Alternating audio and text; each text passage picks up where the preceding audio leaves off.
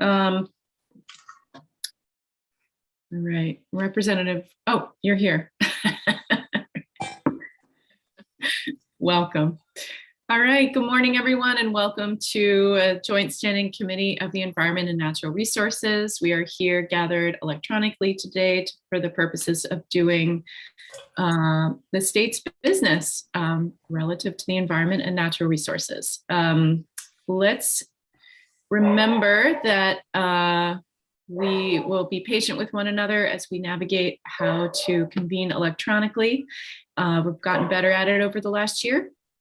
We're going to hear testimony, public testimony for 3 bills, and we're going to go in this order: 1872, 1875, 1911. And then we'll, depending on how the timing's going, we'll either jump right into work sessions or we'll take a lunch break, and then we'll dive into work sessions in the afternoon. And we're gonna have a work session on 1429, 1639, and then I believe we're gonna reconsider 1835, which was the mountain bike trail bill from last week.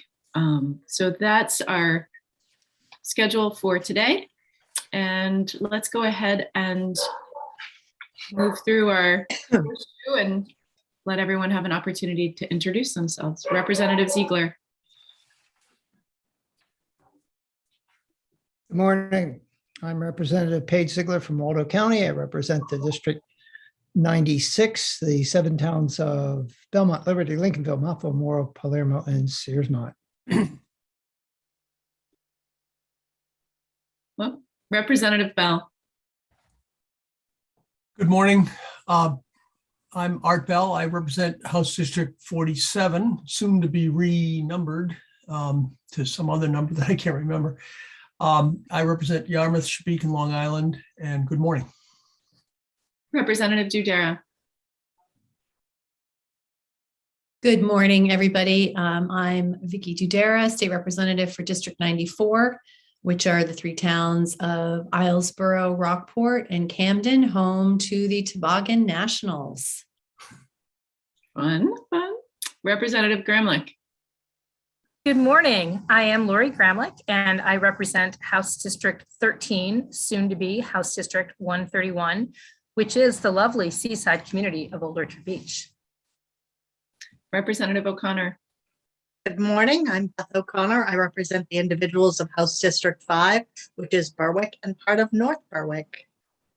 Representative Hanley. Good morning. I'm Jeff Hanley. I represent District 87, which is the towns of Pittston, Alna, Westcasset, and Randolph. Senator Bennett. Good morning. I'm Rick Bennett. I have the honor of serving 13 towns in Western Maine, in Cumberland and Oxford counties, the beautiful Lakes region, and foothills to the White Mountains. And my esteemed co-chair, Ralph Tucker. Representative Tucker. Thank you. My name is Ralph Tucker. I have the privilege of representing the individuals of District 50, which is Brunswick. Thank you. And I'm Stacy Brenner, Senate co-chair. I represent Senate District 30, which includes all of Gorham, part of Buxton, most of Scarborough, and Scarborough Marsh. And we're also joined by Marianne McMaster and Dan Tartikoff. Marianne's our clerk, and Dan is our OPLA analyst, and we're always grateful for their support.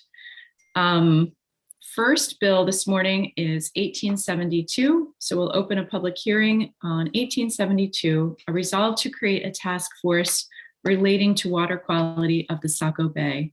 Let's see, we have to bring in our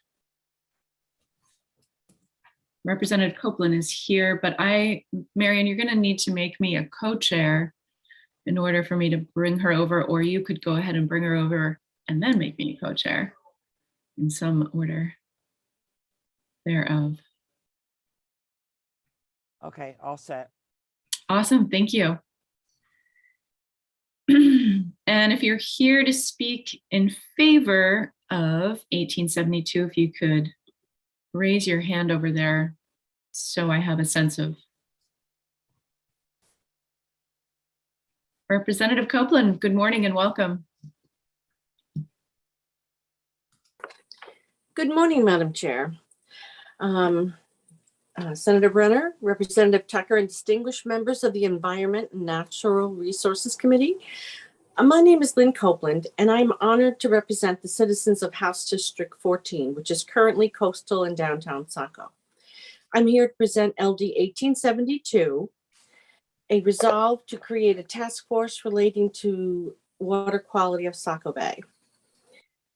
The Saco Bay is a hotspot for vacationers who come for access to the ocean, and they also drive revenue for the state. So, which includes Ferry Beach State Park.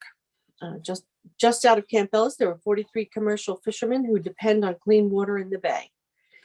Clean water in Saco Bay is essential for healthy recreation, commerce, and economic growth. This is the 50th anniversary of the 1972 Clean Water Act becoming law, thanks to Maine Zone's Senator Edmund S. Gillespie. We've come far in terms of clean water, but there remains work to be done. There are multiple organizations with people who care deeply about Saco Bay and its tributaries who gather and rely on data. Much of this data is not uniform or centrally collected. Different groups gather different data. In my written testimony, there's some footnotes. Footnote number 4 contains links to 15 different entities that have gathered data or studied Saco Bay. This is why it's an important issue to address. Perhaps a task force is more than is needed here. A single resource or an umbrella with that information amalgamated for easy digestion will benefit the Saco Bay region and also the state of Maine. So here's the ask. An annual report including an interactive GIS map showing the date of sample collection, who collected the sample, the site location, what the sample was for, and the test result and any observations made, and a short summary of what the results mean in terms of water quality. Additionally, there should be links in the map with information about the status of any efforts to improve the water quality at that specific collection site. This bill will assist in developing a collaborative approach to providing useful database information about water quality in Saco Bay. What we have is lots of data from multiple sources. They need a singular internet platform, web page, or story map. Residents, visitors, economic development professionals, and those interested in clean water in Saco Bay would need to spend hours to find relevant data relating to Saco Bay. As evidenced in my 15 footnotes, which are links to places that have the data, it took me a couple of hours just to get the links, never mind to drill down and look for and look at data. And clean water in Saco Bay is essential for healthy recreation, commerce, and economic growth. There are real opportunities missed by not having water quality levels appealing enough for aquaculture entrepreneurs to base their operations out of Saco Bay. This is my the reason for getting this going. I have heard from professionals that they won't even look at Saco Bay for this kind of work, and that's very sad. And I think that it could help our economy and bring jobs and economic growth to this area. And we can do it while harnessing Maine's natural strength in line with the 10-year strategic plan for Maine by providing sustainable food using marine resources. Thank you for your time and consideration. I urge you to vote ought to pass for this important legislation. I think that I saw the testimony of the DEP, and I'm not sure that they understand that this is a much simpler ask. So I'm not really looking for a task force. I think a task force is too much, but I do think that centralized information and data there are so many interested parties. There's, if you look at all the links, you'll see there's 15 of them that I found, and I'm sure there are more. But we really need to synthesize this data and make it useful. Thank you for your attention, and I'm happy to answer any questions. Thank you, Representative Copeland. Does the committee have any questions for the representative? Yes, Representative Gramlich. Thank you, Senator. Thank you, Representative Copeland, for bringing this important issue forward. I just know in my own community of Old Orchard Beach, we have just regular folks, citizens who volunteer to collect samples within Saco Bay. And I'm not quite sure where that goes, but that's just one example of many who are collecting this data. So if I'm understanding your testimony accurately, what you're specifically asking for is a central location where we can kind of gather all this disparate data in one location so that we can make informed decisions about the health of our bay. Is that correct? That is on point. Thank you so much, Representative Gramlich. Appreciate it. Look forward to working with you on this.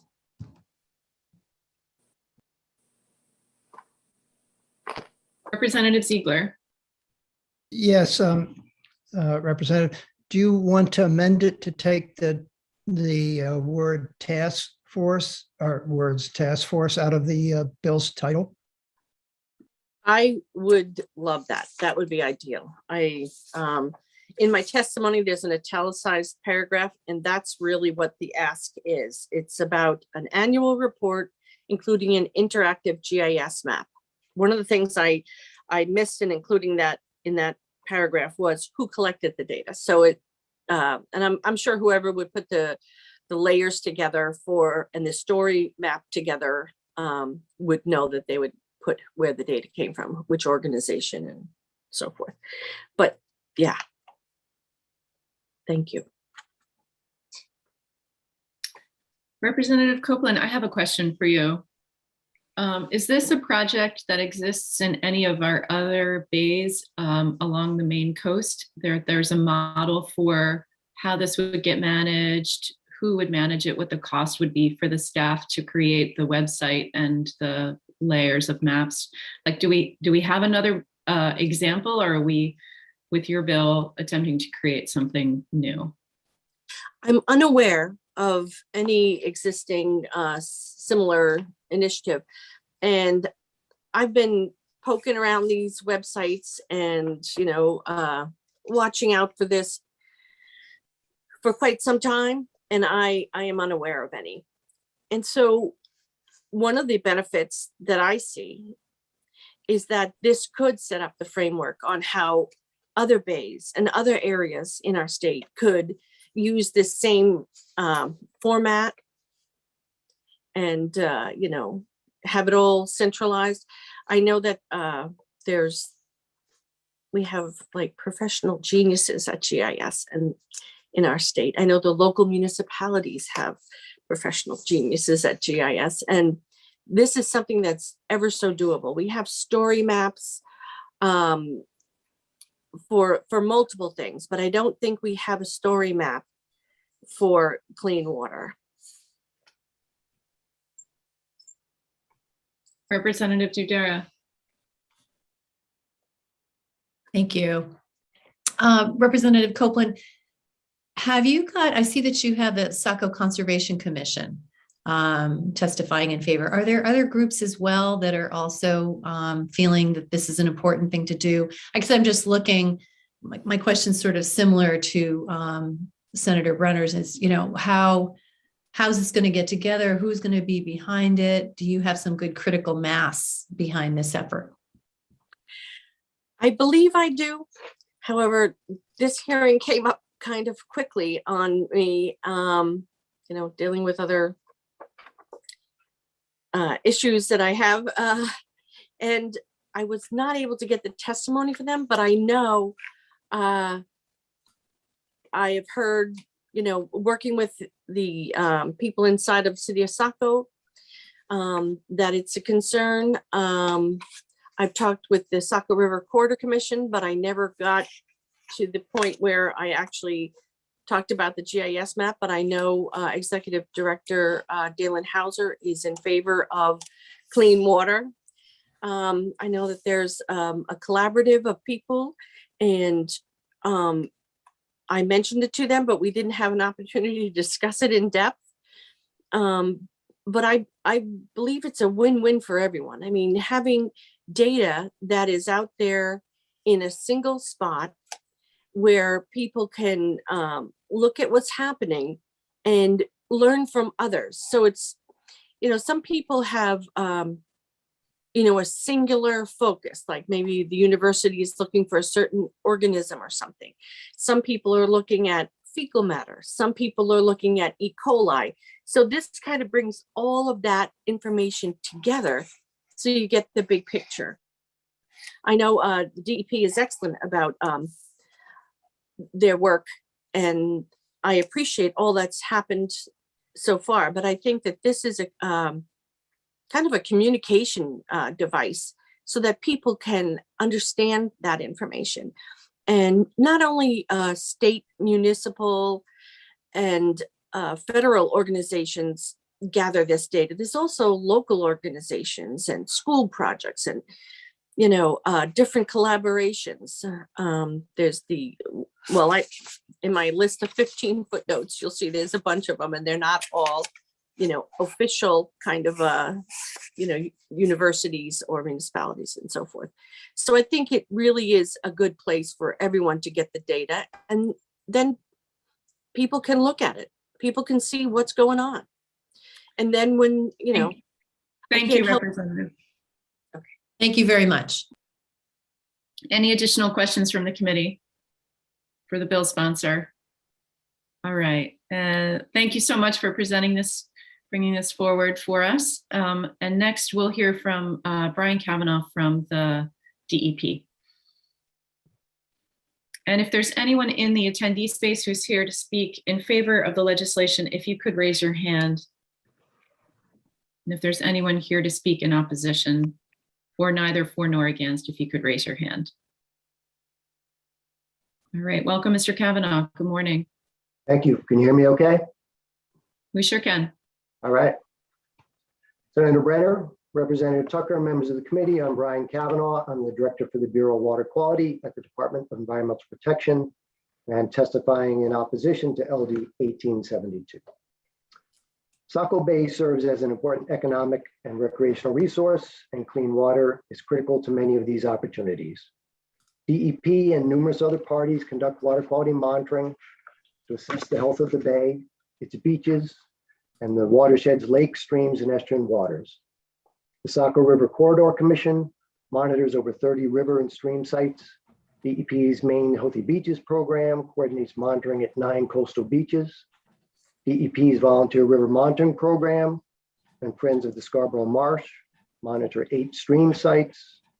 DEP evaluates data from these groups and other partners and assesses the ability of Maine's resources to meet designated uses such as drinking water, aquatic life support, and fishing and recreation as established by Maine's water classification laws. These assessments are summarized in DEP's Integrated Water Quality Monitoring and Assessment Report, which is required by the US EPA under the Clean Water Act. According to the most recent integrated report, many of the waters in the Saco Bay watershed meet their designated uses and associated water quality criteria. Much of the Saco River is very good water quality. The northern end of Saco Bay is open to shell fishing, and all 9 beaches monitored through the Maine Healthy Beaches program meet recreational use standards. Based on water column data available, there are no concerns about water quality standards attainment for Saco Bay itself. Some of the waters in this region, however, are listed as impaired for one or more designated uses. For example, shell fishing is prohibited in much of Saco Bay due to the presence of multiple wastewater treatment plant outfalls in the bay. However, these closures are mandatory as a precautionary measure under the Department of Marine Resources requirements due to the presence of the outfalls, not because the treated discharge is causing an exceedance of the bacteria criteria. DEP and DMR are currently partnering with the University of Maine on hydrologic modeling to potentially reduce the size of the closure areas. 3 coastal streams are considered urban impaired streams with aquatic life impairments associated with impacts from development in their surrounding watersheds.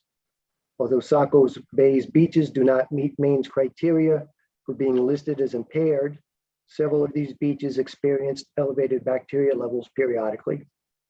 Additionally, elevated bacteria levels in upstream locations have resulted in a number of freshwater stream impairments. A variety of DEP programs and partner efforts are already in place to help address point and non-point source pollution, contributing to these water quality problems. DEP regulates point source discharges from wastewater treatment plants, combined sewer overflows or CSOs, and municipal stormwater systems. Combined sewer overflows to the bay show a decreasing trend. Saco has a plan in place to eliminate its 2 remaining CSOs, and Biddeford must submit an updated CSO master plan to DEP by this summer. In addition to the regulated point sources, non-point source pollution is also being addressed in both the upper watershed and coastal towns through local efforts and with its assistance from DEP's non-point source grants program. All 3 urban impaired streams have watershed management plans in place, and multi-year grant projects are underway to implement the plans and restore water quality. Local partners are carrying out similar non-point source grant projects to protect water quality in several lakes in the upper watershed. Many local groups and larger regional partnerships, including the Saco River Corridor Commission, Saco River Alliance, and Saco Headwaters Alliance, are actively working on other fronts to protect and restore water quality. In summary, continued work is needed to monitor water quality and address new and existing pollution sources. Fortunately, existing programs and partnerships are in place to address these needs. Given this ongoing work by state agencies, municipalities, and other organizations, LD 1872 is not supported by the department as written. In summary, current agency and partner programs provide a framework for addressing the components of this bill. Program staff and I are available to discuss at the work session the department's efforts in collaboration with stakeholders related to the contents of this bill. Thank you. Thank you so much. I have a question for you. So it sounds like Representative Copeland's goal would be to change the direction of this slightly so that it's, I'm going to use the word clearinghouse of information, or like a kind of a hub, an information hub. Can you give me any examples of department resources that are more like hubs for regions like Saco Bay, or is there an interdepartment type of hub that exists for housing that kind of information that this could be modeled on? And do you see there being a worthy benefit for a resource like that? And what's the cost? It certainly is an interesting concept. We have databases now that are available to the public online. Our EGAD system, for instance, has a lot of our monitoring data, our biomonitoring data, so that's available on the web. We have a variety of GIS maps available on the website in terms of classifications, locations of discharges, that sort of thing. Something as comprehensive, though, and as integrated as what was described, I don't think that really exists at this point. We do have the integrated report, though. That's the biennial report that summarizes all of the water quality data and the attainment status of all the waters in the state. So that really is the document that gives the bottom line on attainment status for all the waters. It wouldn't necessarily have all of the detailed monitoring data that's gone on during that time period, but it gives the bottom line assessment. So I think it's an interesting concept that Representative Copeland suggested here. It's just a question of how much resources is that to pull something that as extensive as that together. Who would do it? How much work would it be? How much would it cost? All of those issues. And is that something the department would do, or would it be other partners doing that sort of thing? And we could certainly discuss that more with the staff and come back with more thoughts at work session on that.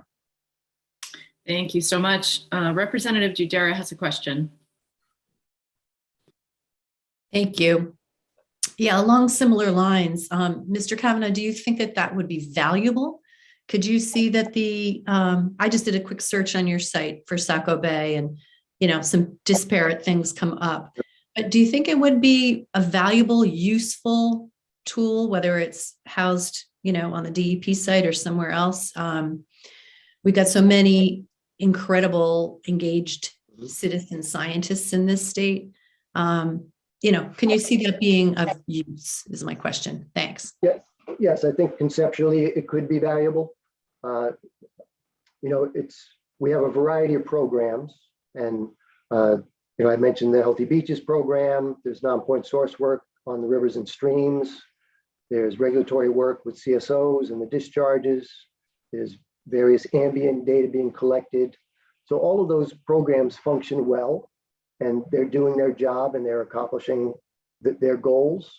And there isn't necessarily a lot of crosstalk between all of those programs, but it doesn't mean the programs aren't functioning and the work isn't getting done. That being said, I think it could be interesting to have something as extensive as what was described. It's just a matter of do we have the resources to pull all that together? And I guess I would note that what's going on in Saco Bay and the variety of the work there is not really much different than what's going on in many other parts of the state. These are all the programs that are in place to protect water quality with the department and other partners, and they function pretty well. It just would be another step to somehow comprehensively bring all that together region by region.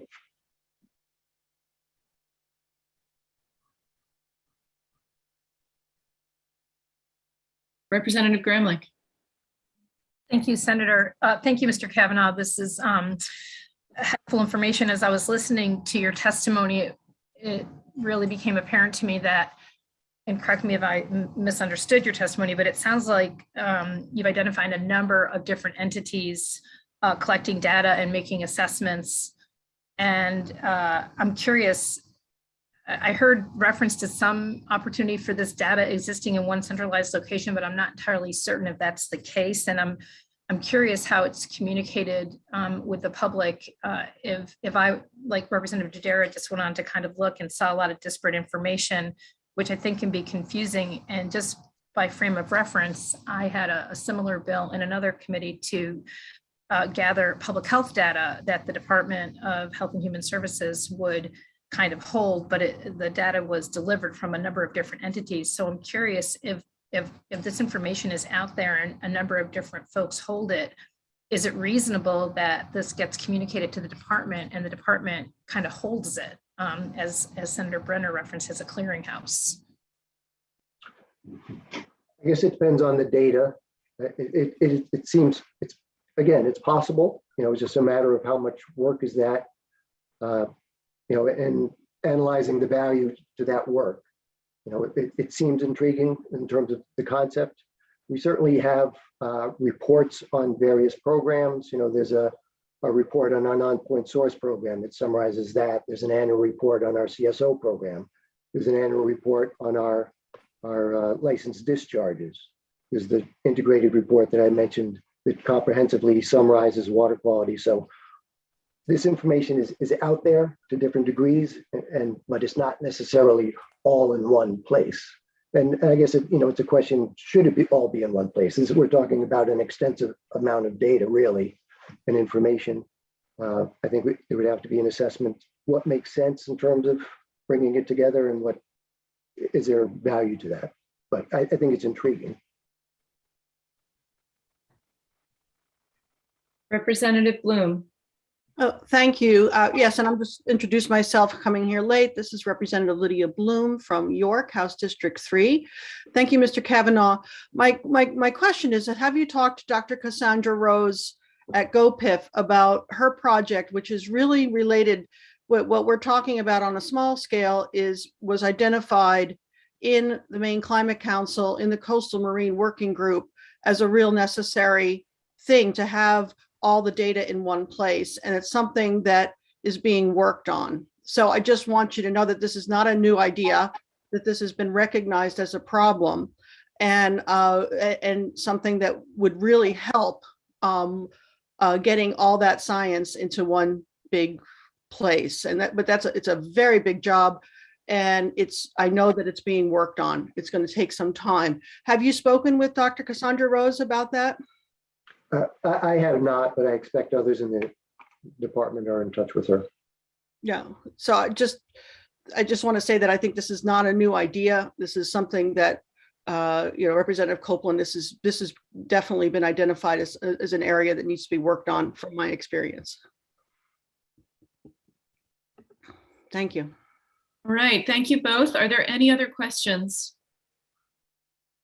All right, not seeing any. And this will be our last call for folks in the attendee space who are here to speak either for nor against the legislation. If you could raise your hand. All right, not seeing any. That will end our public hearing for 1872. Thank you, Representative Copeland. I'm going to send you back through, and we're going to open up a public hearing for LD 1875, an act to address perifluoroalkyl and polyfluoroalkyl substances pollution from state-owned waste disposal facility. And our own Representative Ziegler is the sponsor. Before you start, though, we had a few folks join us. Representative Bloom, you introduced yourself. Representative Boyle, if you could introduce yourself to the committee or to the public. Good morning. I'm Representative Jim Boyle from representing parts of Gorham and part of Scarborough. Good morning. All right, Representative Ziegler, I'm going to pass it over to you. Thank you, and good morning again. Good morning, Senator Brenner, Representative Tucker, and distinguished members of the Environment and Natural Resource Committee. My name is once again Stanley Page Ziegler, and I represent District 96, consisting of the towns of Belmont, Liberty, Lincolnville, Montville, Morrill, Palermo, and Searsmont. And like Representative Bill, my district will also be changed. I am writing to support LD 1875. This committee has been involved in bills dealing with the effects of PFAS, and as a committee, we are well aware of the negative health aspects it poses. We have seen the farming, hunting, and fishing communities worry about the health and economic repercussions. There are options to remove PFAS from leachate. LD 1875 would require the treatment of leachate from active state-owned waste disposal facilities to reduce the concentration of PFAS to the extent feasible with available technology prior to its shipment to a wastewater treatment facility, or to send the leachate to a facility that has necessary technology to reduce the concentration of PFAS. When I submitted my testimony, the next sentence is no longer valid.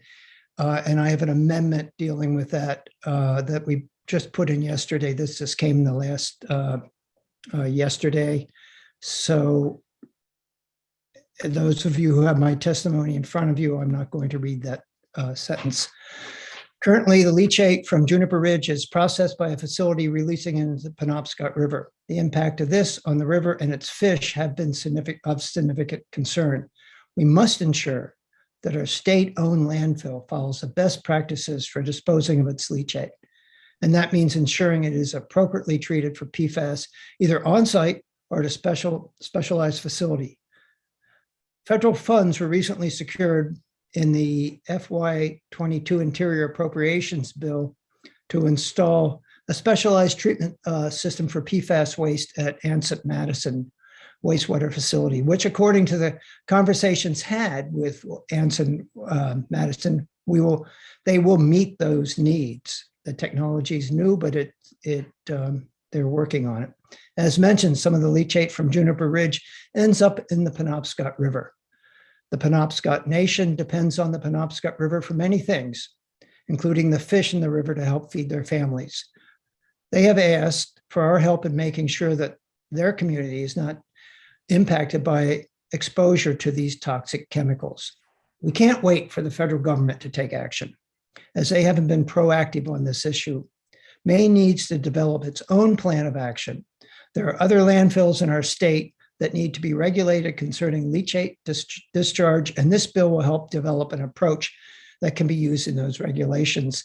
I sent my friendly amendment to our analyst, and I would like if Dan could speak to that at this moment, or at least share the screen and show that amendment. Is that possible? Dan, are you available to walk us through Representative Ziegler's amendment? I can screen share it, but I didn't produce the amendment, so I couldn't speak to it. Can you go ahead and screen share then?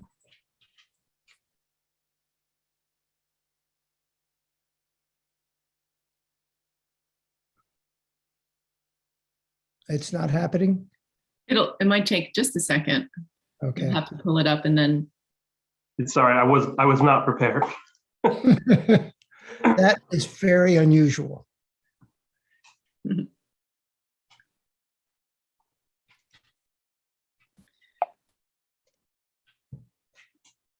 Right.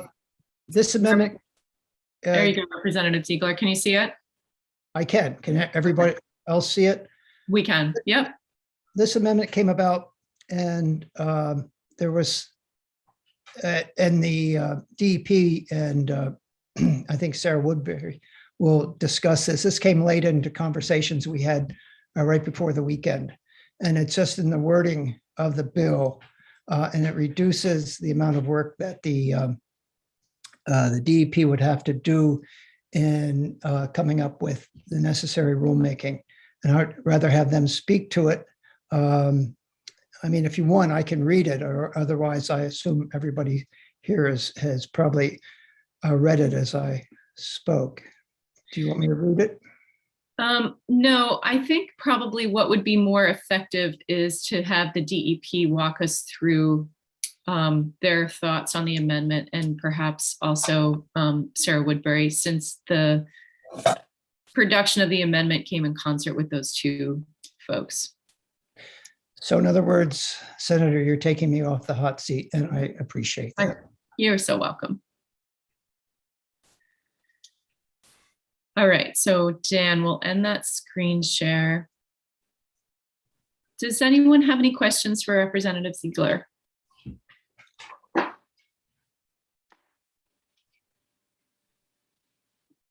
All right, not seeing any. Thanks for bringing this forward.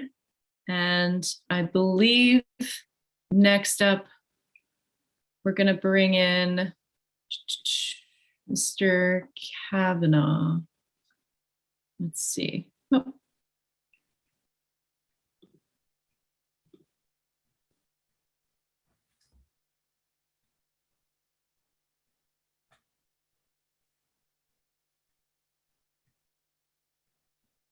Welcome back. Madam Chair, Yes. isn't it customary to, as a point of order, to have proponents of the bill speak before opponents? We've always had the sponsor and then the department. Well, he's an opponent. I prefer to listen to proponents first, but whatever you choose. Thank you. I'd like the department to speak to the amendment.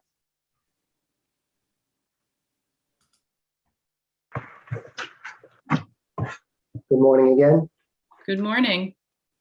So having just heard the amendment, if it's okay, I'd like to just read my testimony. The majority of it is still relevant, and then I could address the amendment at the end of the testimony. Thank you. Okay.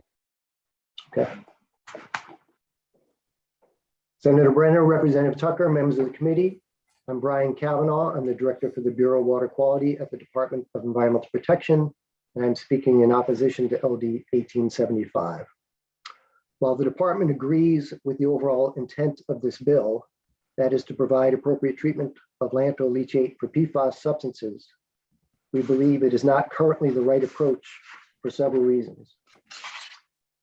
The bill requires the department to adopt rules that would specify treatment technology requirements and allowable concentrations of PFAS substances in leachate to be applied at state-owned landfills and treatment technology requirements and allowable concentrations for treated effluent and residual sludge to be applied at a wastewater treatment plant.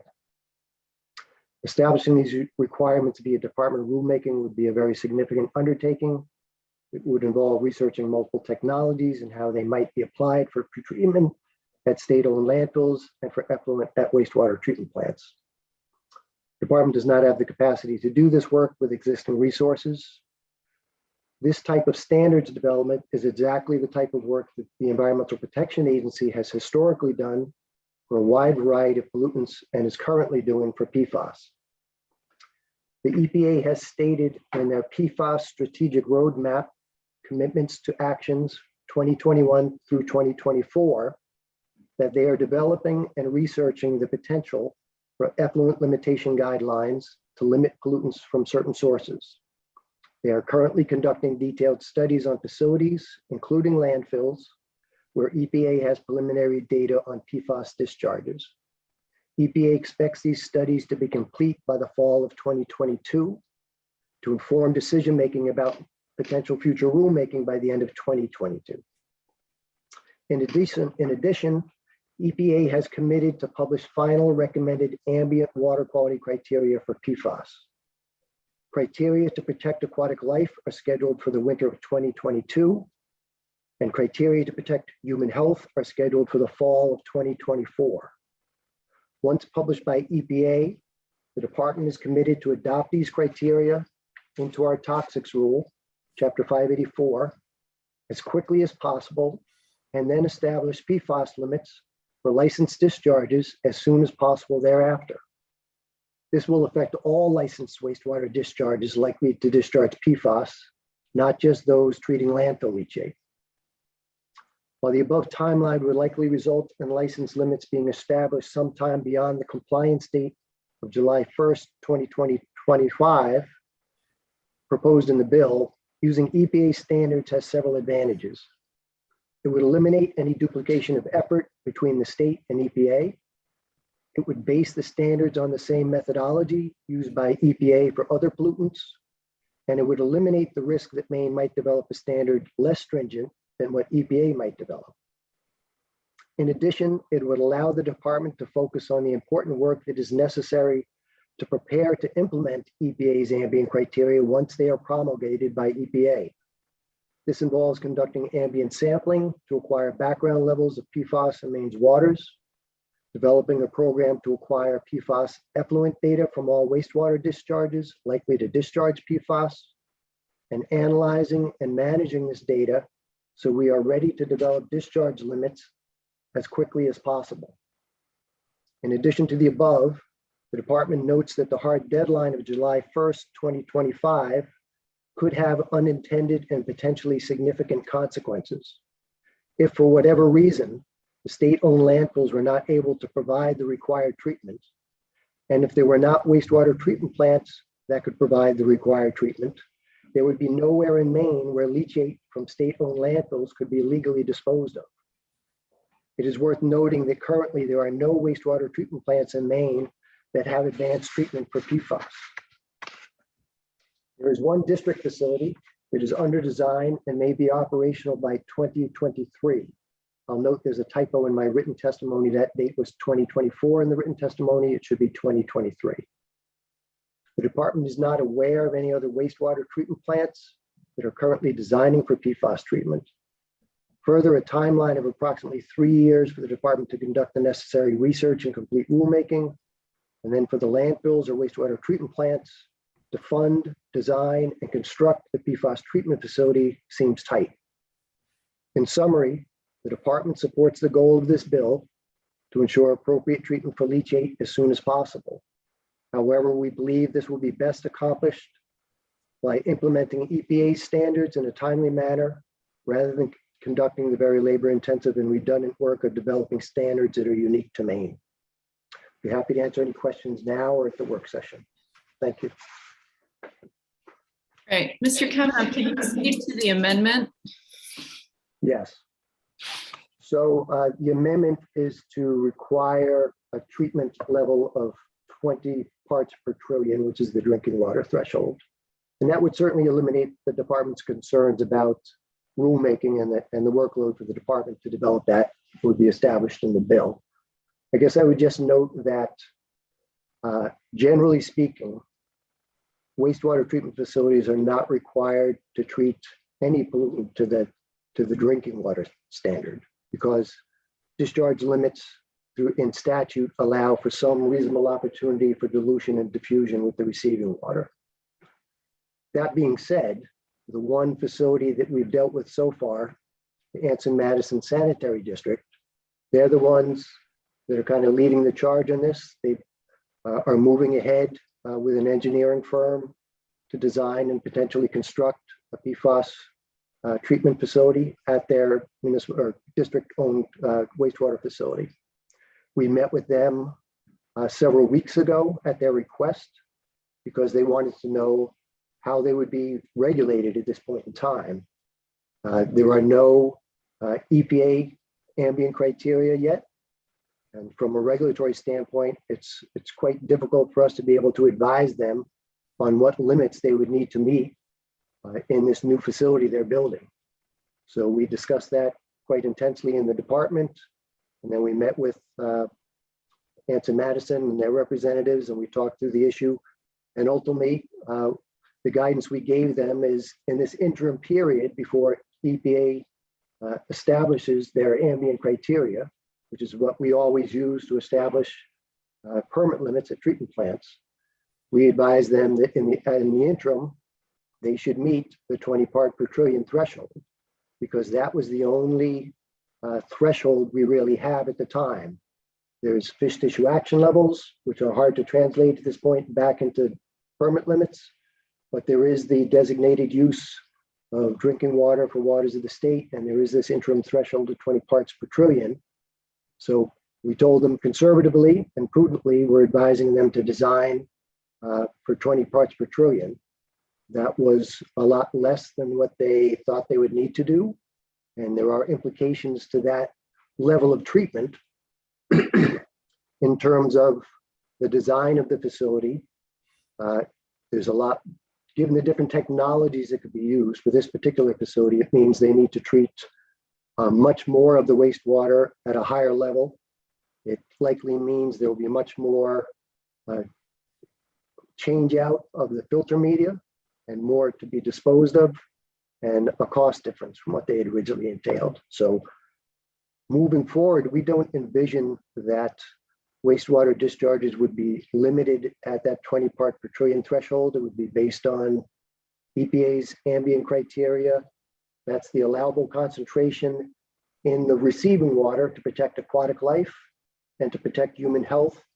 And then we work backwards from there, looking at all of the discharges along the rivershed to ensure that those concentrations are not exceeded. And we have to create an allocation essentially amongst all of those discharges to establish end of pipe limits so that interim standard is not, or that ambient threshold is not exceeded. So the 20 parts per trillion, I would say, is a fairly conservative standard. One thing to consider is I guess there's two potentials. EPA is going to be developing their own criteria, it sounds like, for landfills. That's not certain, but it seems to be the direction they're headed. If EPA develops a standard that's more stringent than 20, which is possible, then the landfills or treatment plants would need to go back and do more. If they establish something that's less stringent, then potentially more money was spent on the construction of the treatment system than was needed. So that's kind of the dilemma of moving forward previous to EPA, is you don't know where they're ultimately going to end up, and it could be more or less stringent, and there's probably financial or technical implications to that potentially. Representative Bloom has a question. Thank you, Mr. Kavanaugh. So there's three aspects to all of this. It's assessment of what is the problem of PFAS in our environment currently, and then what are the limitations that should be, what assessment of the limitations should be. And the third thing, which I don't understand as much, is we mentioned the technology. You know, there's a lot of, so is there really an established technology that will work for removing PFAS, or is it in development? Or are there options? Where are we at with that? And if someone could go a little more deeply into what is the technology that will remediate PFAS pollution, I would like to know a little bit more about it. Is it bioremediation? Is it filtration? What exactly is it? Let me just pause for a second. So can we keep that specifically to technology that would treat leachate? Because that's your question could get broad in terms of how we remediate PFAS. So Mr. Kavanaugh, if perhaps you could address that specifically for leachate. Sure. First, I'll say I am no expert in this. This is an evolving science, an evolving engineering. There are treatment technologies that are in use around the world. I can just tell you what I've learned from talking to the engineers for the Ensign-Madison project. Generally speaking, it's some sort of advanced treatment that would use activated carbon or different types of resin materials as a final filtration. And there's other pre-treatment steps prior to that also potentially. Some of it has to do with the characteristics of what you're treating, whether it's leachate or wastewater, how bad that may be, different PFAS that exist in that, how clean that is to begin with in terms of solids. The more solids that are in the wastewater, the more change out you'll need on your back end. So I would say it's a complex and evolving science, and I would expect over the next several years it's going to evolve further.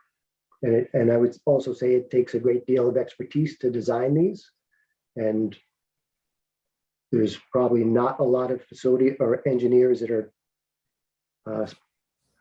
really focused on this to a high degree at this point. There are some, but not a great many. Representative Grimlett. Thank you, Senator, and thank you, Mr. Kavanaugh, for coming and for your testimony. I don't think that anybody on this committee or anybody listening needs to be reminded of how terrible PFAS is. One only needs to look at the testimony of Mr. Fred Stone and his farm to understand the severe implications that PFAS has. I am not convinced that waiting for the Environmental Protection Agency to address this is going to help to remediate any of this. And if we know that PFAS is so terrible and that it is in leachate, and you've identified that you don't think that the tenets of what Representative Ziegler outlined in his bill is the right approach, what then is the right approach? Because I don't feel that we can continue to kick the football down the line any longer. The time is now to address this, particularly for our Indigenous peoples who rely on sustenance fishing in the Penobscot River. It's well over time that we address this, and I'm curious what would then be the right approach. The department's position is the right approach is to allow EPA to do their work, establish the appropriate standards. They're working on standards that may be specific to landfills, which would be a pretreatment standard. That would be a technology-based limit. And they're also working on developing the ambient criteria, which would serve as our basis to limit all. We realize that waiting is disagreeable to many, but we think that is the right approach. That's the approach that's been in place for decades for all sorts of toxics that EPA has regulated successfully, and we have regulated successfully all of our toxics criteria, and we have well over 100 in our rule come from EPA. We rely on them for the science, and we adopt their science and implement those. And despite the waiting period, which seems untenable, that is our recommendation as probably the best path forward. Follow up if I may, Chair. I presume that's a yes. Yes, please. Thank you very much. I understand the department's position, Mr. Kavanaugh, but we have been reminded continuously that waiting for the federal government to address many of these issues which impact not only the state of Maine, but the country in terms of not only just PFAS, but other toxins has not always been the right approach. And I think it's incumbent on the state of Maine to lead, as states have had to do over the years when addressing these issues. I think waiting for the EPA to come up with standards when we have the capacity to do that, and we've done that in other issues relative to PFAS. I just can't seem to understand why we would not want to move in that direction. So I guess that's more of a statement rather than a question, but I'll look forward to working this through more in the work session. Thank you. Representative Ziegler. Yes, thanks. And thank you for being here, Mr. Kavanaugh. I want to echo, excuse me, Representative Gramlich's concerns. Other states are working towards this because we can't wait for the EPA. I'm sorry, the time frame is really getting longer and longer as they want to deal with this. We have a possibility of dealing with this now, and I think we should move forward with it. You know, generally speaking, more and more landfills are going to be receiving leachate, or are going to be receiving PFAS in their soils and so forth that are coming there for after treatment. So we need to start with the state run Juniper Ridge and develop data and the ability to then deal with all of this, excuse me, all this soil, this contaminated soil. So I think we should start. Other states are starting, and they're not waiting for the EPA. And I think this is a chance. We remove the financial part of the for the DEP, and I think in discussions with Anson Madison, I think we should move forward at this point. Thank you. Isn't that so, Representative Ziegler? You're muted. I think I asked a question in there about the other states, but maybe I didn't, but isn't that so? Yeah, I would love to hear about other states that have work going on around leachates, your colleagues in other spaces. If you have any information about that, either now or perhaps for the work session, that would be helpful. We can provide that at work session. Thank you. Senator Bennett. Thank you, Madam Chair. I understand and appreciate some of the aspects of your testimony, Mr. Kavanaugh. But the fact of the matter is the Environmental Protection Agency at the federal level walked this issue for years. It hasn't been until the last couple of years that they've actually attended to this at all. And to rely on them to do our job is, I think, also untenable. And I would encourage you strongly to take some of your legitimate concerns about the implementation of this bill and work proactively to try to make it work in a way that you think will work better, because and will address some of those issues. But we, at the very least, rather than just putting off this entire issue until the EPA does or does not meet their action plan that they promulgated, I think, 2 years ago, I think that we should plan our own actions and then integrate whatever they come up with into those, rather than just sit back and wait. There's a reason this is before an emergency session. Now, admittedly, not every bill that we will hear even today is necessarily what I would constitute an emergency. This one is. And, you know, we work for the Maine legislature. We're all Maine legislators. You work for the Maine Department of Environmental Protection. So I would encourage you strongly to move in that direction. No, I don't have a question. I have a statement, and my question is, please come back for the work session with something that works for you. Thank you. Representative Dudera. Thank you. Mr. Kavanaugh, I have to echo the words of my colleagues. And, you know, the fact is, you look on the EPA site, they haven't updated their PFAS report for a year. And in your own testimony, I just want to find it here, where you say, criteria to protect aquatic life is scheduled for the winter of 2022. So that's a year from now. criteria to protect human health are scheduled for the fall of 2024. That's just crazy. We know how this is affecting people. We know how it's affecting our environment. And I would think it must be very tough for you to also be in this kind of a waiting, holding position. So I would hope that we can iron out something that works for our main DEP and get working on this. Thanks. Okay. I recognize that our committee has strong feelings about PFAS, and so I'm appreciative of hearing all of your thoughts, committee members, but I want to redirect us in the form of questions towards our folks that are here testifying, if you don't mind. Are there any further questions for Mr. Kavanaugh? Mr. Kavanaugh, I have a question for you. Are there other examples of where the state has more stringent environmental regulations than the EPA?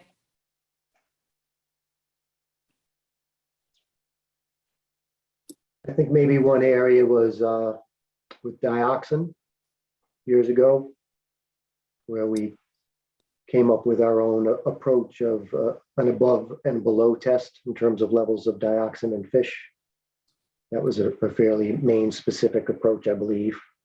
In terms of other toxics, though, generally, I would say we've always adopted EPA's criteria. You know, we apply a Maine specific, the human health criteria based on certain assumptions of drinking so much water from the receiving water and eating so much fish from the receiving water. And then we apply our own state specific fish consumption limits, which are higher than EPA's recommendations. So while we adopt EPA's underlying science, we do modify them to be Maine specific with Maine fish consumption rates, which makes them more stringent. But I can't think of other toxics where we're more stringent than EPA's other than the dioxin issue. But we can look into that more. And is it unrealistic to think that we might set something now and then reevaluate it once all of those EPA regulations come back to decide whether or not it works for us or whether or not our own levels work for us? Sure, certainly that can be done. I mean, you could reevaluate the number at a later date once EPA establishes theirs. I guess just one point to consider is if there's engineering and construction which has occurred, that it may or may not be sufficient to meet the new criteria, or it may be more than what was necessary. You know, I can tell you just from the one project we're dealing with, the Anson-Madison Sanitary District, they're at a cost of about $3.5 million for what they're looking at. That's a kind of a small to medium sized POTW. I don't have any cost for what it would take for pre-treatment at a landfill, but that's just gives you some ballpark, at least for the one project in Maine. It's about $3.5 million for what they're looking at.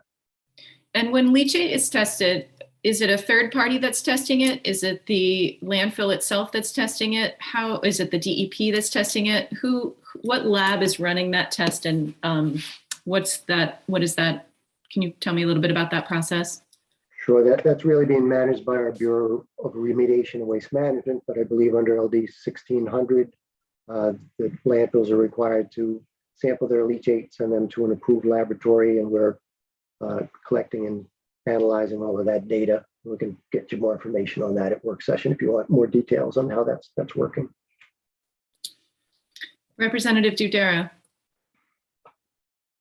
Thank you. My question for Mr. Kavanaugh is, aren't our air radon levels more stringent than the EPA? I believe the EPA is 4 PCLs, and in Maine it is 2 for indoor air radon, something that I unfortunately deal with quite a bit in real estate. Thanks. I'm not familiar with that. I couldn't say. All right. Are there any further questions for Mr. Kavanaugh? Thank you for joining us. Thank you. All right, so now we're going to turn to the attendee space. Folks that are here to speak in favor of the legislation, if you could raise your hand and we'll bring you over.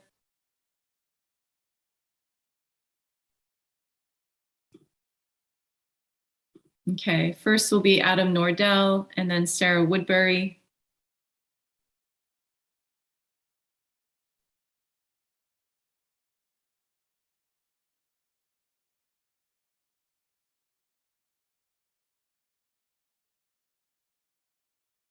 Welcome.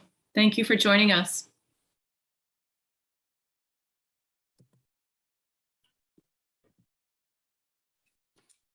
Thank you. Thanks for having us here today. Both Adam and I have separate testimony, so I don't know if that's okay if we both go or how you want to deal with that. I think do you both want to offer them for this bill? Sort of for both, in support of both. Okay. So what would work best is we can go ahead and do that and just make sure you introduce yourselves as you offer your testimony. Thank you. My name is Johanna Davis. I am testifying in support of both LD 1875 and LD 1911. My husband and I have a certified organic farm in Unity. We have been pouring everything we have into our farm since 2014. We have a 3-year-old son who was born on the farm and loves it here. We just learned that our farm was spread with sludge, twice from the Portland Water District and twice by the Kennebec Sanitary Treatment District in the early 1990s. Alongside this information, we have learned that the water that we drink and use to irrigate our crops is over 400 times the state of Maine's safety threshold. Maine CDC has run blood serum models for me and my husband that show estimated PFAS levels somewhere around 250 times the level of the average American. What does this mean for our health? What does this mean for our child's health? Are we willing to keep putting future generations at risk? I think the answer should be no. Thank you.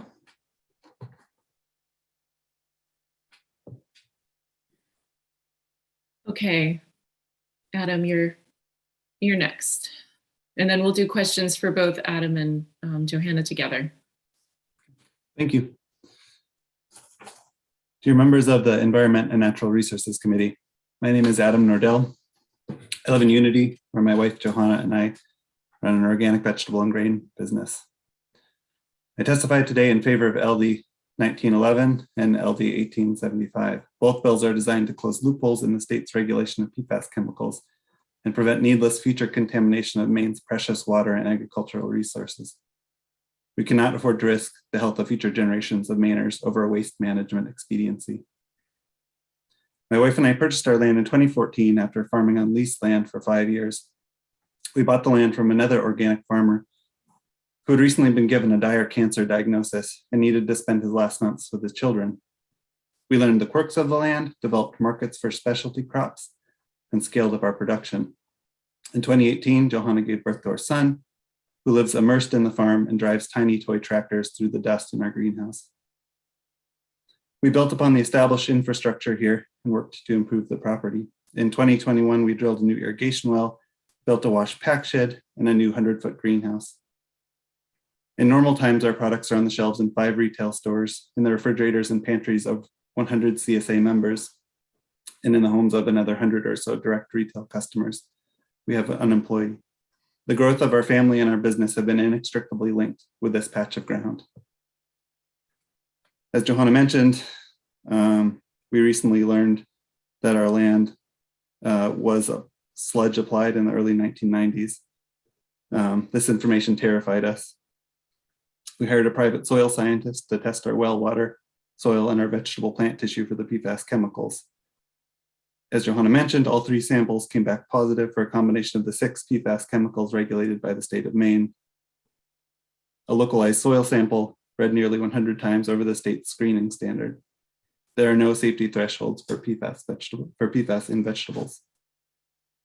We are working with MOFCA, with DACF, with DEP and Maine CDC to run additional tests on our water, soil, and farm products. We've suspended all our sales while we wait for the results. We struggle to see a path forward for our farmland, our business, for our family. Unfortunately, we are not alone. there are going to be more farms and more rural Maine residents affected by this. Based on our experience with historic PFAS contamination through land-based spreading of sludge, we urge you to support both LD 1911 and LD 1875. No one can undo the historic contamination of our land, but we know enough now to turn off the tap. Thank you. Thank you both for your testimony. Are there any questions from the committee? Yes, Representative Bloom. Yes, hello. Thank you for being here, two of you. Have you been offered or have you found out of any remediation for your contamination that may be available? Only in the DEP is in the process of, we're on the list at least to receive a water filtration service for our home water. But nothing about remediation of the contamination in the soils? No. What we're hearing from state agencies, as well as from MAFCA, is that the only scalable remediation is soil removal, which is, that seems impossible on a farm scale and yeah, not a realistic option. So filtration is the only answer that you have at this point? That's right. Thank you. Senator Bennett. Thank you both for sharing your very horrible story with us. It really puts a reality to the issue for me, and I'm sure for others. Have you looked at any possibility of recovering some of your losses here through litigation? Is that viable? Or how are you dealing with that kind of liability overhang? Yes, we sort of are at the beginning stages of talking with some lawyers. It's been a lot. Suddenly, all of this information and learning and talking with all these different departments and whatnot. We only got our test results on December 23rd. Yeah, so it's been very quick. Christmas.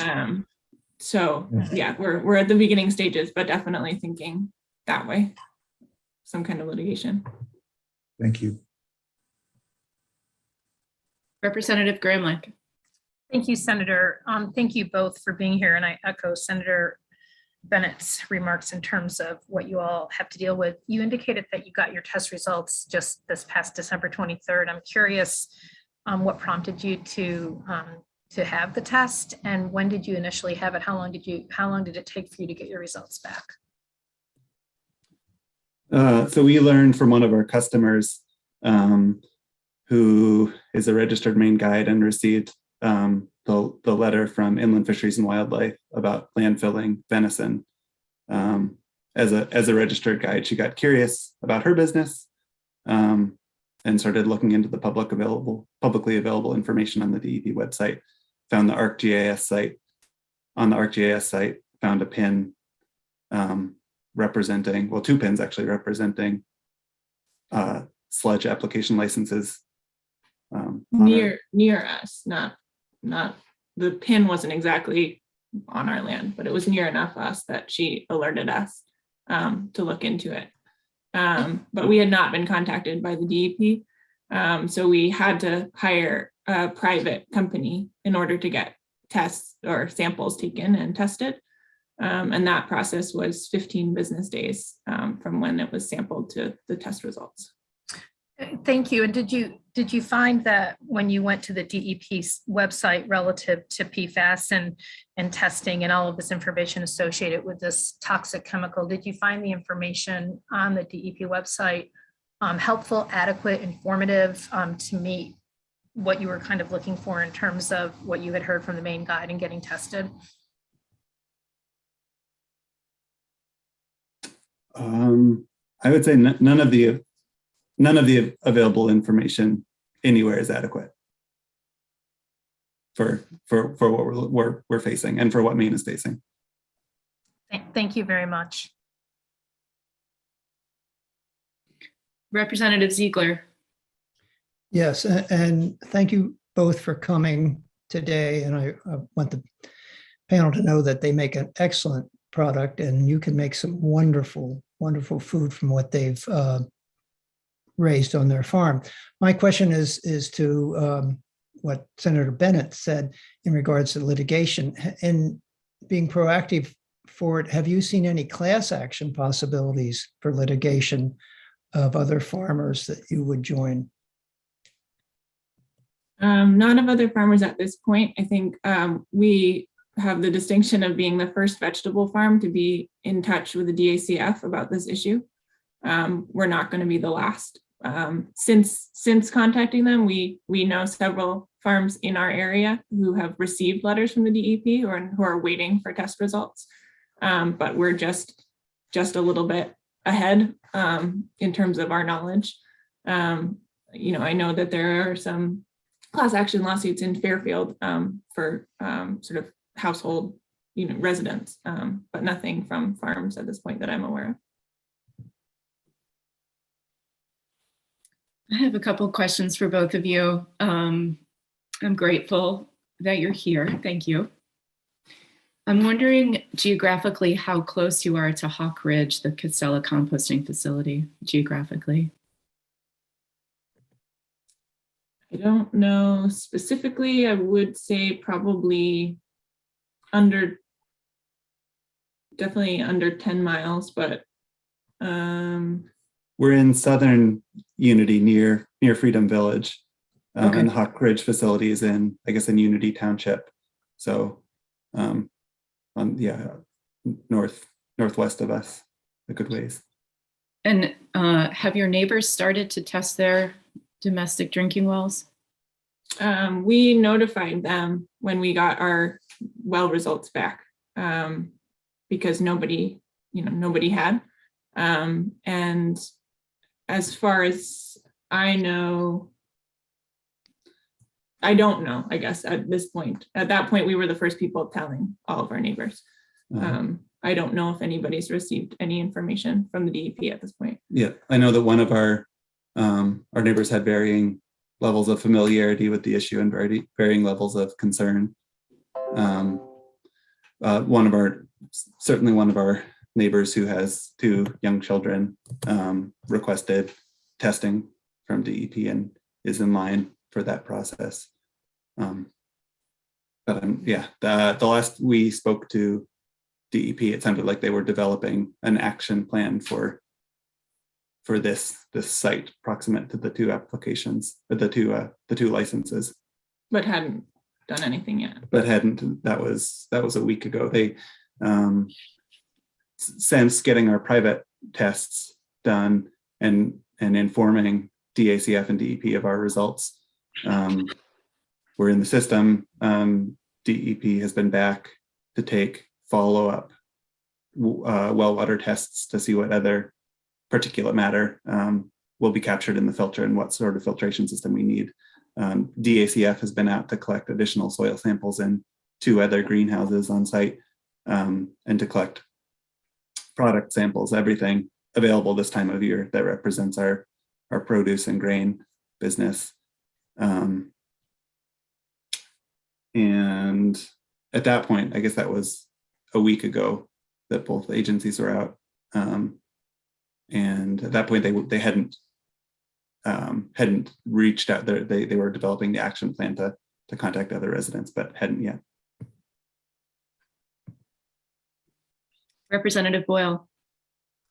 Thank you, Madam Chair, and thank you for the 2 of you for your testimony. I really mean that folks like you are the reason we on the other side of this screen, the legislators, are in the business that we're in. It's why we run for the legislature, and it's very meaningful that the 2 of you have come in front of this committee with your personal story. I have 4 grandchildren about the age of your son, so I know it means a lot to me.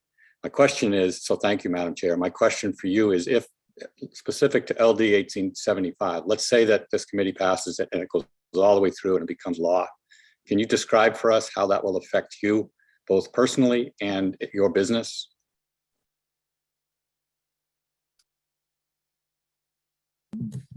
I think we will be gratified to know that Maine is taking this problem seriously now, that here we are 30 years late on our land. But at this point, we're recognizing the historic damage that's been done across the state, and is only beginning to emerge. There's going to be more information. There are going to be more farms. There are going to be more wells. We know that. And so it will,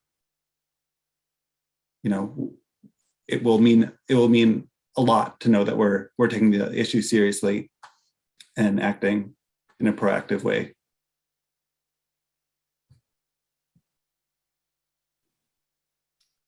Any additional questions for Johanna and Adam? All right, not seeing any. Thank you both for joining us this morning. Thank you. Thanks. Senator Curry will be up next. Welcome, Senator Curry. It's nice to see you in ENR this morning. Thank you, Senator Brenner and Representative Tucker. I appreciate it. I'm not going to read my prepared statement. I've submitted that online. I wanted to be here in support of Johanna and Adam.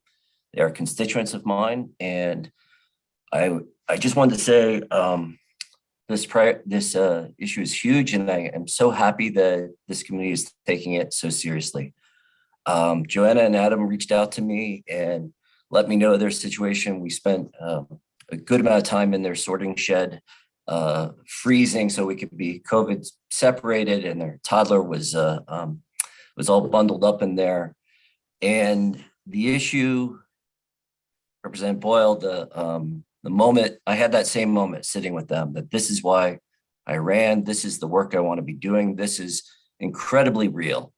And I started out thinking about their farm. I started about this young couple setting up their farm, putting their passion into this, making conscious decisions to live a very healthy life and to share that, and the betrayal that this state-led program of what we call beneficial sludge has brought to them, across time. This betrayal from 30 years ago, over 30 years ago, 2 owners ago on this property. And I started out about this betrayal around their business. And then the reality that this was their water, and that it was not just their water and not just their land, but their blood, that for all 3 of them, that we have betrayed. And the health of our farmers and the livelihoods of our farmers are just so important to me. And I know it's important to you as well. And I just want to highlight that for this committee, how important this is. My hat is off to them, because very early on in this process, they made the decision to go public, to pull their products from the shelf, to tell all of their retailers. That's a very big business decision very early on in the process. And they did that because of their values, because of their principles. Wonderful folks, and I just want to support them and put my support for these measures. Again, these 2 measures are too late. I hope we will have, and I expect we will have, further measures to support the farmers that have been impacted, so that the legislature can be taking action for that. But that's not these 2 bills. I'm in support of these bills so we can turn off the tap and stop contaminating these farms. Thank you very much. Thank you, Senator. Does the committee have any questions for Senator Curry? Thank you for joining us. All right, next up, Sarah Woodbury, and then Sharon Treat.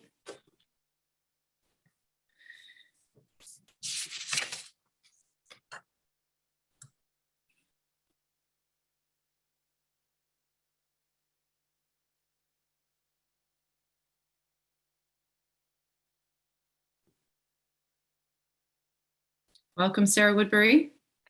Thank you.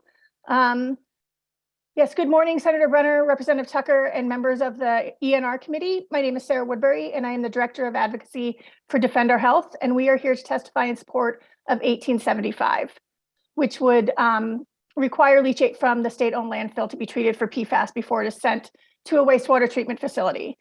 While it is not the only source, one source of PFAS contamination entering the environment that we can and need to address is from landfill leachate. Multiple studies nationally and internationally have thoroughly documented that there are high levels of PFAS in landfill leachate. The first known test of PFAS in the leachate from Juniper Ridge, reported earlier this month, confirmed that there is no exception here, with levels 20 times higher than the main standard for drinking water. And while a typical wastewater treatment facility is not equipped to remove PFAS that is present in leachate, this means that the PFAS introduced from leachate will end up in both the sludge and the effluent at a wastewater treatment facility, and that will either be sent to farmland or discharged into the river.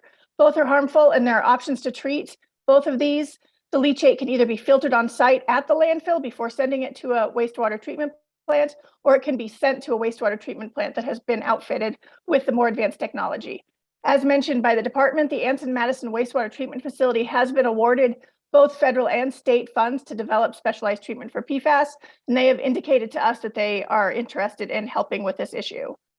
Additionally, and more importantly, the current way of dealing with the disposal of leachate from the state-run landfill, Juniper Ridge, raises serious concerns about the impacts on Maine's tribal communities, since the leachate is currently being processed by the Nain Dragons facility, which releases its effluent into the Penobscot River.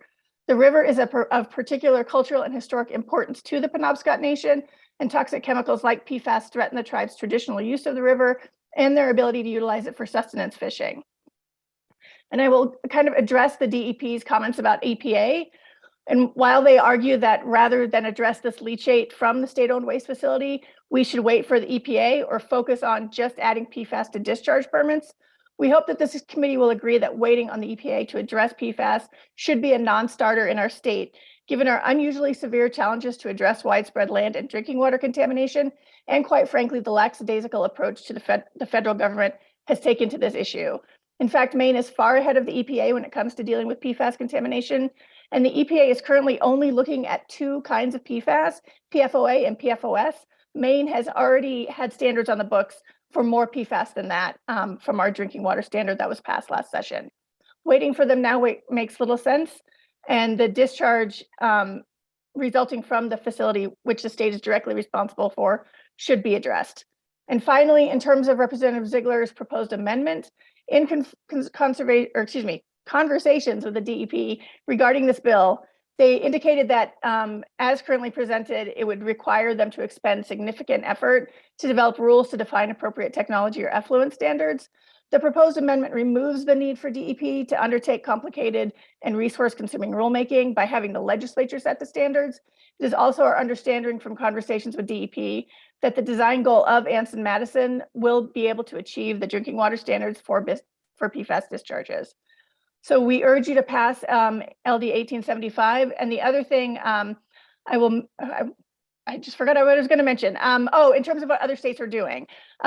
Senator Brenner, you had asked if other states are regulating. Yes, other states are regulating. Pennsylvania, Colorado, Michigan have all started to put policies in place that will regulate and set levels for discharge and leachate. So we're happy to share that information during the work session. And it's also attached to my testimony. So. Thank you so much. Representative Gremlich has a question for you. Thank you, Senator. Thank you, Ms. Woodbury. With these other states that you've identified, do you know whether or not they have put forward standards that are more aggressive than what the EPA is currently doing? So a couple of them have set them at the 70 parts per trillion drinking water standard that the EPA has, but I think it's Michigan is actually doing it at a lower standard, which is their drinking water standard. And the state of Maine disagreed with the EPA on the 70 parts per trillion for a drinking water standard and decided that that was too high, and we set our drinking water standard at 20 parts per trillion. So we believe we should follow what the state has already done in this area. Thank you. Representative Bloom. Hi, welcome, Sarah. Do you have some insight on the cost or the most efficient technology that would be employed and the technology's limitations for what it can do? I understand there are three. Yeah, I don't have a handle on the cost of it, but quite frankly, I mean, the answer, and I think Brian mentioned it, is the filters. Like in terms of getting PFAS out of leachate, The technology is filters. The technology is available. It just needs to be installed. And they have to, I mean, obviously they're engineers and they have to calibrate it to the different standards and whatnot, and it might depend on the number of filters and whatnot. But filters in terms of, getting the PFAS out of leachate and things like drinking water, the answer is, carbon filters and stuff like that. Now for, what has happened to the, Songbird Farm and Unity, who you just heard from Johanna and Adam, that's a different issue that, filters in your soil are not going to work. But for things like leachate and drinking water, filters, that's kind of the answer at this point. May I follow up, please? Sure. And so when we filter it out, we're taking out the PFAS and we're having the PFAS in the filtration matter. Yes. What would be the disposal method for that matter? So unfortunately, they would have to be put in landfills. Like, just in terms of general disposal for PFAS right now, they're not great options. The best of the bad options is landfilling, whether that's sludge, whether that's filters, because you're putting it back into a closed system. And in Juniper Ridge's instance, my understanding is it's lined. And so there's at least a level of protection there. And though more of it would end up in the leachate, again, it would end up being a little bit of a circle, but it would take it out of our rivers. It would take it out of our, out of the Penobscot River, out of, the fish, all of that type of stuff. So while unfortunately it would end back up in the landfill again, at least that's somewhat of a closed loop and it's not ending back up in the environment.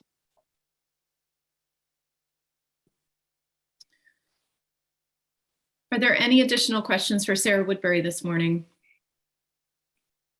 All right, thanks for joining us. And next up is Sharon Treat. Welcome. Thank you. Senator Brenner, Representative Tucker, and members of the Environment and Natural Resources Committee. My name is Sharon Treat. I'm a resident of Hollowell, and I'm speaking today on behalf of the Institute for Agriculture and Trade Policy in support of LD 1875.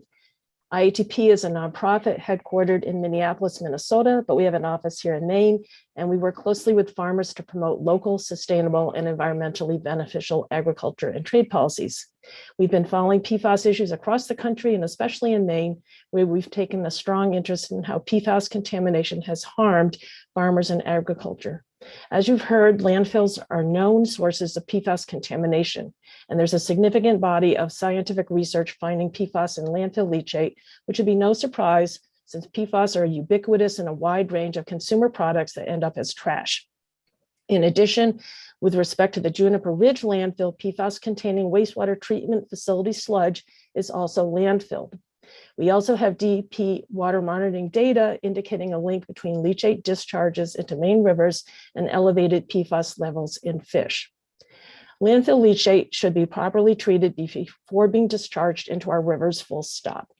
This means, as 1895 would require, either treatment at the landfill prior to disposal at a wastewater treatment plant, or upgrading those receiving facilities so that they have the technological capability to safely treat these wastes. Waiting for federal standards, which are still years from being promulgated, much less implemented, is not sufficient. Maine has the authority to move ahead on its own and should do so. And as one example, Michigan has already jumped way ahead of EPA to establish its own PFAS pretreatment requirements for industrial discharges to wastewater treatment facilities. And it did this like a year or two ago. If and when EPA finally acts, Maine can figure out the best way to integrate its rules into the federal standards. Juniper Ridge is a state-owned facility. Right now, its leachate is released into the Penobscot River, where it disproportionately impacts the Penobscot Nation, despoils traditional fishing grounds, and increases the risk of exposure to toxic PFAS chemicals. As a reminder, PFAS exposure has been linked to health problems, including kidney and testicular cancer, thyroid disease, infertility, and compromised immune system, including reduced efficacy for vaccines. Anyone relying on sustenance fishing, not to mention the added cumulative impact of eating wild game, which we now know is contaminated with PFAS as well, faces the highest level of risk. Maine has a moral responsibility to prioritize preventing future pollution from our state landfill, and I urge ought to pass on LD 1875. Thank you. Thank you so much. Are there any questions for Sharon Treat from the committee this morning? No questions. All right, thanks for joining us. Next up, I'm going to bring over Nathan Saunders and Dan Kuznieres. Sorry about if I haven't pronounced that correctly.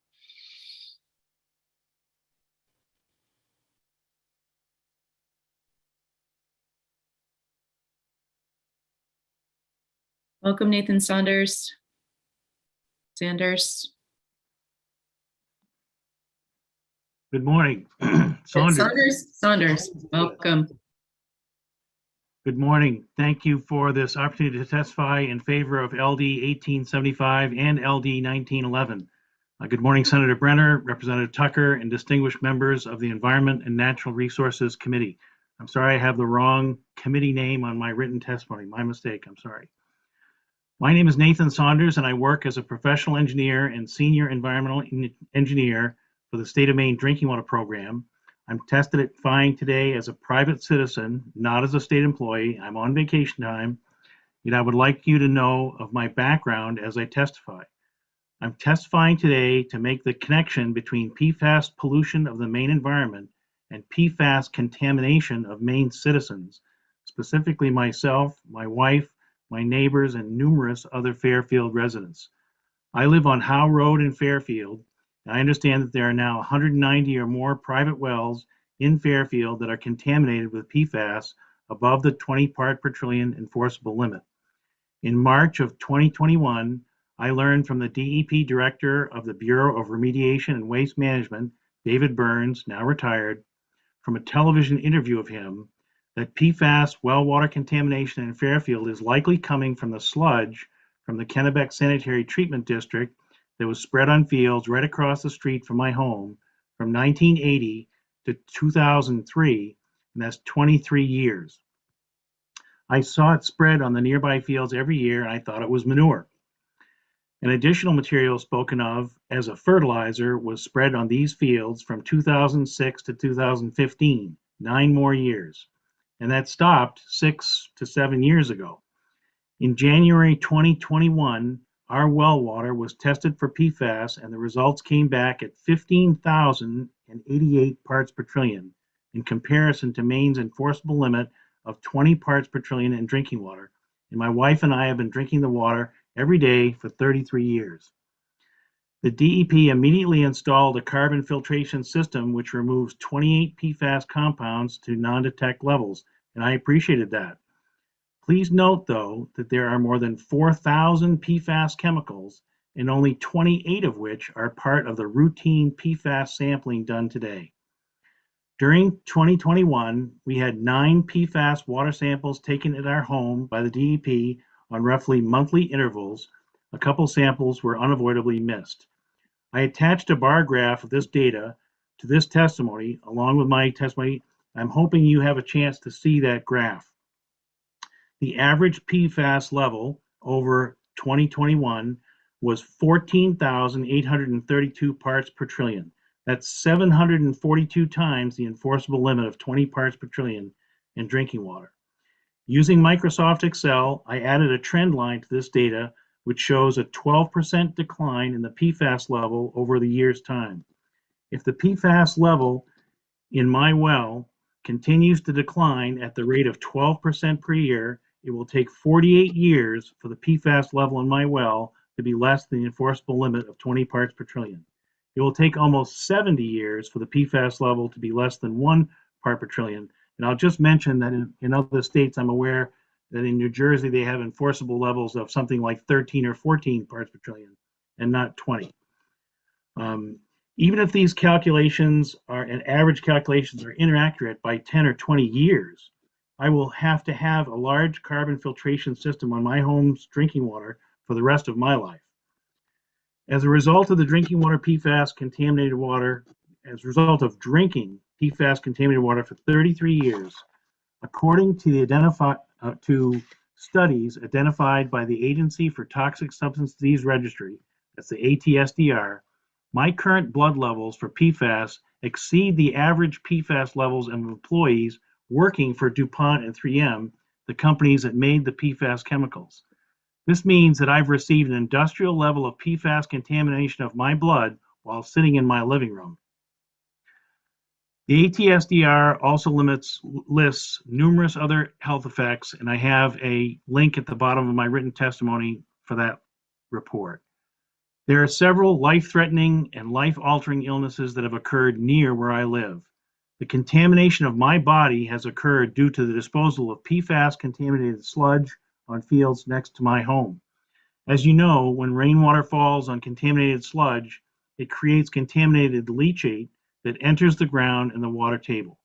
LD 1875 and LD 1911 address the proper management of PFAS-contaminated sludge, compost, and leachate entering Maine's environment. Due to the life-impacting consequences to Maine citizens caused by the uncontained disposal of PFAS-contaminated waste in Maine over many years, I urge this committee to pass LD 1875 and LD 1911. LD 1875 asks that leachate from a solid waste disposal facility owned by the state, quote, be treated, quote, to the extent feasible with available technologies, unquote. This statement leaves flexibility on managing PFAS-contaminated leachate and waste material in a reasonable and financially responsible way. Both of these bills require rulemaking, which gives an opportunity for the public to input on the development of specific related rules, and both of these bills can be implemented without creating unreasonable financial burden on public ratepayers. For the health of Maine citizens, please pass LD 1875. And I will say I'm not disappointed with the DEP's response to this. It's very comprehensive. I'm testifying to influence a response to PFAS contamination and not let this opportunity pass by. Thank you very much. Thank you so much. Are there any questions from the committee? Yes, Representative Bloom. Thank you, Mr. Saunders. And I'm kind of focused on this remediation part. And so you have this filtration system at your home, correct? Yes. And you have to change out the filtration system on a regular basis? Well, so far over the last year, we have not had to have the treatment changed out at all. It's worked very well.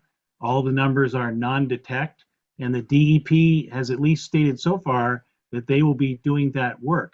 What's interesting to me is that if this level is above 20 parts per trillion for the next 48 years, we wonder and have heard rumor of how long the DEP would actually maintain that. But that's the drinking water. The land is, we live on a highly contaminated, industrially contaminated aquifer, and this has affected our land and our livelihoods greatly because of that. And I think the comment made earlier of turning off the tap makes all the sense in the world. And just to follow up, but when we filter out these chemicals, they're still there. They're concentrated now in your filtration system. Do you have to dispose of that filtration system when you need to replace it in a proper way? Well, I know that the treatment company that put in the filtration, because I've asked about this, they take the carbon that is expended, although I have not changed my system yet, and they dispose of it. I do not know how they dispose of that. Thank you so much. Thank you. Representative Ziegler. Yes, thank Point you. of order, Madam Chair. What is that? It is generally the rule of the committee that the sponsor of a bill doesn't ask questions or speak to the bill during the hearing. And unless the chairs allow it, correct, Representative? Well, as I said, it is the rule of committees that the sponsor of a bill remains silent while the bill is being heard. Thank you for bringing that up. I addressed one of the chairs in regards to that. And excuse me, I'm addressing the chair, and I'd like an answer from the chair if I may have that. My understanding is it's not the rule, but it's usually the etiquette.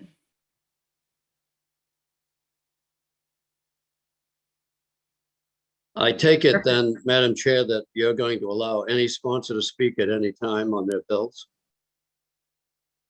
I think if the sponsor has a question of someone offering public testimony, I would permit it. Representative Tucker.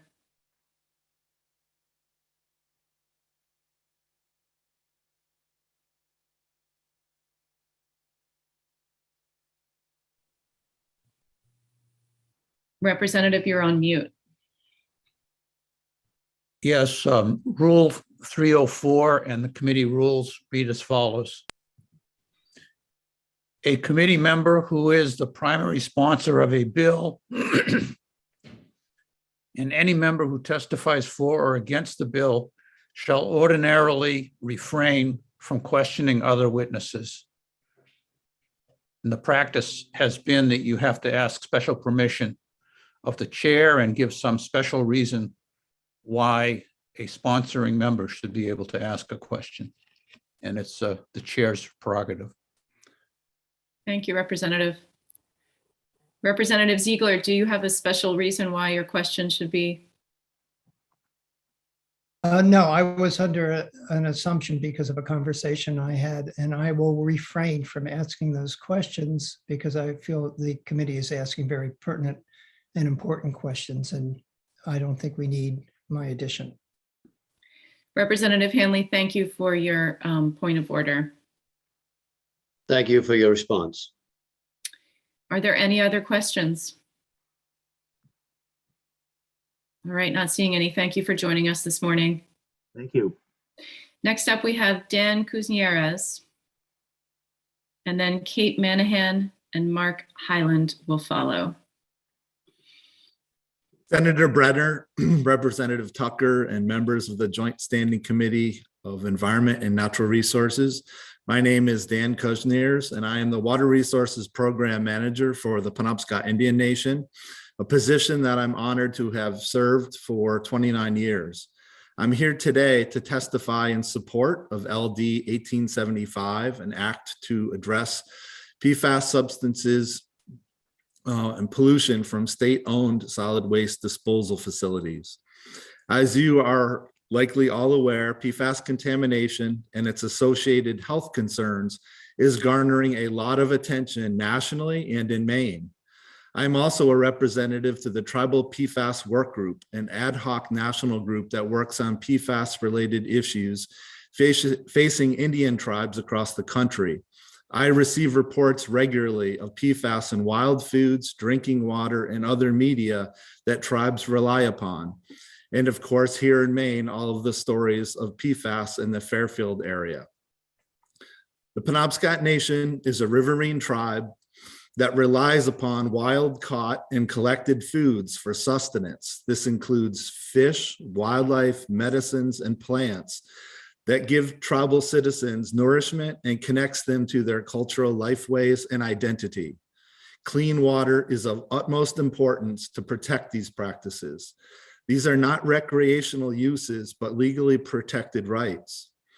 To the tribe's dismay, we have learned from studies conducted by our Penobscot Nation Water Resources Program, EPA, other federal partners, and Maine DEP that these fish contain toxic contaminants, including dioxin, furans, PCBs, mercury, and now PFAS compounds at levels that could cause harmful effects. In 2021, ATSDR, an agency of the National Center for Disease Control, completed a health consultation for the Penobscot Nation using fish tissue data from a 2017 and 18 EPA study of contaminant levels in anadromous fish that are now returning to the Penobscot River since the completion of the Penobscot River Restoration Project. In addition to the dioxins, PCBs, and mercury found in these fish, the study found several PFAS compounds. ATSDR concluded that the Penobscot members, children and adults who eat blueback herring, striped lamprey, and roe from American shad might experience adverse health effects from the levels of PFOS found in the tissues. As we have learned from the history of the events in Fairfield, sludge from wastewater treatment plants, when land applied, can have devastating consequences. These biosolids are now being sent to landfills, such as the state-owned Juniper Ridge landfill, where they are added to a wide variety of other waste that contains PFAS. While some of these PFAS compounds may be sequestered in the landfill, high levels of PFAS become concentrated in the leachate in the landfill. In the case of Juniper Ridge, that leachate is then trucked to the wastewater treatment plant at Nine Dragons Paper Mill in Old Town. Because conventional wastewater treatment plants are ineffective at removing PFAS, that PFAS is then discharged into the Penobscot River immediately downstream of the Penobscot Reservation, where it can accumulate in fish that tribal citizens and others eat. We know from recent testing that the Juniper Ridge landfill leachate contains PFAS 20 times that of the main drinking water standard. There's a lot of research being done throughout the country on PFAS and how it should be handled. Here are some of the things we know from this research. We know that there are high levels of PFAS and leachate from landfills. We know that conventional wastewater treatment is not effective at removing PFAS. We know that PFAS is persistent in the environment and has been linked to negative and significant health effects. We know that the general public is exposed to PFAS from a wide variety of sources. We believe that we should be taking every effort within our power to control PFAS, and that this class of chemicals requires taking a precautionary approach to prevent future contamination that we will all regret. Today, you may hear that EPA is working on developing standards for PFAS discharges from wastewater treatment plants, that we should wait until they complete this work. We've been hearing about this for a long time and are concerned that EPA is moving very slowly on this and believe that we should not wait. We believe that the state of Maine has the opportunity to be a leader by setting an example for industries and towns by establishing best practices to treat leachate for PFAS at state-owned landfills such as Juniper Ridge. It's important to remember that Juniper Ridge landfill is owned by the state of Maine for the people of Maine. It is not owned by Casella. They manage the facility. If it is the will of the people of Maine to pre-treat the leachate to remove PFAS, then that request should be honored.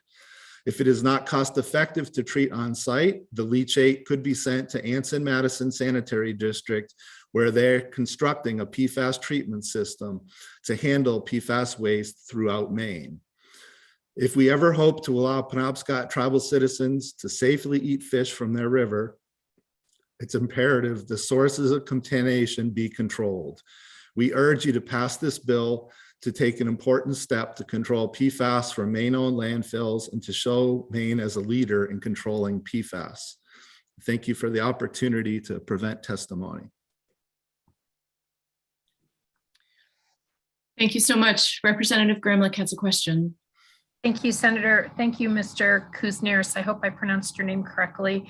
Are you saying that it was apparent that fish in the Penobscot River were determined to be contaminated with PFAS as early as 2017? Did I hear that correctly in your testimony?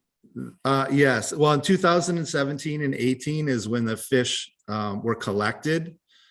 And then, of course, they had to be analyzed and, the results come back. So it was probably 2019, 2020 when we, had all those results back and could act on them. Thank you. And so do we know why it appears that we really haven't addressed this issue? We've started doing at least preliminary testing about 5 years ago and certainly took some time to get the data back. So it's been several years since we've received the data. Do you have any insight as to why we have not addressed this issue? It's one of those complicated issues. I mean, we're trying to, EPA and states are trying to figure out what the levels should be. And this study was done in a way to just collect the data, to analyze it, specifically for the Penobscot Nation to guide tribal citizens about whether or not, what are the risks from eating these anadromous fish that are returning to the river. Just one more follow-up, if I may, Madam Chair. And you may or may not know the answer to this, but I'm curious, given what we have been able to determine relative to the fish in the Penobscot River, and knowing that it has adverse implications on our Indigenous people's ability for sustenance fishing, are folks along the river who rely on fish in the river consuming the fish currently, do we know? Well, there are advisories telling people that they shouldn't be because of the health implications of it. But, we also know that because of the importance of it to the culture of the tribe, we hear from people that they still are. I mean, they want to exercise that right, that the important part of their culture. Thank you, sir. So it just seems imperative that we address this as soon as possible. Would you agree? Yes, absolutely.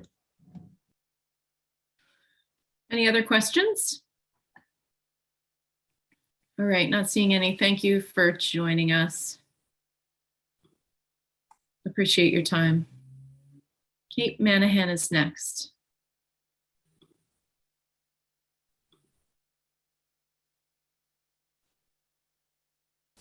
You're on mute.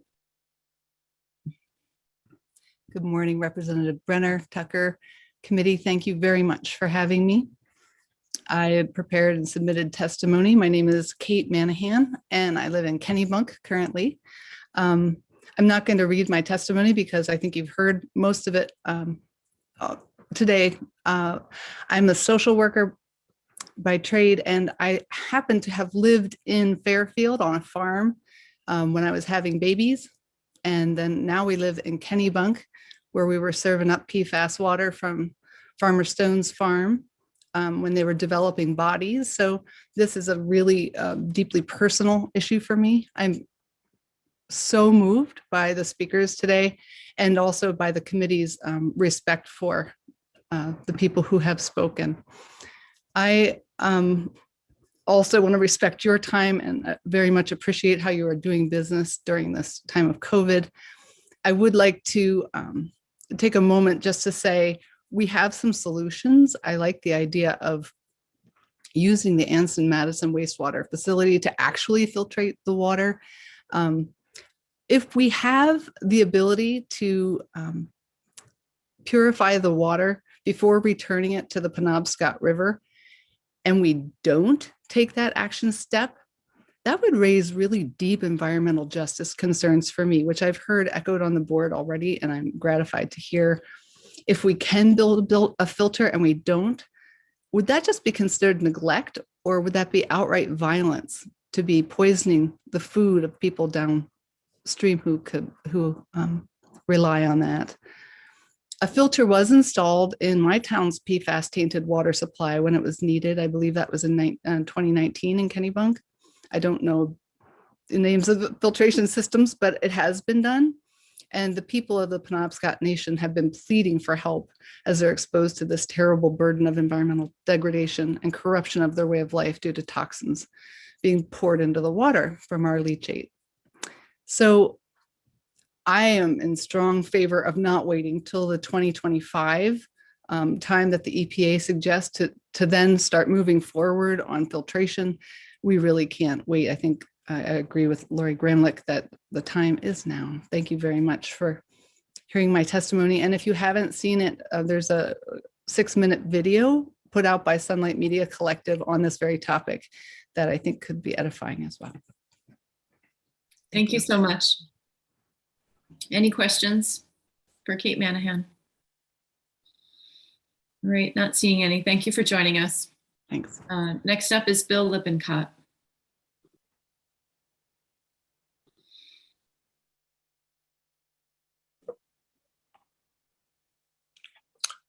Senator Brenner, Representative Tucker, distinguished members of the committee. My name is Bill Lippincott. I'm a resident of Hamden. I'm the chair of Don't Waste Maine, a coalition of people around the state advocating for responsible solid waste policies that protect the health of communities most at risk from negative impacts of landfill, incinerator, and other waste processing facilities. We've been concerned about concentrations of PFAS in landfill leachate because we know materials going into them, such as municipal and industrial sludge and oversized bulky waste, have high concentrations of PFAS.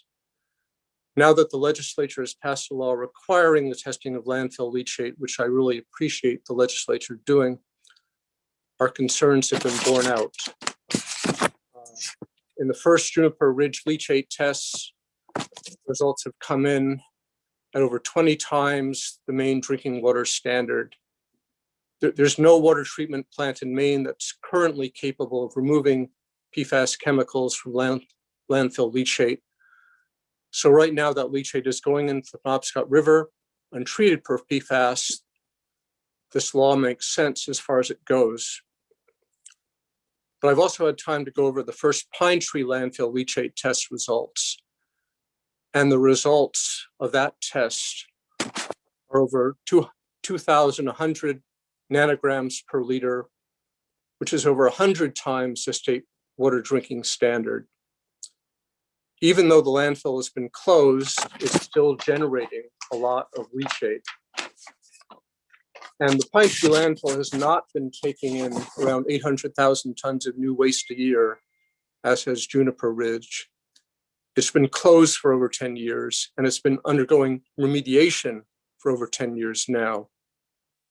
But it's a highly contaminated, leaking landfill. That contaminated leachate is going into the Penobscot River untreated for PFAS. Leachate from the Crossroads landfill in Norridgewock is going into the Kennebec River untreated for PFAS. And I am hopeful that the Anson-Madison treatment plant will come online to take care of that. But yes, we need to require treatment of landfill leachate from Juniper Ridge. We also need to require treatment of leachate from the Pine Tree landfill and the Crossroads landfill. The chemicals don't know they're not from a state-owned landfill. They're just as toxic. So I urge you to support LD 1875. Thank you. Thank you so much for your time this morning. Are there any questions for Bill Lippincott? Okay, not seeing any. Appreciate you joining us this morning. Thank you. Next up is Peter Blair and then Luke Sikora-Flanders.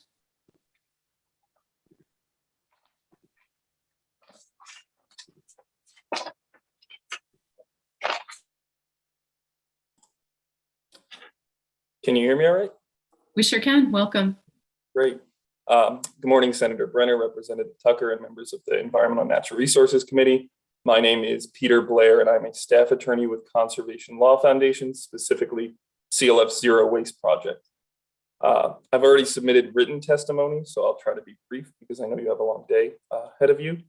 I would like to point that it's already been mentioned that Pennsylvania and Michigan have taken steps to implement the types of changes that we're seeing here in LD 1875, but there's also evidence from New England as well.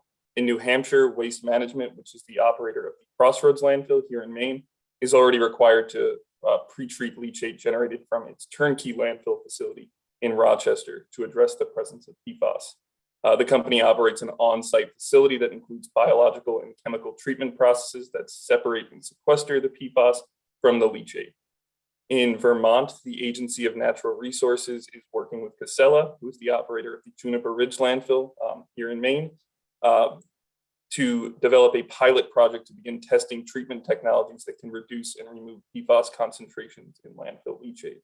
After the pilot project is complete, Vermont intends to scale up the project to manage all leachate generated from Vermont state landfills. The agency actually went through a very comprehensive scoping process to understand the effectiveness and costs of various treatment options and models. And I'd be happy to share that information with you as it'd be helpful for your discussions today and in the work session. Additionally, I would like to say I'm a little concerned by the department's point that they feel that the time is not ready. Last week on Thursday, CLF argued before the Board of Environmental Protection, opposing the expansion of the Crossroads landfill. And one of our points was specifically the fact that the leachate generated from that facility, which is almost 500,000 gallons per day, is not being treated for PFAS.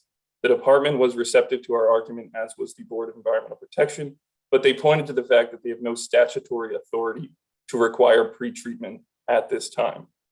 They were essentially telling us to make this argument for you, so it's a little concerning that the department seems to be backtracking. I would also note that the state has already gone above and beyond EPA in terms of PFAS standards. The EPA standard is 70 parts per trillion for drinking water, and the state has gone down from that at 20 parts per trillion, showing that we can and should be acting as immediately as possible to deal with these forever chemicals. Additionally, the treatment processes that generally treat leachate to address PFAS are generally a chain of reactions, not just one technology, but multiple technologies. So the concern that should the state move forward now and an additional, let's say, EPA standard comes out that is more stringent than whatever the state classifies, it's not talking about making the entire upgrades to, let's say, the Anson-Madison facility irrelevant. You just need to possibly add another type of technology into that treatment chain. So we can and should be moving forward now. In terms of the question of what you do with the filters for the various treatment options, there are ways to stabilize and sequester this material, and that is contained in the Vermont ENR report as well. Finally, I just note that as currently drafted, this only applies to state-owned landfill facilities, so the Juniper Ridge facility, but the presence of PFAS and leachate is something that is of significant concern for private facilities as well. We'd respectfully ask that you consider amending this legislation to apply to all landfills because this problem seriously cannot wait. This bill alone will not address the PFAS crisis. However, it is a significant step forward in how the state manages significant sources of PFAS contamination in our rivers and waterways. Therefore, CLF is urging the committee to vote ought to pass on LD 1875. Thank you for the opportunity to speak today, and I'm happy to answer any questions you have. Thank you so much, Peter Blair. Are there any questions from the committee?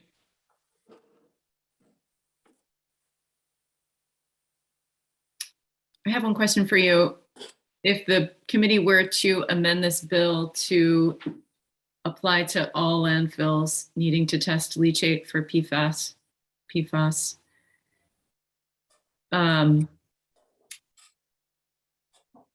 are you also suggesting that we amend it to treat as well, or just to test?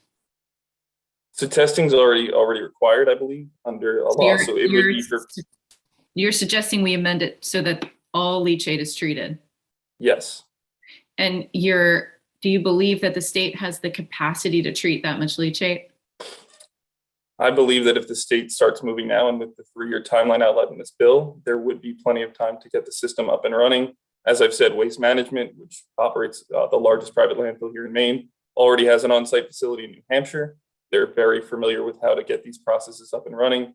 The Anson-Madison district is already making improvements. So there, I believe, is enough time in this bill to make it work.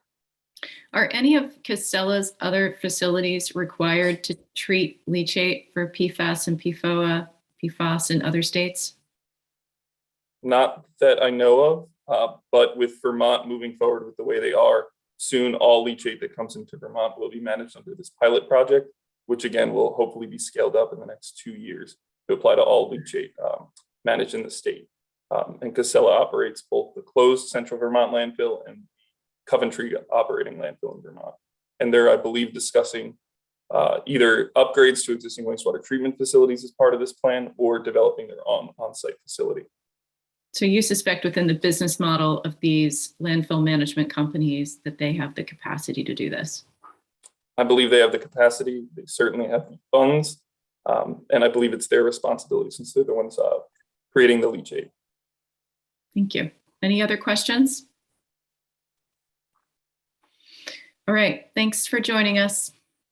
And I had invited Luke Sikora-Flanders in to testify, but they declined. So if you are interested in coming in, I will invite you one more time. And if you're not, you could just put your hand down. That would be great. And in the meantime, Heather Spalding is here to testify.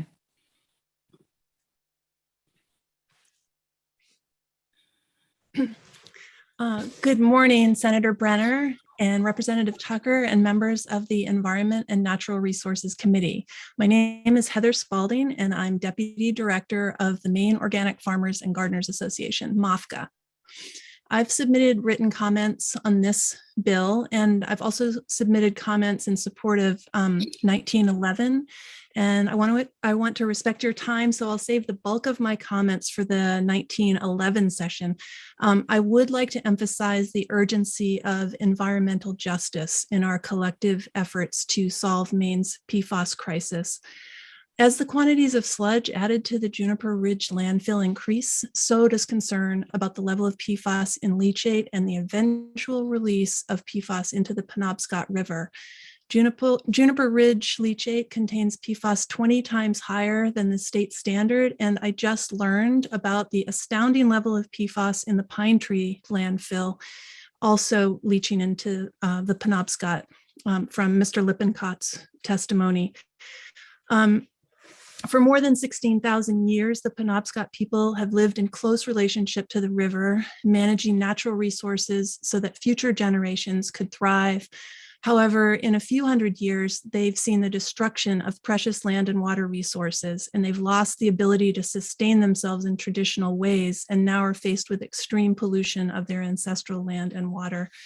MOFGA supports economic, environmental, and social justice for all people involved in our food system, including those who are most impacted by historic and present-day systemic oppression, including white supremacy, colonization, and extractive capitalism. The release of such vast quantities of toxic leachate from a state-owned facility directly into the sanctuary of the Penobscot Nation is a glaring example of systemic racism, and it's a travesty and it must be stopped. As we develop coordinated action to plan to prevent further PFAS contamination, it's imperative to take a precautionary approach, especially when it comes to historically underserved and marginalized communities that so often bear the brunt of environmental destruction. Thank you so much for all your work and leadership to address the PFAS problem in Maine. Thank you, Heather Spalding. Are there any questions from the committee? All right, thanks for joining us. Next up is Luke Sequeira Flanders.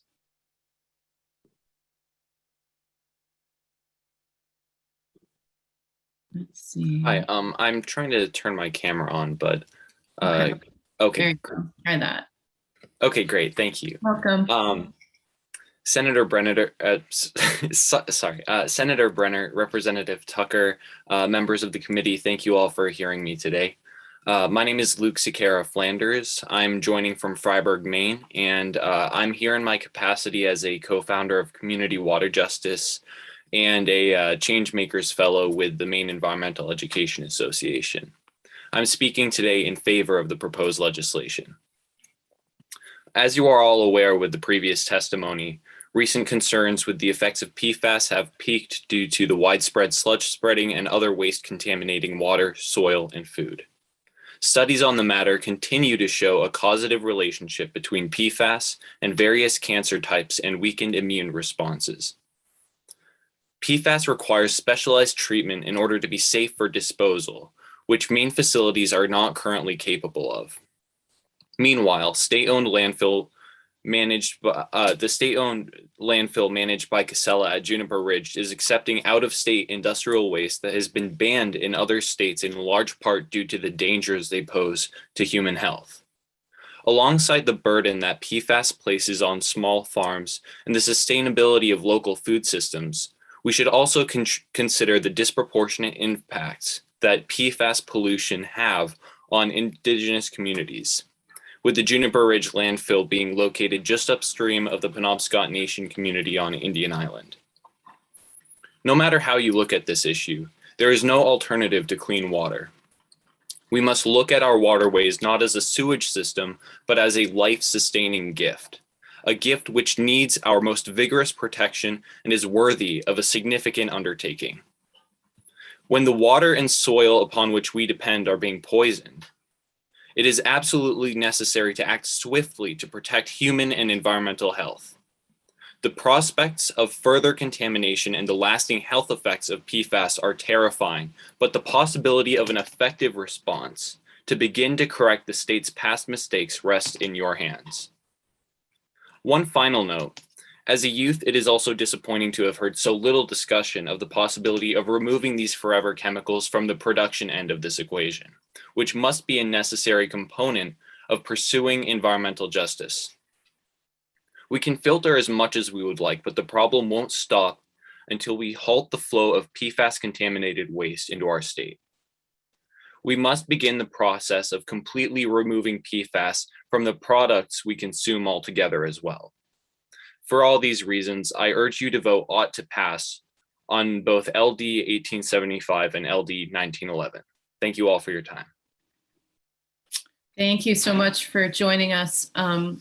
And just because I think it was such good work that we did as a committee last session, I want to point out that we did pass a bill that will limit products that contain PFAS from coming into the state in the future.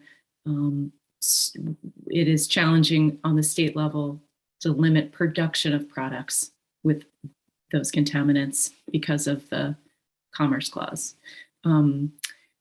Are there any questions from the committee? All right. Thanks for joining us. So appreciate your time this morning and your words. And next up is Mark Hyland.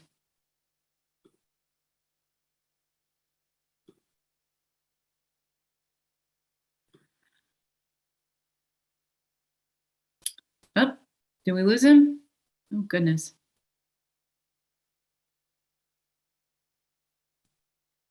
Hold on, let's see what happened to him.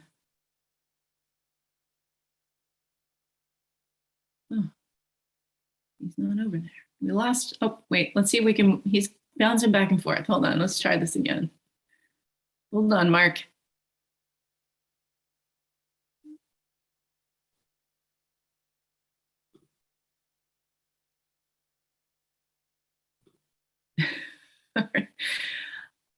Sorry about that. I think I might have. Welcome. Thank you. Senator Brenner, Representative Tucker, members of the committee. My name is Mark Hyland. I'm the board chair for Defend Our Health. I'm also a retired director for the Bureau of Remediation and Waste Management, the DEP, and as such have a lot of experience both in solid waste and toxics and things like that. I'll forego the part of the threat because I think you've all heard that pretty well. But talk a little bit about the problem. And some have suggested that landfill and municipal and industrial sludge produced by our wastewater treatment plants will solve this problem. Unfortunately, landfills are not a closed loop system. Landfill leachate created by rainwater percolating through landfill waste and contaminated rainwater, the leachate gets to the bottom of the landfill with contaminants, including PFAS, and needs to be treated. Decades of using PFAS in a variety of products, including cookware, clothing, furniture, food packaging, means that the trash in our landfills is loaded with PFAS and some ends up in the leachate. Multiple studies, and you've heard about a number of them now, both nationally and internationally, have thoroughly documented that there are high levels of PFAS in landfill leachate. And so when they're sent to a typical wastewater treatment facility, the PFAS in the leachate is not removed. It doesn't react with the system's the aeration and anaerobic digestion types of systems that are found in wastewater treatment plants. And as you can imagine, because it's one of those forever chemicals, it doesn't react very well in those situations. So it ends up that most of the contaminants that the PFAS travels through the wastewater treatment plant unchanged. Some ends up in the sludge, but much of it is discharged in the effluent, and it presents a threat to our environment. Most landfill leachate contaminants are persistent, or the PFAS contaminants are persistent, and they're being discharged currently into the Penobscot River. More advanced treatment is necessary to remove PFAS from leachate. Unfortunately, there are options to do this, either by pre-treating it on site at the landfill before sending it to a wastewater treatment plant, or sending it to a wastewater treatment facility with more advanced capabilities. You've heard today, I know, about the federal funds that have been awarded to develop specialized treatment for PFAS at the Anson-Madison facility that could potentially meet this need. We believe that we must ensure that our state-owned landfill follows best practices for disposing of its leachate. And that means ensuring that it's appropriately treated for PFAS, either on-site or a facility capable of removing the PFAS from the leachate. Additionally, the status quo raises important environmental justice concerns. You've heard about some of those today, that the leachate from the Juniper Ridge landfill is being discharged to the Penobscot River just downstream of the Penobscot Nation. So, and that's a concern to the Penobscot Nation, the fish in particular, because although there are fish advisories on the river, it's still something from a sustainability standpoint that people use fish from the river. So I worked for DEP for 29 years, and I did a lot of the testing. Was involved in the testing for dioxin from the paper mills in the Penobscot River in the 1990s, PCB contamination from Eastern Fine Paper and Brewer, the coal tar contamination at the Bangor waterfront, and the mercury releases at the Holtercombe facility. All of those things have been dumped into the Penobscot River, and the Penobscot River has been a dumping ground long enough for toxic chemicals. The state needs to take the lead, and because the state owns this landfill, we should be the ones that are showing leadership for eliminating PFAS from state-owned facilities. We really can't landfill our way out of this problem, and we have to reduce the concentrations of these chemicals in the environment to protect people's health. It's much cheaper to address the problem before we discharge it rather than after we discharge it, as the large costs of cleaning up the Penobscot River from the Holtercombe facility point out, and the state landfills need to lead that effort. Thank you for your time, and I urge you to vote ought to pass on LD 1875. Thank you. Thank you so much. Representative Boyle has a question for you. Thank you, Madam Chair. Thank you, Mr. Highland. We heard testimony from the department. This may be awkward in your excuse me, former position, but that's okay. I'm going to put you on the spot. I think that the department's oppositions essentially seem to boil down to it's going to cost quite a bit of money. Resources is the word used, but I think it's really money. Number one. Number two, the EPA, the federal's already going to do something about it over a period of time, and they want to be able to match that. And number three, because I guess the federal EPA is going to do something anyway, let's the department work with them. Can you tell me, in your words, with your experience, why I should listen to the opponents of this bill rather than the proponents? Surely, and Brian Kavanaugh is a good friend of mine, so we've been on opposite sides of issues like this before, so it's not the first time. That's why I acknowledge the awkwardness. Yeah, it's a little awkward, but you know, the realistic part is that that EPA and I worked in the Superfund program for many years. EPA is kind of a stop and go operation. I mean, sometimes they're right on in a shoot, and then sometimes there's a big lull into when they take action. And it's not unusual for the state to, the states are kind of we're the proving grounds for many ways of regulating things. I mean, EPA isn't the end all and be all for these things. Many times we're the proving ground. We show the way for EPA to take care of these situations. And certainly this is one of those examples where I think that we can really help EPA and come up with good standards for this. And that's by taking action first.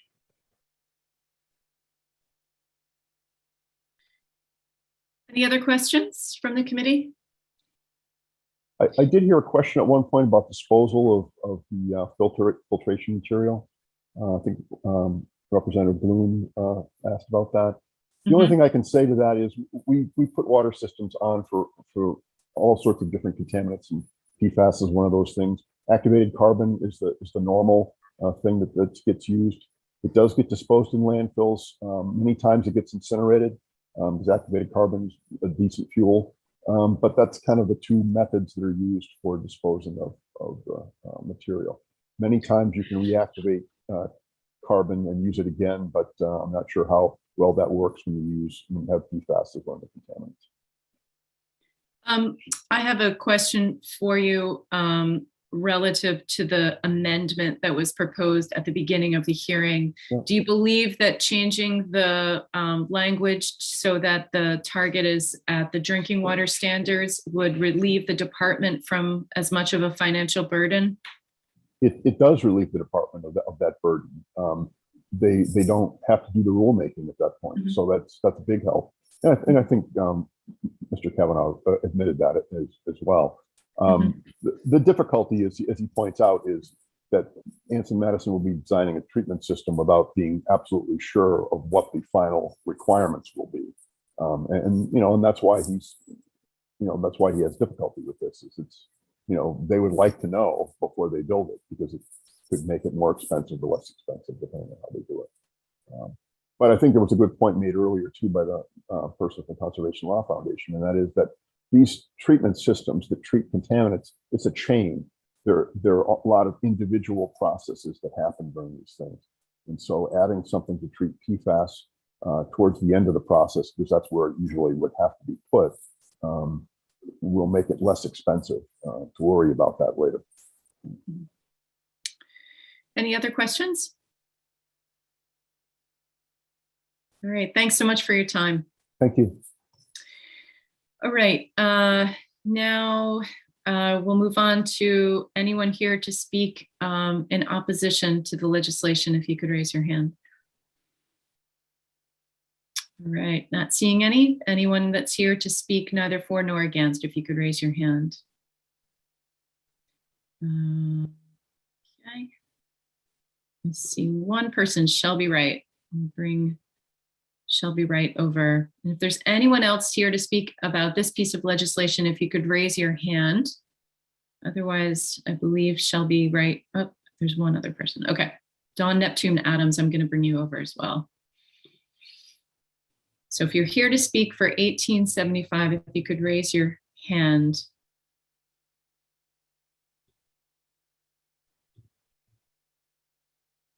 Welcome, good morning. You're muted, Shelby Wright. That's a first. So good morning, Senator Brenner, Representative Tucker, and members of the Environment and Natural Resources Committee. My name is Shelby Wright, and I'm the Manager of Engagement for Casella. I'm also a resident of Hamden, and I've been listening very intently this morning to the proponents and the opposition, the DEP, to this bill. And I mean, I am here actually to testify neither for nor against 1875. And I'm here as a problem solver and not a fault finder, in hopes to offer a pathway forward that can help the state as a whole as it struggles to quantify and rectify the many challenges that PFAS presents to our environment.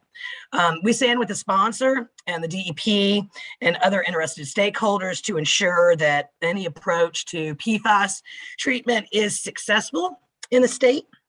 And as such, I just wanted to start with a couple of clarifications from testimony that we've heard this morning.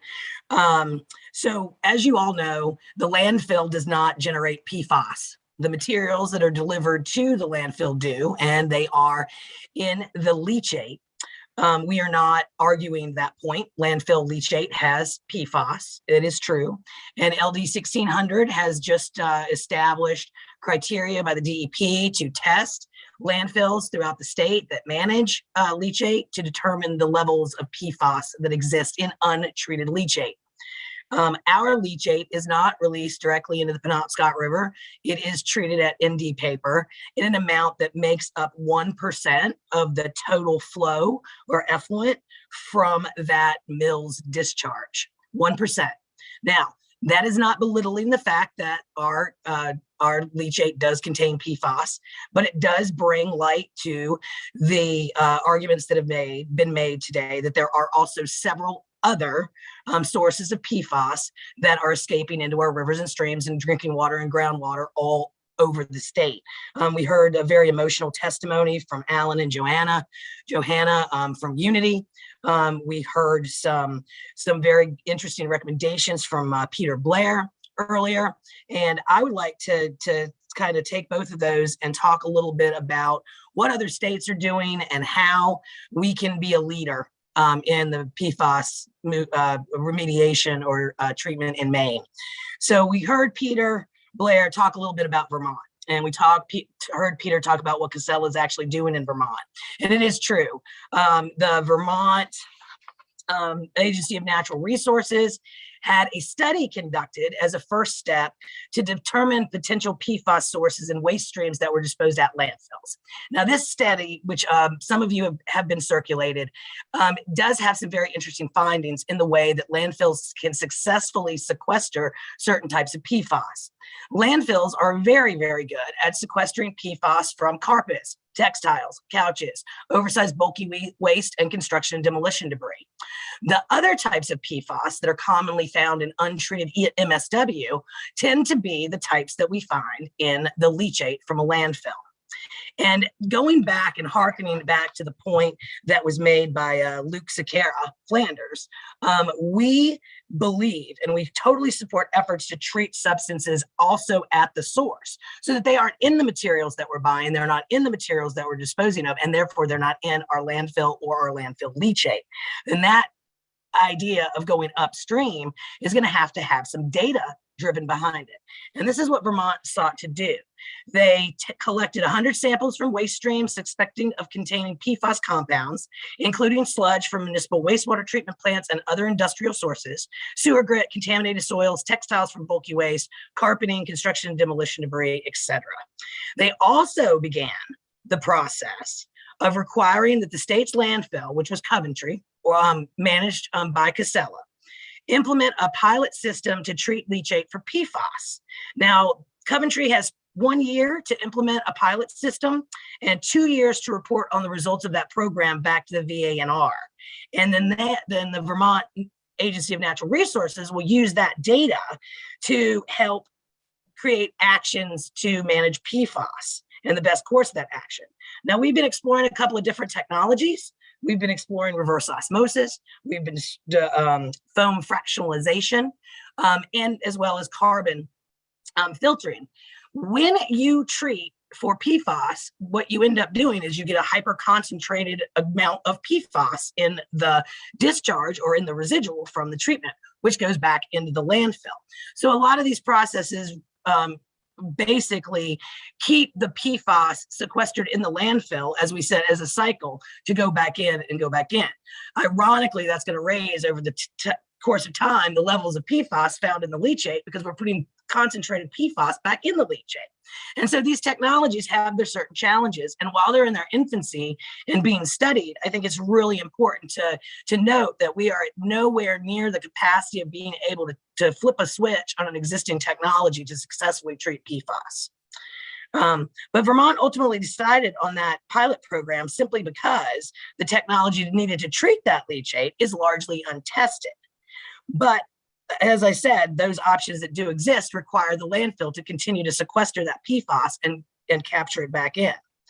So while our leachate is not discharged into the river directly, and we do know that it does have levels of PFAS, we don't know what the affluent has in it, as there are no standards and no testing for wastewater treatment plants discharge or the amount of PFAS therein required by the state. And so we would recommend that a standard be applied, testing be implemented, and a standard would be applied to wastewater treatment plants so that we can accurately pinpoint where the sources of PFAS are coming from, and then act as a state holistically to address them. And the bigger the offenders, the more attention or priority the DEP would place on them. And that expanded universe of data is not artificially limited just by a couple of sources. And the department, they're testing leachate in 1600. We need to allow that bill to collect those data. And our testing requirements should also consider all landfills, not just, the ones that are land lined, but perhaps groundwater around many of the landfills, unlined landfills in Maine. Other states have sought to identify these levels and sources of PFAS. We've heard a lot about Michigan. We've heard a lot about Vermont, and they've used this data to base data-based facts to set quality levels because they know where the problem is and they know the sources and they know the levels of PFAS contamination. So they're able to address them with more priority and more data-driven science to set parts per trillion levels as far as water quality standards go. So we should expand on that universe of data and follow Vermont's model and expand on the bill so that it is more holistic in an approach to PFAS. Because even though we are looking at the state-owned landfill right now, there are 5 licensed industrial discharge facilities upriver from the Penobscot Nation above Old Town. And we don't know what their effluent has in PFAS. And even if we treat the landfill leachate, we are not addressing the problem of PFAS being contaminating in our rivers and streams throughout the state in a holistic enough approach. It would be a drop in the bucket, and we need to do more. We need to do more. And Casella is here to try to help lead that with the research and the studies that we've been doing in Vermont and the technology that we're working on in pilot programs. And we'll be willing to share that information on a pilot study here at Juniper Ridge Landfill and share that with the DEP to move forward. Thank you. I'm open to any questions. Thank you so much. Are there any questions from the committee for Shelby Wright? All right, not seeing any. Thanks for joining us. Thank you so very much for your time today, folks. One person on the phone who we're gonna hear from.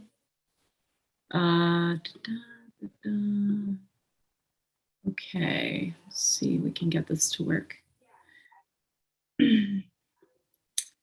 Hello there, can you hear us?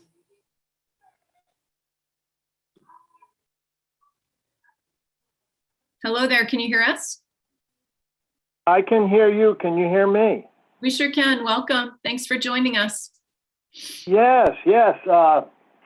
Chairs Brenner and Tucker and other members of the Environment and Natural Resources Committee. I'm testifying in support of LD 1875.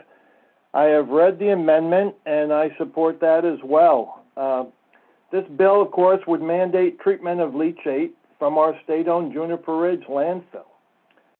These forever chemicals have become more and more understood, and the problem seems to keep growing, the scope of it over the last, 5-6 years. The other thing, I don't see the DEP's testimony as a large obstacle here. I think you can work something out with them. And one of the things in there, they spoke about costs of treatment. Well, the state-owned landfill has an operating services agreement with Casella, whereby Casella is to bear all of the costs, 100%. So if this treatment facility was to be built right at the landfill, I think that would be Casella's responsibility. So a little bit more on current leachate practices. The wastewater treatment plant at the pulp mill in Old Town is not really built to screen, to remove these harmful chemicals. That needs to happen. And I'm glad to hear Shelby Wright in favor of more testing of their effluent. Currently, it's only tested once a year and for less than a dozen compounds. So that's a positive thing. I urge you to pass this without delay. We just need to get going on this. I think Peter Blair's testimony in particular is comprehensive and gives us some ideas moving forward. So I guess I'll leave it at that. I know you've got a lot of other issues to come up later in the day here. So I thank you all for your time, and I want to thank all the testifiers out there for doing such a great job and being together on this. And lastly, I want to thank Representative Ziegler for carrying the ball forward to this point, and now it's our obligation to run with it. Excuse the football analogy, but Thank you again. I know that you're Ed Spencer, but I just, for the public and for the committee's purposes, want to make sure everyone knows that it's Ed Spencer on the phone, correct? Correct. And I live in Old Town, about 1.75 miles from Juniper Ridge. And your compliment to Representative Ziegler, I'm just going to let you know, because you can't see him, there was a little twinkle in his eye when you said it. So thank you so much. Well, good. It's nice to get some acknowledgement after all the hard work. Thank you. Any questions from the committee for Mr. Spencer? All right, not seeing any. Thanks for joining us this morning. There's one more hand up for speaking on 1875. If you're in the attendee space and you have any desire to speak in any way about 1875, if you could raise your hand, that would be great.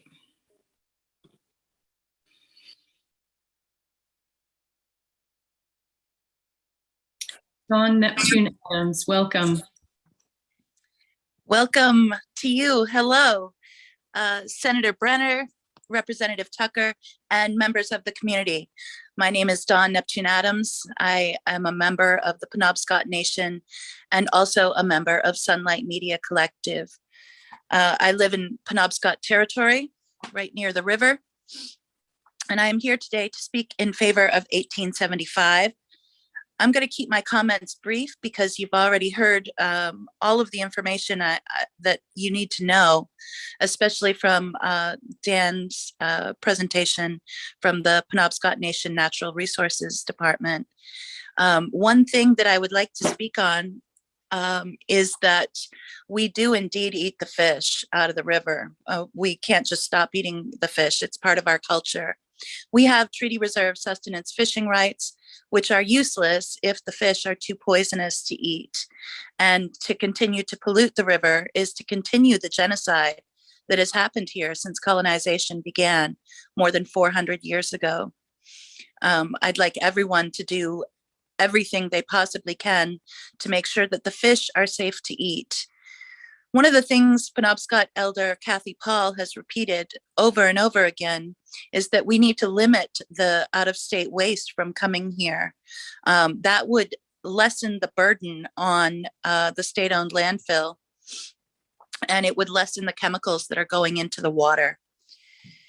In 1999, levels of cancer in our community were 5 times higher than the surrounding communities made up of non-native people. And it's because we eat the fish. I want to thank you for your time today, and for to all of you, thank you, enjoy the weather, and have a great day. Thank you. Are there any questions from the committee for Dawn Neptune Adams?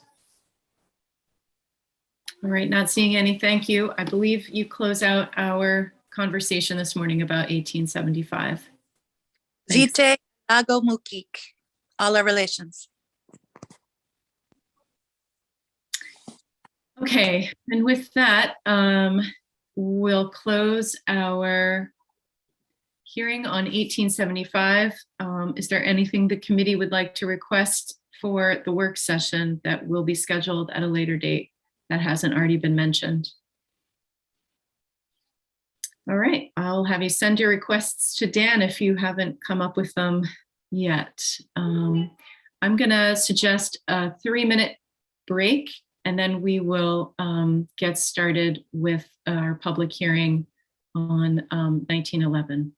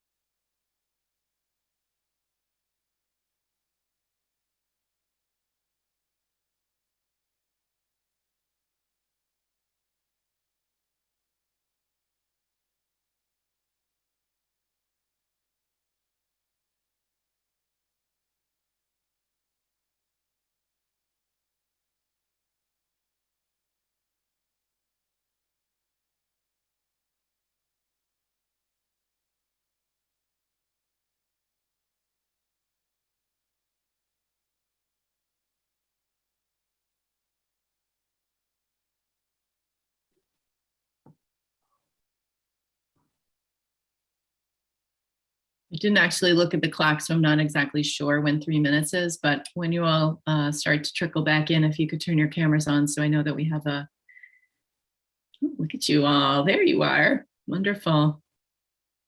All right, I'm gonna ask Senator Carney if she wouldn't mind introducing herself since she's joined us since we last had a moment to regroup. Thank you, Senator Brenner. Welcome. Hello, everyone. I'm Ann Carney. I represent Senate District 29, which includes South Portland, Cape Elizabeth, and a little bit of Scarborough. Thanks for joining us this morning. And we are going to move on to start a public hearing on LD 1911, which is an act to prohibit the contamination of clean soils with so-called forever chemicals, which I'll just thank you, Representative Pluker, who's the sponsor, for the short name, the nickname versus the long name. Yeah. And why don't you go ahead and offer your testimony? Thank you. Thank you very much, Senator Brenner, Representative Tucker, and the entire committee for having the opportunity to present this LD 1911, an act to prohibit the contamination of clean soils with so-called forever chemicals. I'm going to skip around in my testimony because I think it's already been made abundantly clear to the committee how significant the danger posed by PFAS are. I just want to highlight once again Joanna Davis and Adam Nordell's testimony. We heard a report from ACF in Agriculture Committee last week on PFAS that we're looking at somewhere between 20 and 30 farms in the state have been identified as tier 1 sites for PFAS contamination. So thank you so much to them for having the courage to come forward and speak. And I think we're going to be hearing more and more of those kinds of stories in the coming months. And skipping through my testimony here, the primary aim of this bill is that we need to do everything we can to stop further contamination from ruining any more of Maine's farms and farmlands. After the contamination of Stone Ridge Farm became public in 2019, the Department of Environmental Protection halted the spread of sludge unless the sludge tested below a screening level for three types of PFAS. Initial results showed over 95% of the sludge tested exceeds the screening levels for at least one of these compounds. However, the department's policy left open 2 large loopholes that are allowing contaminated sludge to still be applied to land in Maine. And so when we heard some of the prior testimony for the prior bill about turning off the tap, this bill does that.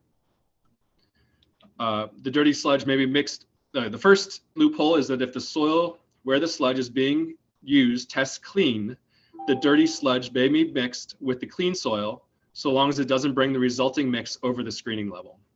Polluting clean soil with dirty sludge is not a solution, especially as we continue to identify health concerns for PFAS at lower levels. Notably, the screening standard is currently based on the same underlying assumptions of harm as drinking water standard of 70 parts per million, which has recently dropped to 20 parts per million. The second loophole that this bill works to close is that sludge may be sent to composting facilities, potentially mixed with other compostable waste before being sold to farmers, landscapers, and even at retail to home gardeners. While the compost is tested for PFAS, DEP assumes it's going to be used on soil that's completely clean and applies the screening standard to the modeled mix of clean soil and the compost. In practice, this means that compost is given a free pass, and compost with levels well above the state standards may be applied. DEP's assumptions on compost, however, don't make sense in the long term. Farmers and gardeners are likely to spread compost material year after year on the same sections of their land, building up PFAS contamination levels over time. LD 1911 would close both those loopholes, prohibiting the land application of contaminated sludge and require that the sludge mixed compost meet the state screening levels. Where should the sludge go instead? None of the options are ideal, but landfilling is the least bad option. There has been a large movement of sludge from land application to landfill already. Data from the state-owned landfill, Juniper Ridge, shows that currently about 7% of material landfilled in 2020 was sludge.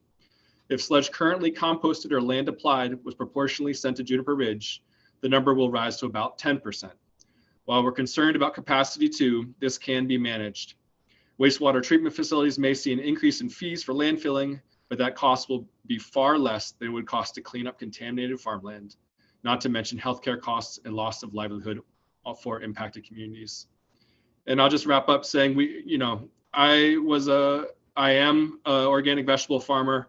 We've seen for 20 years now, we've seen small farmers moving to the state, starting operations on land that had previously been set aside, where decades ago sludge had been composted. And we're going to see a big impact in our community, the smaller organic farmers, from the problems of contamination that we're seeing.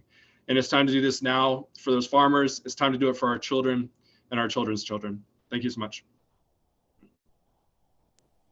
Thank you, Representative Pluker. Are there any questions for the bill sponsor?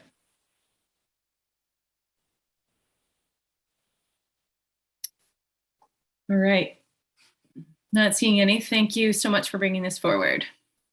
And next up, we have the DEP. Let's see, I tried to bring Paula Clark over.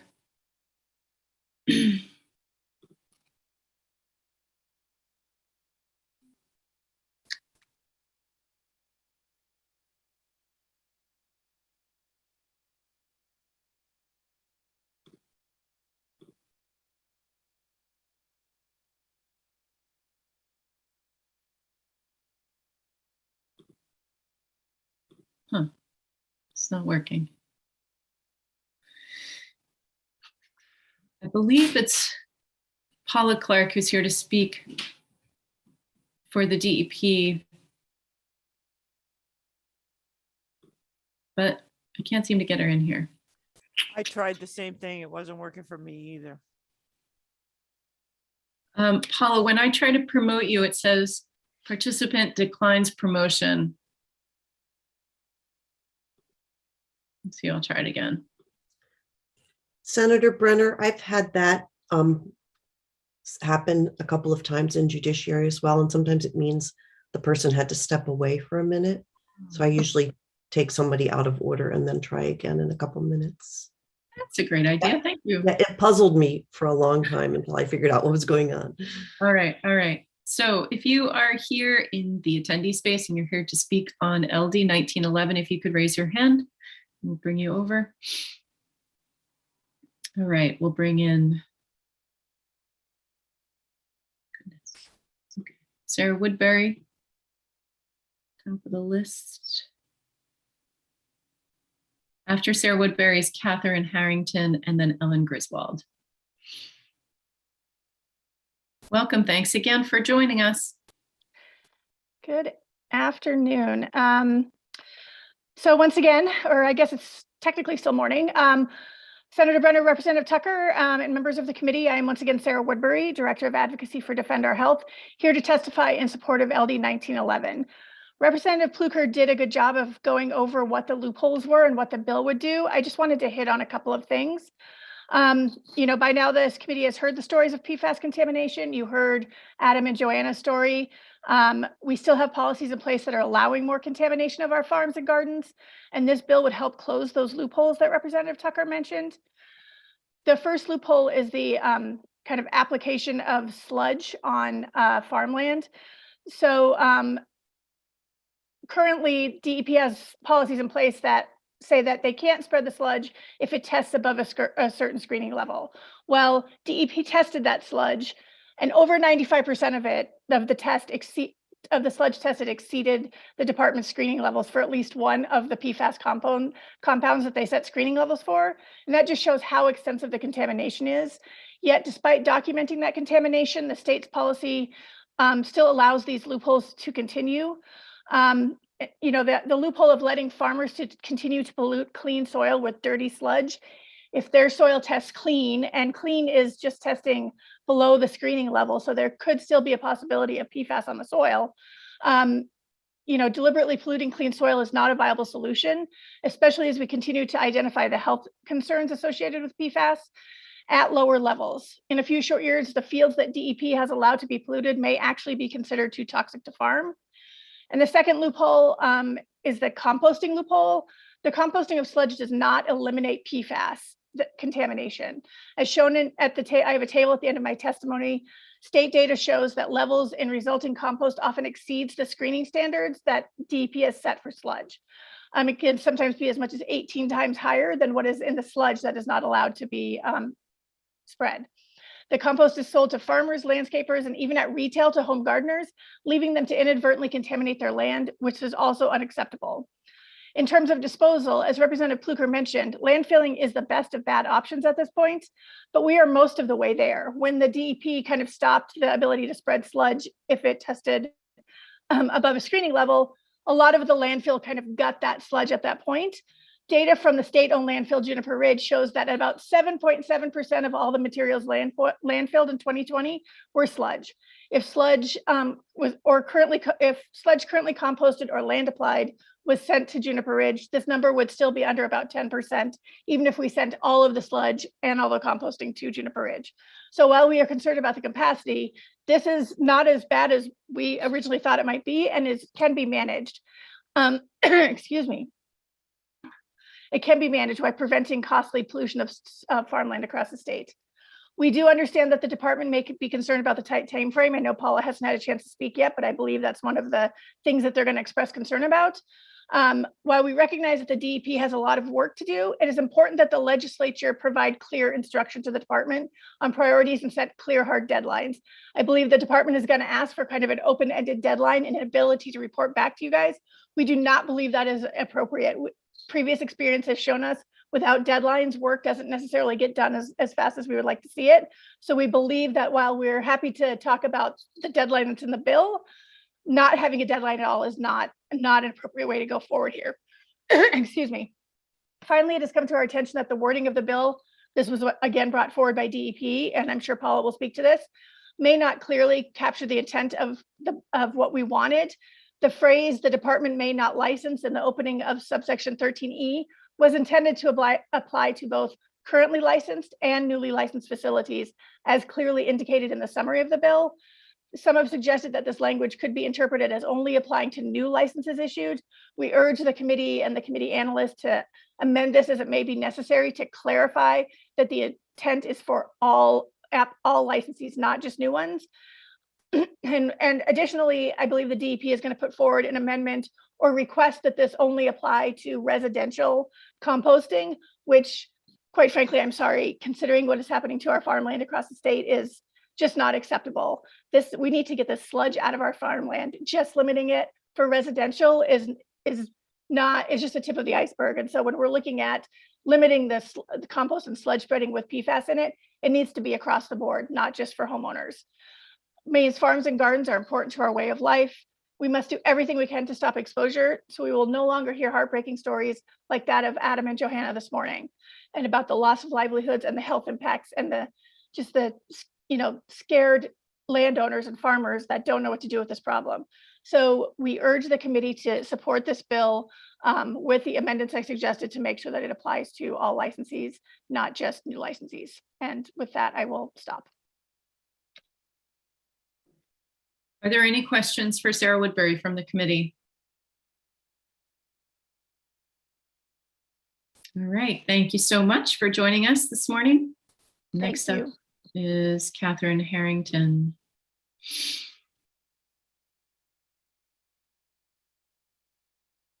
After Catherine Harrington will be Ellen Griswold.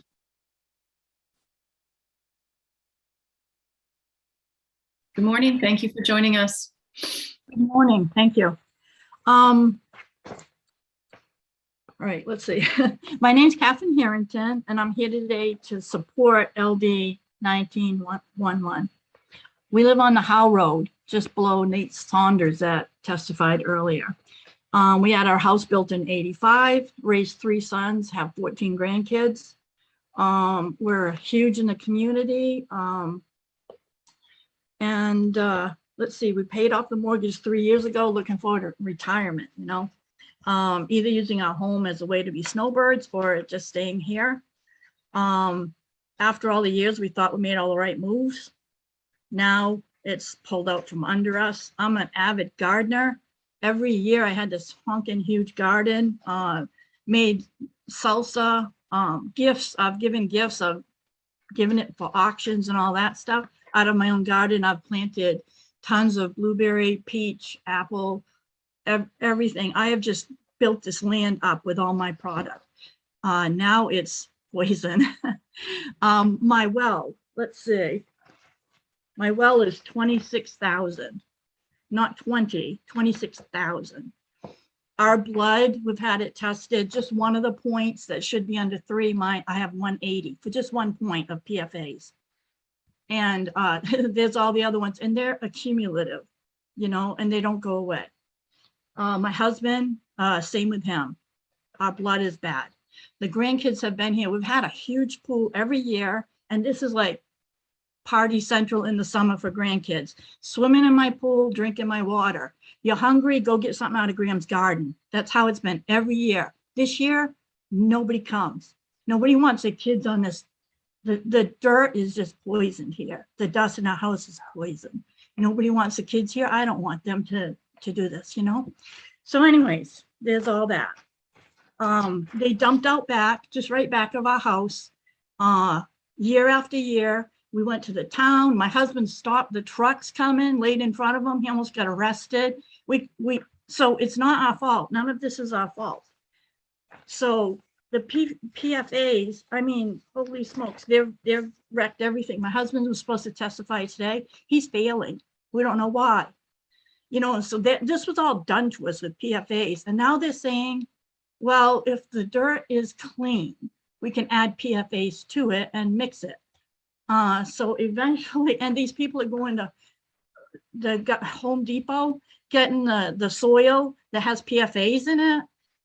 It's like, when does it stop? We need it stopped. We don't need it put down a little. And, it's kind of too late for us. We are so polluted, it's not even funny. But you got to do something to save the next generation, because I'm telling you, if I had the money right now, I'd be out of Maine, because I don't feel like Maine has our back. This was done to us, and we've done everything we thought was right. So please pass this bill. That's my biggest thing. We just need protection. Thank you. Thank you, Ms. Harrington. I'm sorry to hear about your husband, and I'm grateful for your willingness to join us this morning. Thank you. Thank you. Are there any questions for Ms. Harrington? All right, not seeing any. Thanks again. Thank you. Ellen Griswold, welcome. Good morning. Good morning, or good afternoon, wherever we are right now. Good afternoon, Senator Brenner, Representative Tucker, and members of the committee. My name is Ellen Griswold, and I'm testifying today in support of LD 1911. For those of you who are not familiar with MFT, we're a member-powered statewide organization that works to protect farmland, support farmers, and advance the future of farming. Given our mission, the unfolding information about PFAS in Maine contamination is incredibly alarming, especially for farmers whose livelihoods are connected to the land. As you all are aware, one major source of PFAS contamination in Maine has been the application of industrial or municipal sludge on farmland. The application of this sludge by farmers who are unaware of the presence of PFAS, we now know, has led to the contamination of at least 4 family farms and hundreds of residential wells. And as Representative Pluker mentioned earlier, we know this number will only increase as the state ramps up testing of farmland. MFT has been working to support several of these farms as they address PFAS contamination on their land. And MFT staff have witnessed firsthand the significant impacts that these businesses and families have experienced from the contamination. Some of these impacts you heard about today, including ceasing CSA operations and losing the financial value of products that can no longer be sold. But they also include making the investment to change farm management practices, like converting 130 acres of pasture to corn, only to have it still test too high to be used, having to purchase supplemental feed and hay from other sources, and even having to purchase additional land to use for their farming operations. We heard earlier that these farmers have had their wells contaminated and live with ongoing concerns about the health effects of PFAS for themselves and their families. And finally, these farmers worry about the value of their land, their largest investment, and what their options might be if they're no longer able to farm there. MFT supports LD 1911 because we must protect Maine's farm businesses and farmland from PFAS contamination. LD 1911 would ensure that screening levels are either updated or established for all PFAS substances and prohibit the land application or distribution of sludge or compost derived from sludge if it does not meet those updated screening levels. In doing so, the bill would close existing loopholes that allow for the contamination of clean farmland in Maine. Agriculture is a key component of Maine's economy, contributing over $3.6 billion in economic impact and supporting over 27,000 jobs statewide. But unfortunately, Maine's farmland, the foundation of our state's agricultural economy, is a precious and limited resource. According to the last USDA Census of Agriculture report, between 2012 and 2017, Maine lost 10% of its farmland. That's over 145,000 acres of woodland, pasture land, and cropland. Development pressure is increasing in some parts of the state, which has only been exacerbated by the coronavirus pandemic, and farmers face challenges in affording and accessing the land they need to grow thriving businesses. We should not add to this growing list of farmland access challenges by continuing to contaminate farmland in the state. For all of these reasons, MFT hopes that you will support LD 1911 and ensure that farmers have the land they need to continue to feed Maine's economy and people for generations to come. I appreciate the opportunity to testify and be happy to answer any questions that you have. Thank you so much for joining us. Does the committee have any questions? All right, not seeing any. Thanks again. I believe we have Paula Clark with us now from the DEP, so we will move on to her testimony. Welcome, Paula.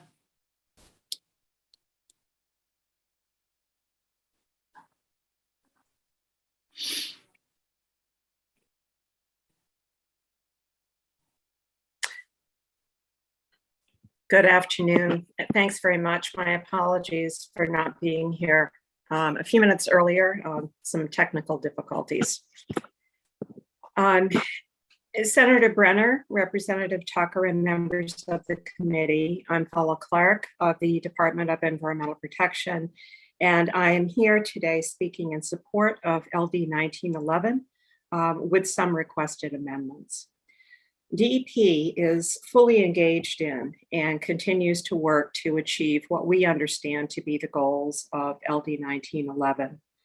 Although the department is in full support of the intent of this bill, the timeframe imposed for its implementation would not allow for adequate consideration of important data and information that is currently being developed to support rulemaking.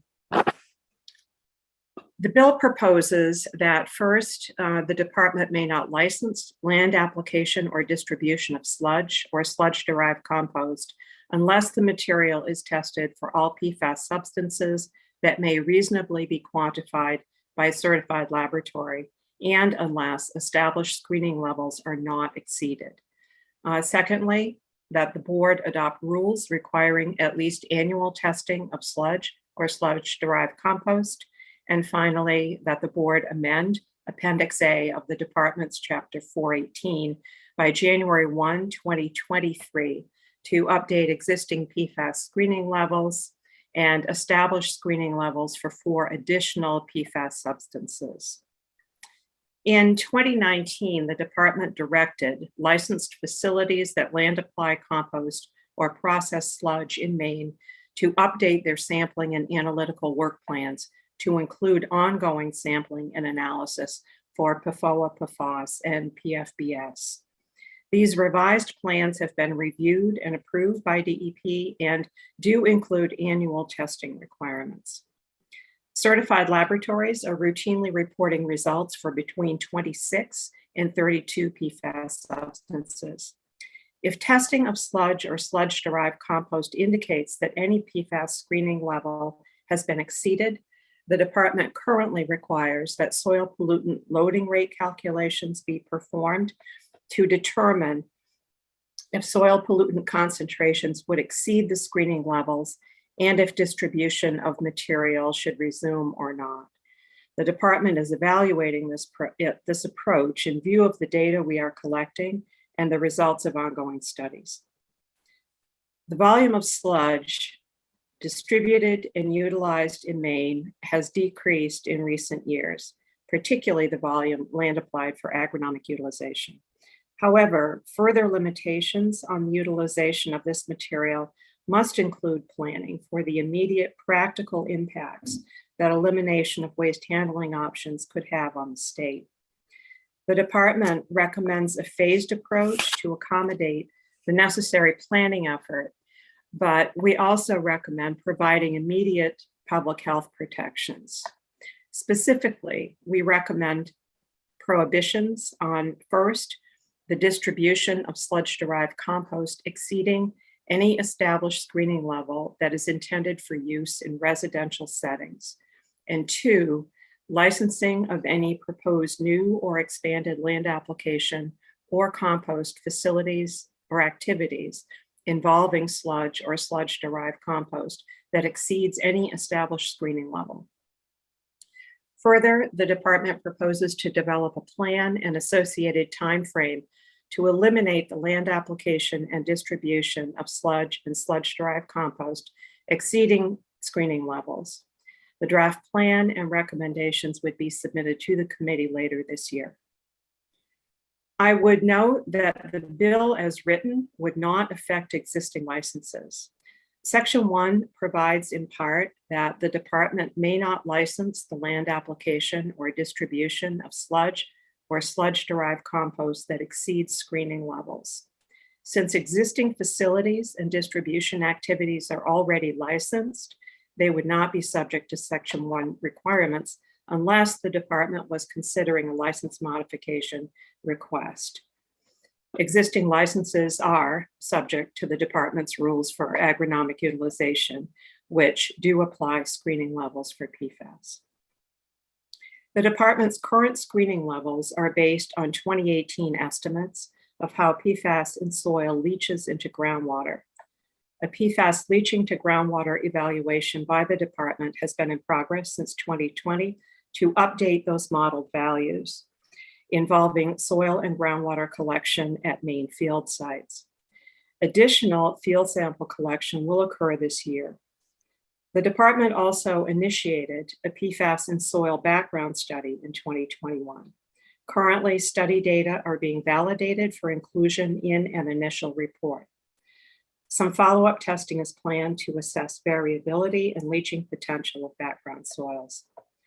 The department is also evaluating whether the groundwater model used in establishing the current Appendix A screening standards for PFOA, PFOS, and PFBS remains the appropriate model to use, or if the standard should be revised using a different approach.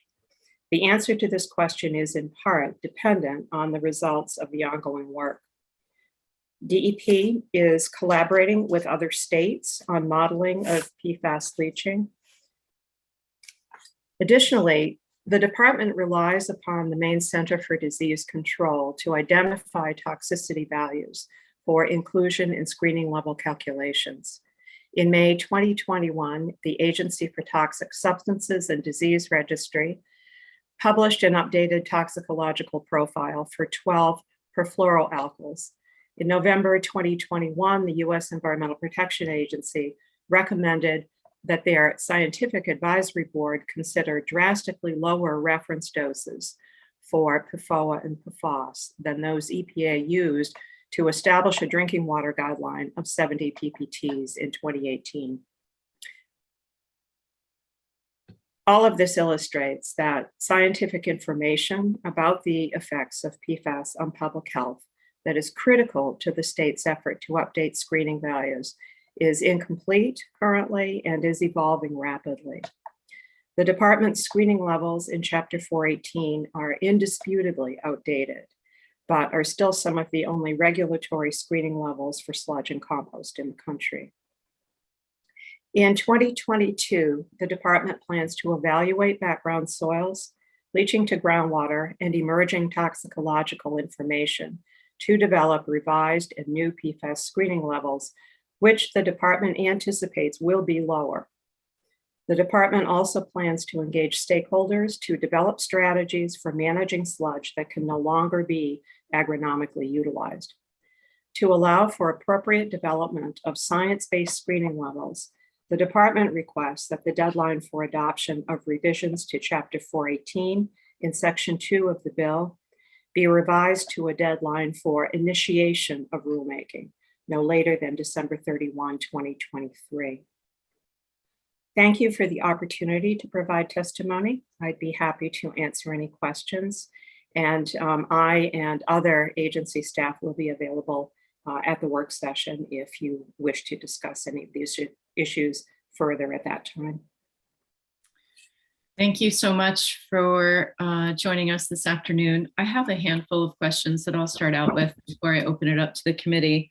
I'm wondering if you can give us a sense of the amount of sludge that's being spread and composted currently in terms of like a % of overall sludge that's being produced in the state. Do we have a number like that? I don't have a percent. It's something that we could certainly calculate, I think, but I don't have a number for % of the whole at this time. But I do have some of the numbers that might give you some perspective, and we can certainly put together any further information if you'd like to have it for the work session. What I can tell you is that presently, for 2020, we had 11 composting facilities that reported to us that they had distributed compost, sludge-derived compost. And there were only 4 treatment plants that did any land application. And a couple of those were quite small. In 2020, the Juniper Ridge landfill, the number in terms of tonnage of sludge that is going to Juniper Ridge has been increasing consistently over the past few years. In 2020, they accepted 82,400 tons of sludge. So that's what's going into the Juniper Ridge landfill currently. And as compared against that number, sludge-derived compost that was distributed in 2020 from main facilities is roughly 60,000 tons, and land applied was something less than 3,000 tons. And I would point out that in terms of the compost facilities, Hawk Ridge is certainly the largest contributor. They process the largest volume of sludge. The other facilities are primarily municipal treatment plants that have a composting operation as part of their overall operation. And a portion of that Hawk Ridge sludge, actually a significant portion, is accepted from out of state versus an in-state source. So the number that go ahead. Sorry, the number that you were referring to before, as a percentage of the whole, that would be, I'm assuming that you're referencing the volume of sludge that's produced within the state of Maine. So in that particular case, there are components from both in-state and out of state. All right, so you just blew my mind a little bit. So you're saying that Hawk Ridge, Casella's composting operation, is bringing out-of-state sludge in to create sludge-based compost that's being sold to farmers and retail operations? Some of it, another piece that we're looking at more carefully, and I can probably provide some additional numbers on for the work session, is that some percentage of that material is shipped out of state. And I don't have the exact percentage. It doesn't all stay in Maine for distribution by Maine parties. But does Hawk Ridge receive sludge from out of state to produce their compost product? Yes, they do. Okay. And can you illuminate for us anything about the financial arrangement for how that sludge is received? Is Hawk Ridge charging for the trucking to bring the sludge into the state? Are they charging a fee to receive it? Are they paying the municipalities or the producers of the sludge for the sludge? What does that financial relationship look like? I don't know the specifics of any of the financial arrangements. I can only assume that they're charging a tipping fee to process the waste for their clients. But beyond that, I don't have details. Do they also charge to ship? Do they ship it for their clients as well? I don't know the answer to that. Okay. And then do consumers have any labeling? Like, is there any way that a consumer would know that the compost they're buying is sludge derived compost? A couple of things about that.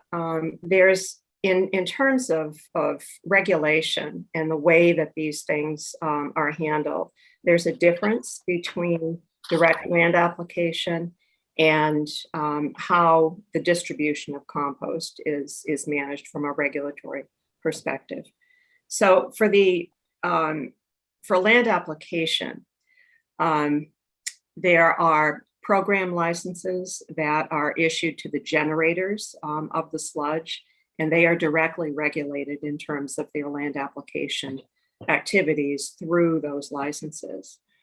For compost facilities, historically, it's been different in that there is a license for the distribution, the general distribution of the material that's produced at the compost facilities. So we look at all of the same information, basically. We look at the analytical results. We require ongoing results to see what's in the sludge. But what we issue the license for on the other end of that is for general distribution of the product. So it's not licensed to each of the users. It is licensed for general distribution. And a part of the requirement for general distribution is that the generator of the compost, that could be a municipality or Hawk Ridge or whoever is operating the compost facility. They are required, based on the characteristics of their product, to make available to the users of the product instructions for how it should be used. And that involves application rates, those kinds of limitations.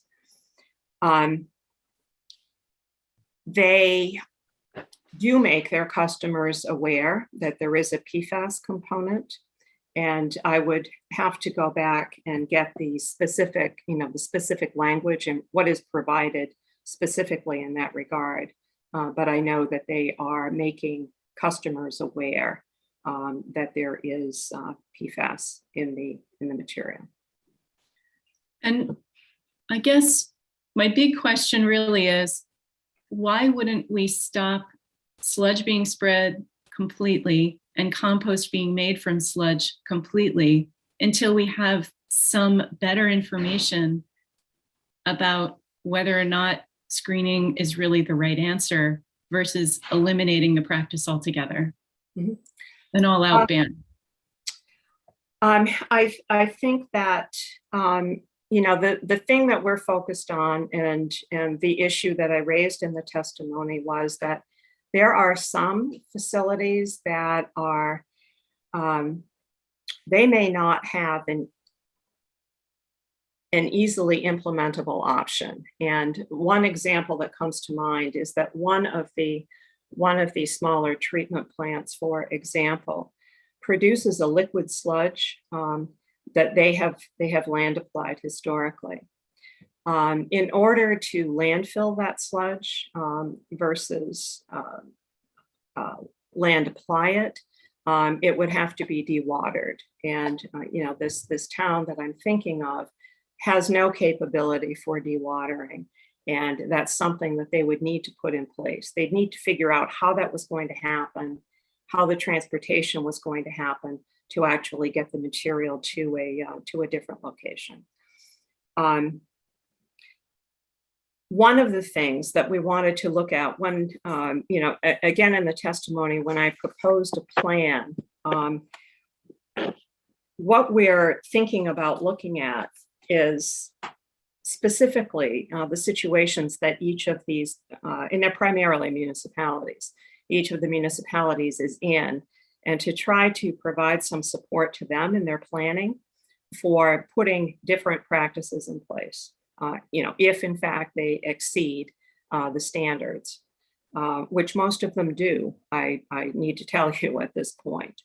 The 2020 results indicated that most of the samples from these facilities did exceed the existing screening standards, and we did require them to go through that soil pollutant loading rate calculation process to demonstrate that the soils would not exceed the screening standards.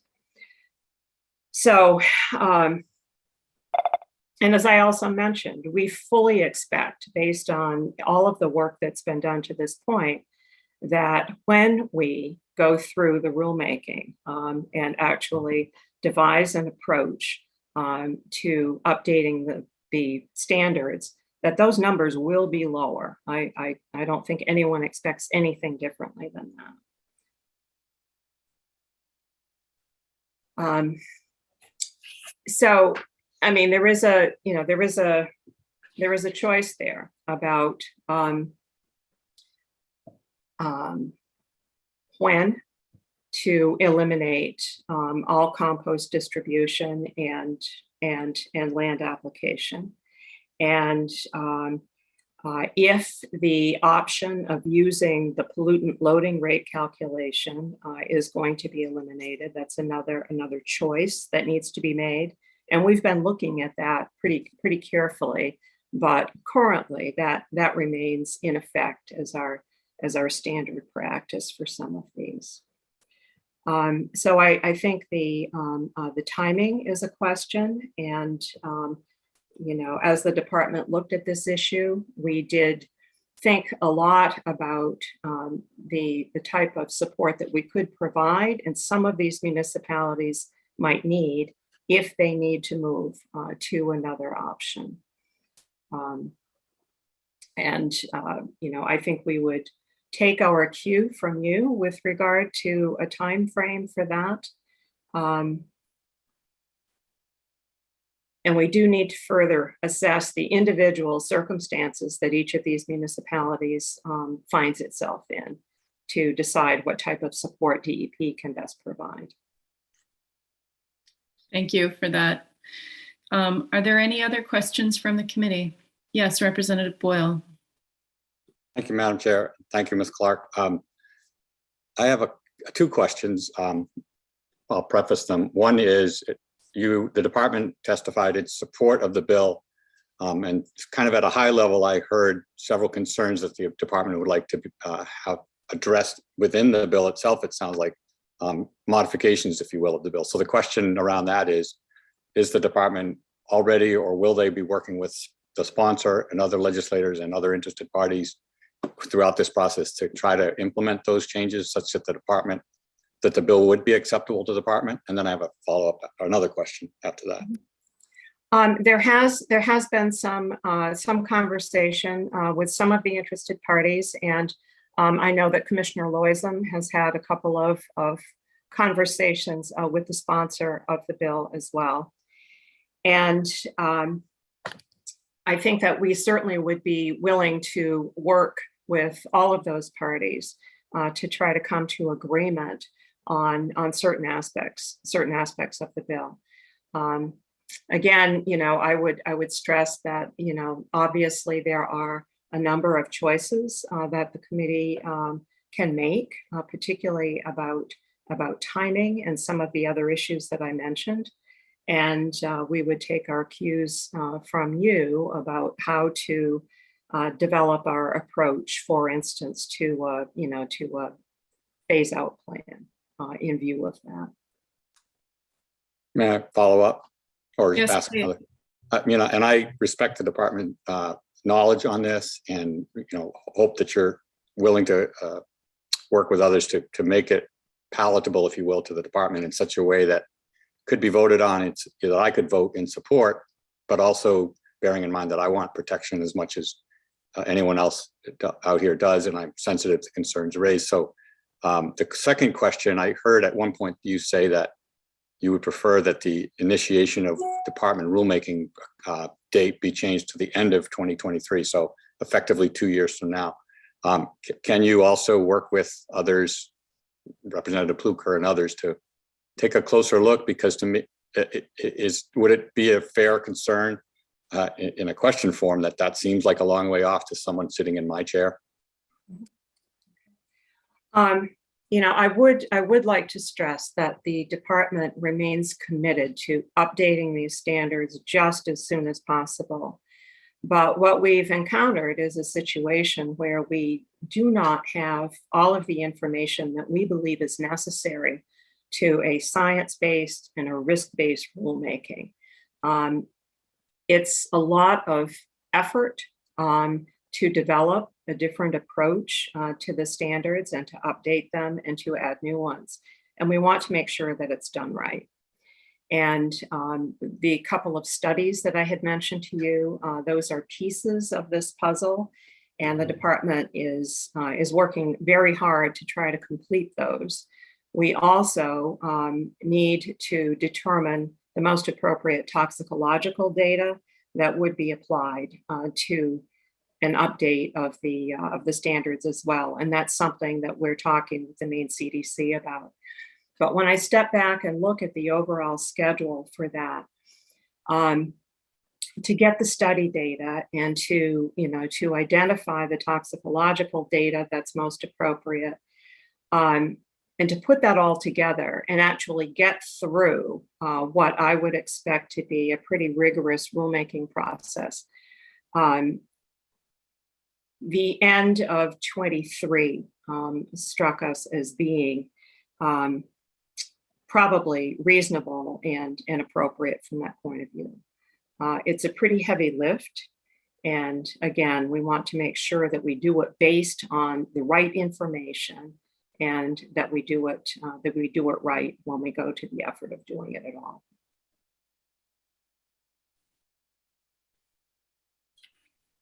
I guess I have concerns about that date as well, because as an organic farmer, I think about that's 2 more seasons that someone's going to plant their tomatoes in potentially contaminated compost. So it's particularly concerning. Are there any other questions from the committee for Paula Clark? I appreciate you taking time to join us and answering all of our questions, particularly mine. And I assume you'll be joining us for the work session. Yes, I will. Could I just add one thing based on your comment? There are a couple of ways to approach this. We could proceed with the rulemaking on any schedule and get that done at some point. But the other option that the bill anticipated, I believe, I think the intent of the bill was to eliminate the land application and the distribution of compost if that exceeded any standard currently. As I mentioned, I don't think that the language of the bill accomplishes exactly that, but as I understand it, that was the intent of the bill. So in that respect, I mean, if the committee chose to take an approach like that, it would essentially eliminate the distribution or use of any compost that didn't meet standards, potentially, theoretically, before a rule was in place. It would be obviously based on the existing established threshold. But as I mentioned, many of the samples that we're seeing currently do exceed that threshold already. Thank you for that. All right. And again, thanks for joining us. Thank you. Moving on, next we have Laura Orlando, and then after Laura Orlando will be Sarah Nichols. I'm gonna let everyone know that at 1 o'clock, we're gonna take a break, regardless of where we are in our public hearing. I'm recognizing the weary eyes in my co-committee members' Zoom boxes, and I want to be mindful that some sustenance might make for a more productive hearing.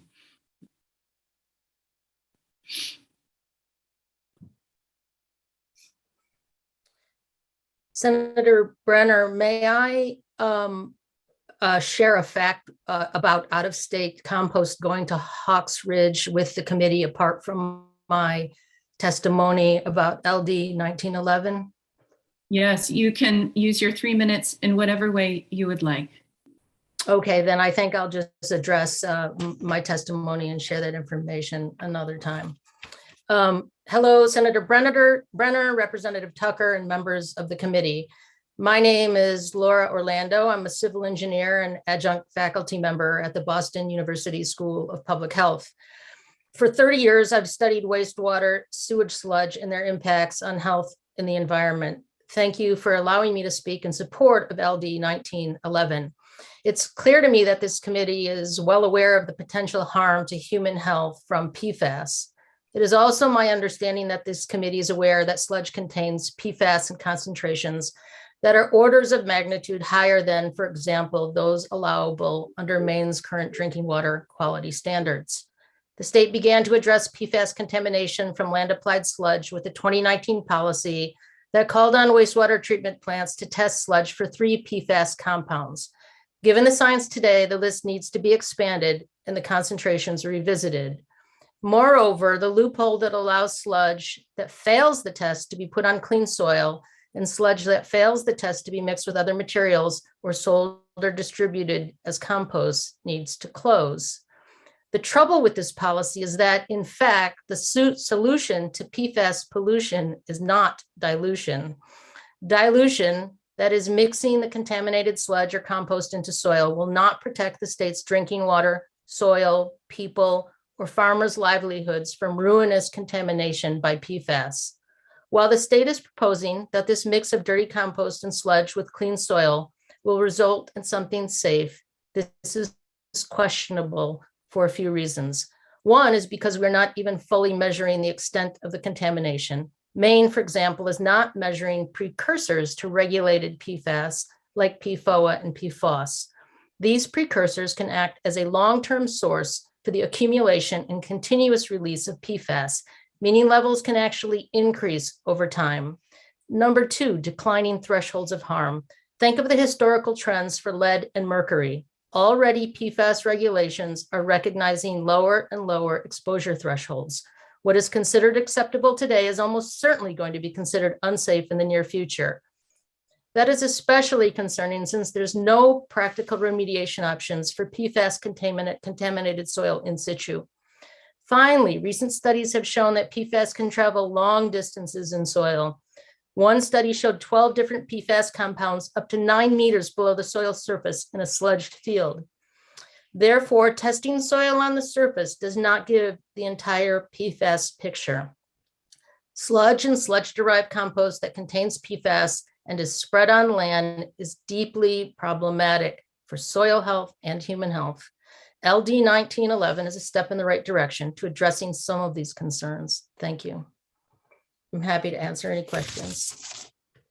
Thank you for that testimony. I'm wondering if you could now share with us your thoughts about the Hawk Ridge data amounts that you were alluding to. Sure, I just have a number I'd like to share. In 2018, the Lowell wastewater treatment facility, Lowell, Massachusetts, they call it Duck Island wastewater treatment facility, sent 14,188 tons of its sludge to Hawks Ridge. That's 56% of its total sludge production in 2018, while at the same time, Lowell was receiving the majority of the leachate from the largest landfill in New Hampshire, the Turnkey landfill. The Boston Globe published a story about Lowell receiving that leachate in 2019, and the next day Lowell said they wouldn't take it in May. So I thought I would just share that fact with you all, and I can answer whatever questions I can about that or my testimony. Are there any, Representative O'Connor has a question for you. Representative, you're on mute. 2 years later, you'd think I'd know that. Could you tell me, do you know of any other out-of-state landfill that we take here in Maine besides those two companies? Are there a lot of them? Out-of-state landfill leachate, you mean? Yes. No, I'm not. I don't have that data. I'm not aware of other out-of-state leachate that comes into Maine. Thank you. If you do find that data, could you please share that with the committee? Sure. Thank you. Representative O'Connor, I'm wondering, are you also wondering about out-of-state sludge coming in, or just the leachate? Thank you, Senator. Actually, I'm worried about everything that's coming in right now, and it really bothers me a lot thinking about this, because I don't think that we should be taking it all because we know that it's a risk. So I think there should be a lot of questions around that and an immediate stop of it. That's why I asked the question. Thank you. Thank you. Senator Bennett. Thank you, Madam Chair. Is it Dr. Orlando? Pardon me. I just wanted to say we often hear the notion that the solution to pollution is dilution. It sounds like from your testimony that in PFAS case, that's really not true, because it distills to stuff, and it's very concentrated ultimately when it's dealt with. And is that a good, fair summary?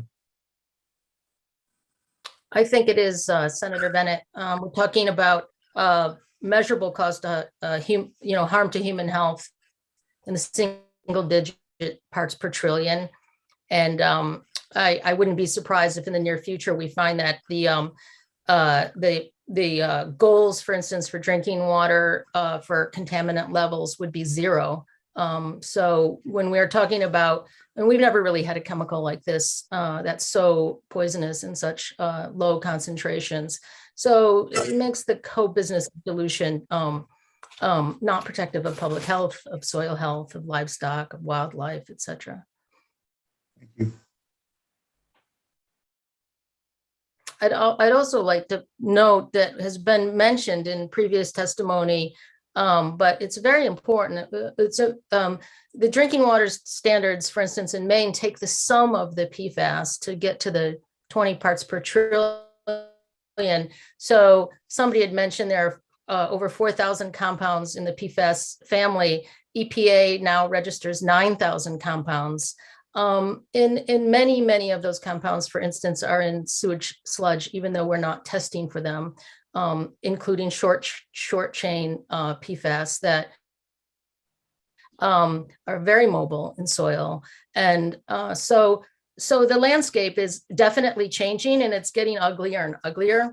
And so to kid ourselves that dilution is a solution is only going to put people in harm's way. So, before I ask my question, Representative Giuguera, go ahead. Thank you, Madam Chair. You could have gone before me. That would have been okay. You're so gracious. I just wanted to ask Dr. Orlando, I don't know if we've dealt with this last session where we dealt with another bill with PFAS this morning, and now this bill.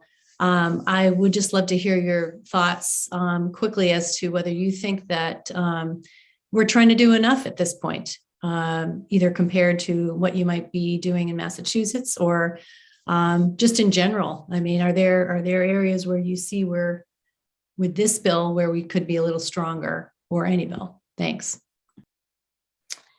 Well, I would like to thank the committee and the Maine legislature for being a national leader on this issue. And I think many in the nation are following what you're doing. I don't see how, in the context of PFAS alone, I don't see how sewage sludge and sludge-derived compost can be put on land, agricultural land or other land, safely.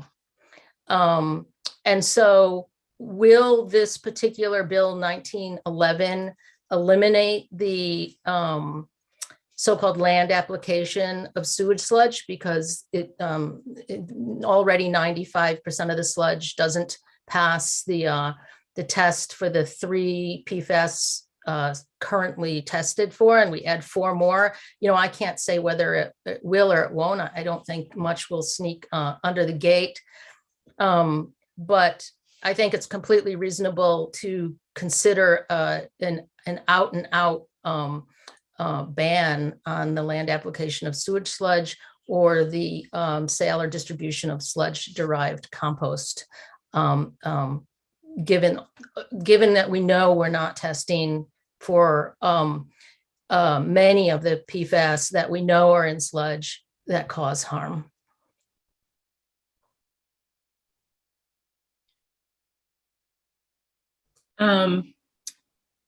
My question's been answered. Thank you. Are there any other committee members that have questions for Laura Orlando? All right, not seeing any. Thank you for joining us. Thank you. And next up is Sarah Nichols. All right. Good afternoon, Senator Brenner, Representative Tucker, and members of the Joint Standing Committee on Environment and Natural Resources.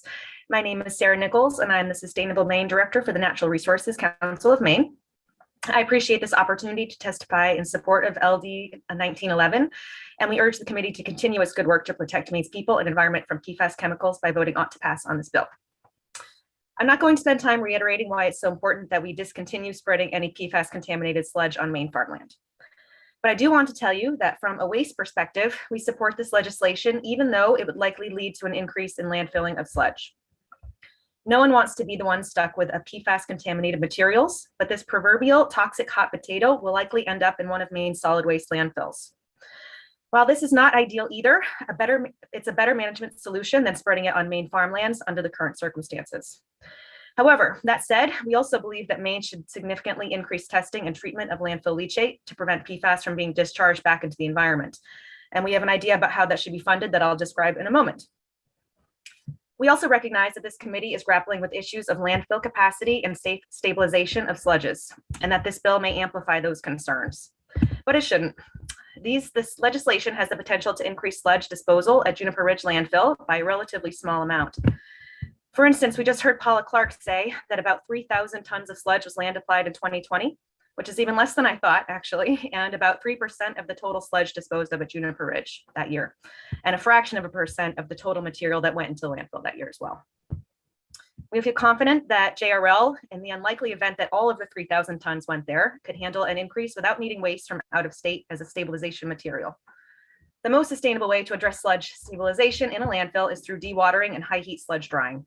Other options are also available, and you may reference an appendix to my testimony that includes a list of materials that are commonly used to stabilize sludge, a table of the types of materials that enter JRL from in-state and out-of-state on a regular basis, and DEP's detailed summary table of the 2020 JRL annual report.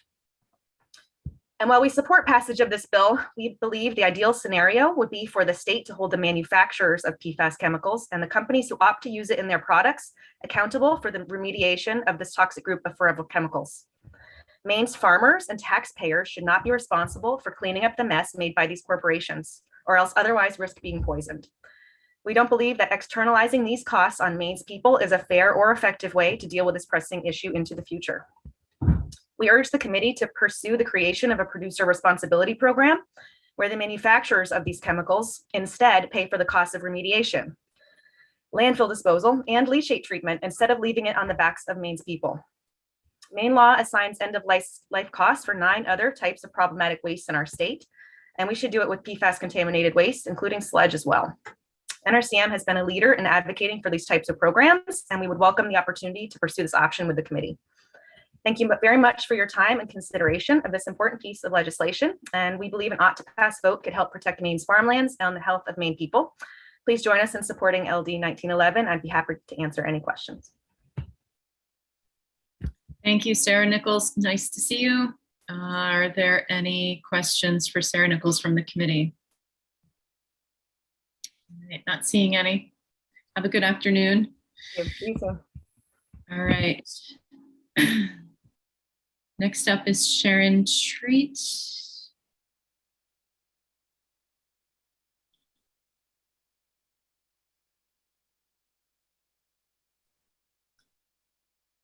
Good afternoon, Senator Brenner, Representative Tucker, and members of the committee. I am Sharon Treat. I'm a resident of Hallowell, and I'm testifying today in support of LD 1911 on behalf of the Institute for Agriculture and Trade Policy. With PFAS polluting hundreds of wells, shutting down farms, and causing hunters to trash their unsafe deer meat, it's really hard to understand how Maine can continue to allow PFAS contaminated sludge and compost to be spread on land.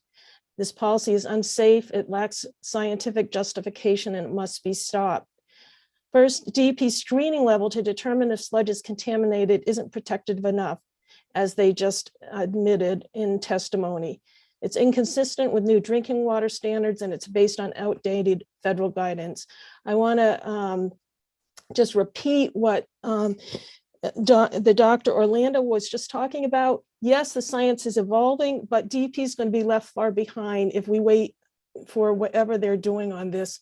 I mean, what we're finding out now is that smaller and smaller amounts of PFAS are impacting health, and PFAS is behaving in unexpected and concerning ways to form even more concentrated compounds. So this whole idea of just mixing it with clean soils, and hoping that that takes care of the problem is simply spreading it around. The 2 loopholes that DEP has are really threaten to spread PFAS far and wide, and not only affecting, of course, people and water, but as you've heard so devastatingly, livestock and farm produce, and exposing it to future contamination. I'm not the first person today to say that the maximum dilution isn't the solution to pollution, is not the way to go. And calling it pollutant loading rate calculation, which is what I understand the department to be talking about, is not going to change the fact that it's still spreading PFAS around the state. DEP also allows composted sludge containing PFAS levels that exceed the state screening standard to be sold to farmers, landscapers, and home gardeners. And it uses really unrealistic assumptions to justify this. It assumes that users of these products will be applying the compost to soils that don't have PFAS already. As I discussed in my written testimony, testing of off-the-shelf commercial compost purchased in Maine exceeded DEP screening levels, and the department agrees those aren't sufficient. I wanted to mention as well that there was a question about labeling. Well, in fact, the recent study that I referred to found that these PFAS-containing composts were actually labeled as eco or natural. So that is not particularly useful to home gardeners that are trying to avoid PFAS. These policies may be convenient if the goal is simply to dispose of waste with the least upfront cost to municipal and industrial treatment plants, but they will lead to even worse long-term outcomes and greater costs and destroy good soils for future farming. It's a dangerous fiction to imagine that all compost containing PFAS will be applied only to pristine soils and will not pose future health risks. Households have been watering their gardens with PFAS contaminated water in the Fairfield area for decades. Given the large number of past sludge spreading sites and the great distances that highly mobile PFAS have traveled in water, it's very hard to imagine that similar scenarios aren't playing out across the entire state of Maine. They just haven't been tested yet. Also, in real life, landscapers and gardeners apply soil amendments year after year to the same soils. PFAS are bioaccumulative and essentially last forever, as we have already heard today from farmers directly harmed by PFAS contamination from sludge that was spread 30 years ago. As we await the development of newer PFAS destruction technologies, and there is research happening now, including through the Defense Department, doing some of that technical work, PFAS contaminated sludge must be landfilled. Although this technology itself is not without risks, as we've heard today, including contamination of leachate, disposal in a lined landfill with leachate collection systems and monitoring is far safer than spreading on fields. While initial disposal costs will increase, the avoided costs will be far greater. Already, taxpayers are paying tens of millions to test and clean up previously contaminated land and water, and that work is just beginning. We should stop it right now. We urge an ought to pass vote on LD 1911.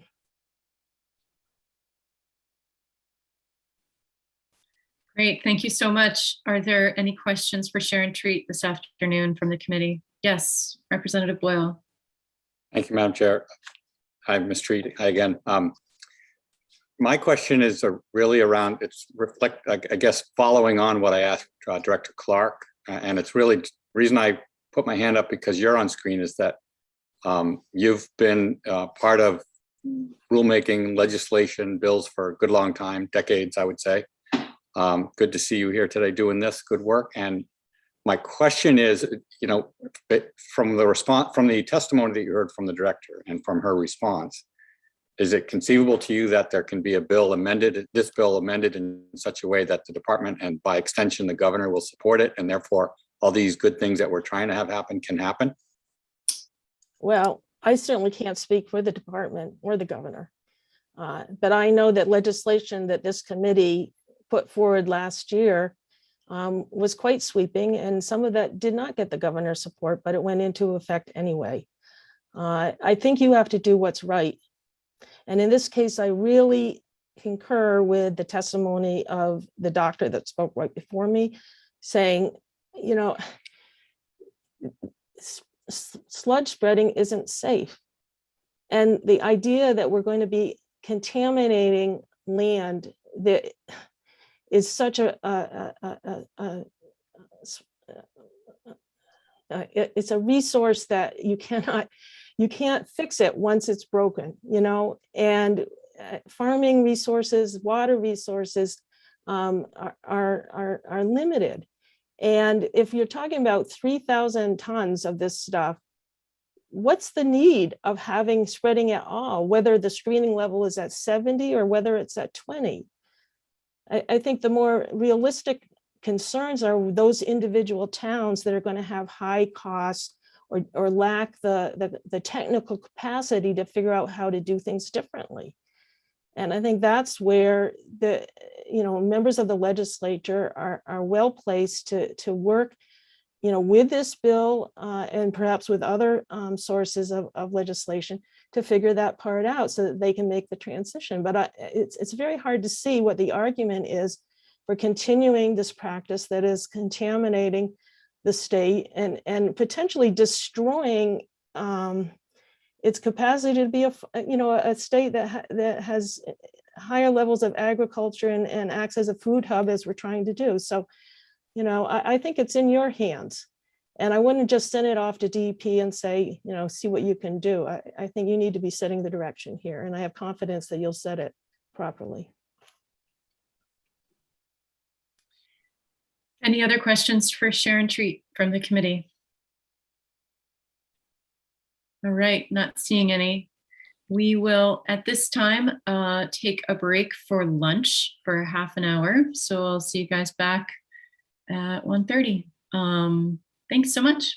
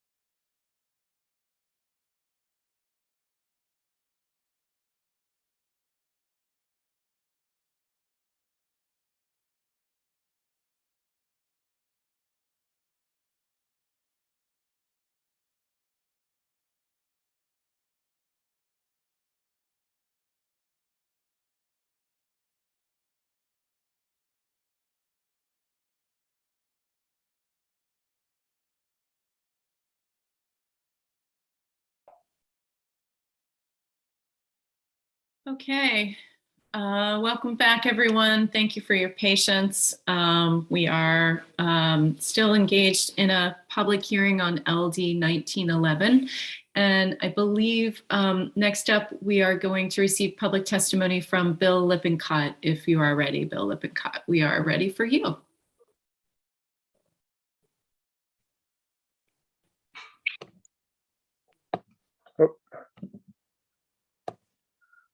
I'm having a problem with my video, but can you hear me? Yeah, we can hear you. I'm not doesn't appear as if I'm a host, so I can't help anybody with anything.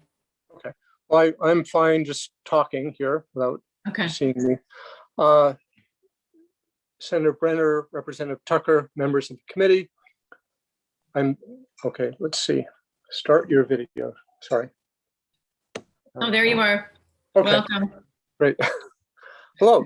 I'm Bill Lippincott. I'm the chair of Don't Waste Maine. I'm speaking in support of LD 1911. We heard powerful testimony this morning from Adam and Johanna about the impact of PFAS on their land and on their lives. Sure, I don't get that. So we need to stop spreading sludge and calling it fertilizer and compost. And we've got to keep farmland. We've got to keep sludge off our farmland and gardens. But I'm also concerned about the impact this law will have on Juniper Ridge. If as a likely consequence, more sludge ends up in the landfill, leading to more contaminated leachate, groundwater, and surface water. It's essential to pass LD 1875, the bill we heard this morning, to treat the leachate, but that's not enough. If sludge is going to Juniper Ridge, it needs to be dewatered and kept dry, prevent leaching of PFAS chemicals. So the open face should be small, not large. And reusable tarps should be used so less water penetrates the landfill. And that is not current practice. And we need to stop using oversized bulky waste, which is also high in PFAS, to stabilize sludge. There's no scientific or engineering studies that we know of that recommend OBW as a stabilizing agent for sludge. And I believe Sarah Nichols will provide an industry expert this afternoon who can testify that OBW is not a recommended industry material to mix with sludge for stabilization in landfills. I had a long conversation last week with Amanda Smith, who's in charge of water quality at the Bangor Wastewater Treatment Plant. And she confirmed they don't presently have a way to treat PFAS chemicals from the Pine Tree landfill leachate and from other sources that they're receiving. They had been sending their sludge to Casella's Hawkridge facility in Unity, but she said Hawkridge has been getting a lot more out-of-state sludge recently. So now they're sending their sludge to Juniper Ridge. So I wonder if we're stopping the spreading of sludge on land, what's going to happen to that out-of-state sludge that's going into Hawk Ridge? I understand it's not going to Juniper Ridge, out-of-state sludge, but it could certainly go to Crossroads. And it really brings up the issue. We've tried to restrict importation of out-of-state waste, but we need to stop the importation of out-of-state sludge, which we know is high in PFAS. States need to take care of their own sludge, not pass it off to Maine. Just want to bring up one thing I've also heard is that commercial marijuana growers commonly use this sludge product for compost to grow commercial marijuana. So I just want to bring that up to the committee. I also just went online and looked at Casella's products, Earthlight products, which are for lawns and gardens. And I don't see any disclaimer about PFAS or that it's derived from sludge. And they talk about it as for healthy soils. So anyway, I realize some of these issues are beyond the scope of this bill. I support this bill, but if this bill passes, we need to figure out what we're going to do with the sludge. So we're minimizing the environmental consequences wherever that sludge ends up. Thank you. Thank you, Bill Lippincott. You, I guess one might say, foreshadow your next appearance here in our committee with your testimony. Are there any questions from the committee for Bill Lippincott? All right, not seeing any. Thank you for joining us this afternoon. Yeah, thank you. Marianne, I'm having an issue because I'm not the host, so I can't bring anyone in and tee up Let me go back, and I think what happens is when you go out. I know, I left the party, but I'm back. Yes, so you sign back in and it's different. Okay. Thank you so much. Okay, you. so I'm going to bring in Kate Manahan, Heather Spalding, and Nathan Saunders in that order.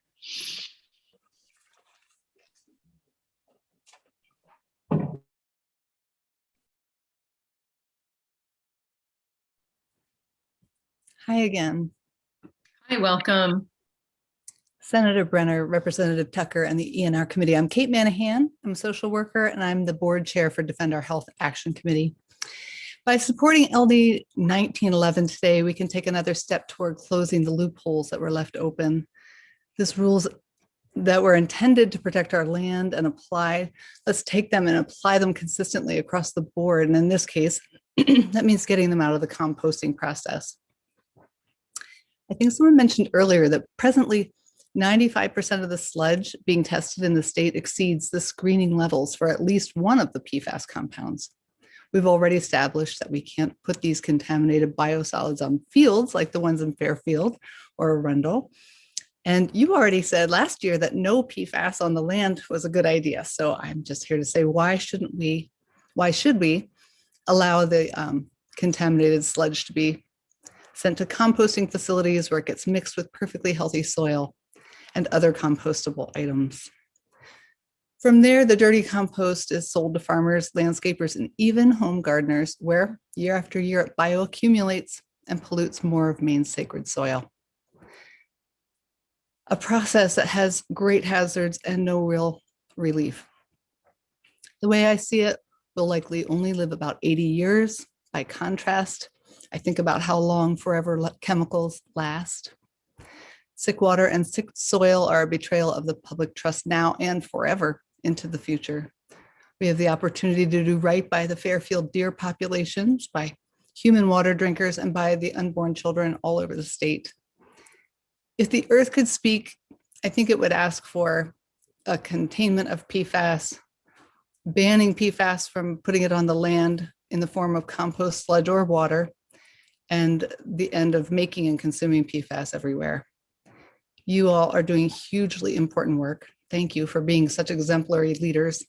It truly makes me proud to be a Mainer, and I ask for your support on LD 1911 to remove PFAS from the composting process. Thank you. Thank you, Kate Manahan. Are there any questions from the committee? All right, not seeing any. Heather Spalding is up next. Hello again, Senator Brenner, Representative Tucker, and members of the Environment and Natural Resources Committee. I'm Heather Spalding, Deputy Director of the Maine Organic Farmers and Gardeners Association, MOFGA. MOFGA is working to build a food system that is healthy and fair for all of us. Through education, training, and advocacy, we're helping farmers thrive, making more local organic food available, and building sustainable communities. MOFGA supports LD 1911 because it's an opportunity to turn off another PFAS tap. The contamination of farmland from spreading of biosolids is a grave concern for all Maine farm families and the communities that support them. And we fear that we're just scratching the surface of the problem. Organic farmland is not immune to the effects of PFAS. as you heard in testimony this morning from Adam and Johanna. While USDA's National Organic Program rule prohibits organic certification of crops grown on land where biosolids have been spread within the last 3 years, the persistence of PFAS in biosolids is proving to have a legacy effect on organic farmland.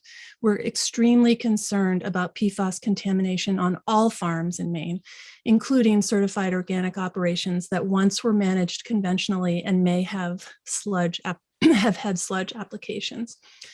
Because we have neither federal safety thresholds for PFAS contamination of all foodstuffs, nor guidance on the safety of growing different crops on soil with varying levels of PFAS contamination, farmers are increasingly concerned about planning for the upcoming growing season. Though contamination happened through no fault of their own, they won't, in good conscience, grow and sell crops that might not be safe for their customers. DEP's testing for PFAS levels in sludge indicate that 95% of samples exceed safety levels for at least one of the PFAS compounds. LD 1911 will close loopholes that allow contaminated sludge to find its way to Maine farmland and water. We appreciate that the Department of Agriculture is working tirelessly with DEP and CDC to determine the extent of the problem on Maine farms. We also recognize that data collection will be a continuously moving target unless we turn off the PFAS taps. That's why LD 1911 is such a critical piece of legislation. If sludge is deemed too toxic to spread on land because of the PFAS content, it should not be mixed with clean soil, a precious and finite resource, or rerouted temporarily to composting facilities to be repackaged as safe fertilizer for farms and gardens. Thank you so much for your consideration and for all of the hard work and leadership that your committee has put in to address the PFAS crisis in Maine. I'd be happy to answer questions if you have any. Thank you. Thanks so much. Any questions from the committee? All right, not seeing any. Thank you for joining us this afternoon. And Nathan Saunders is next. Good afternoon. Can you hear me? We sure can. Yeah. Great. Senator Brenner, Representative Tucker, and distinguished members of the Environmental and Natural Resources Committee, thank you for allowing me to testify in favor of LD 1911. I mentioned earlier today in support of 1875 that I live in Fairfield, and the fields across from my house were spread for many, many years with sludge from a municipal wastewater treatment plant. Be very brief this afternoon, just say I'm here to reemphasize the connection between PFAS pollution of the environment and the subsequent effects of human health.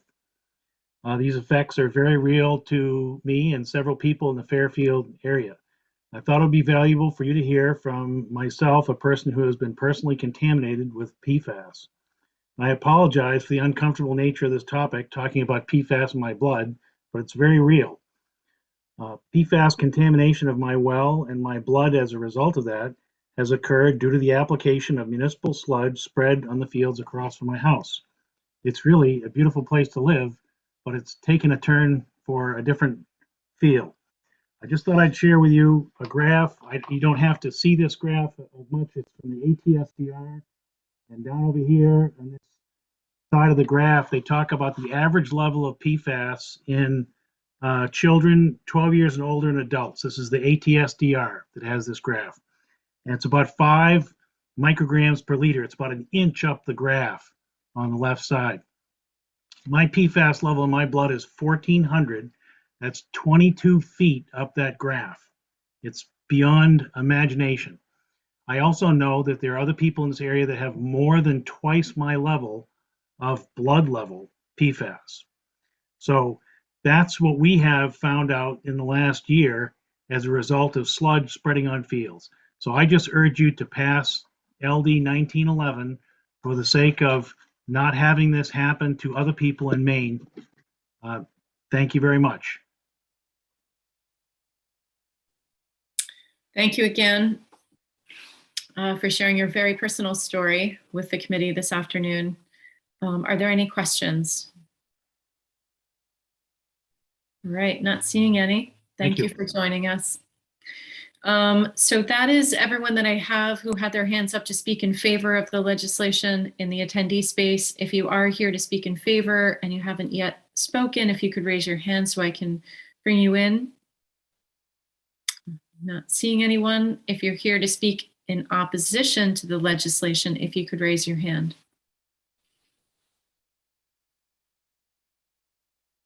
And anyone here to speak neither for nor against the legislation, if you could raise your hand.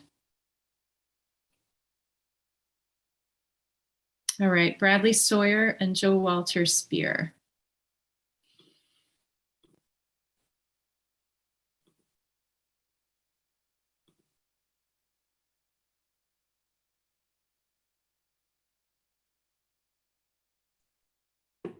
Welcome, how are you? Well, thank you. Senator Brenner, Representative Tucker, and members of the committee, my name is Brad Sawyer. I'm the Director of Government Affairs for the Maine Rural Water Association. For those of you who may be unfamiliar, or as a refresher, we're a nonprofit trade organization representing water and wastewater utilities in the state of Maine. Our office is in Richmond. I live about a half mile away from the State House here in Augusta. We are testifying neither for nor against LD 1911, as we've all heard today, clearly emotional testimony about the dangers of PFAS, and no one in our industry disputes any of that.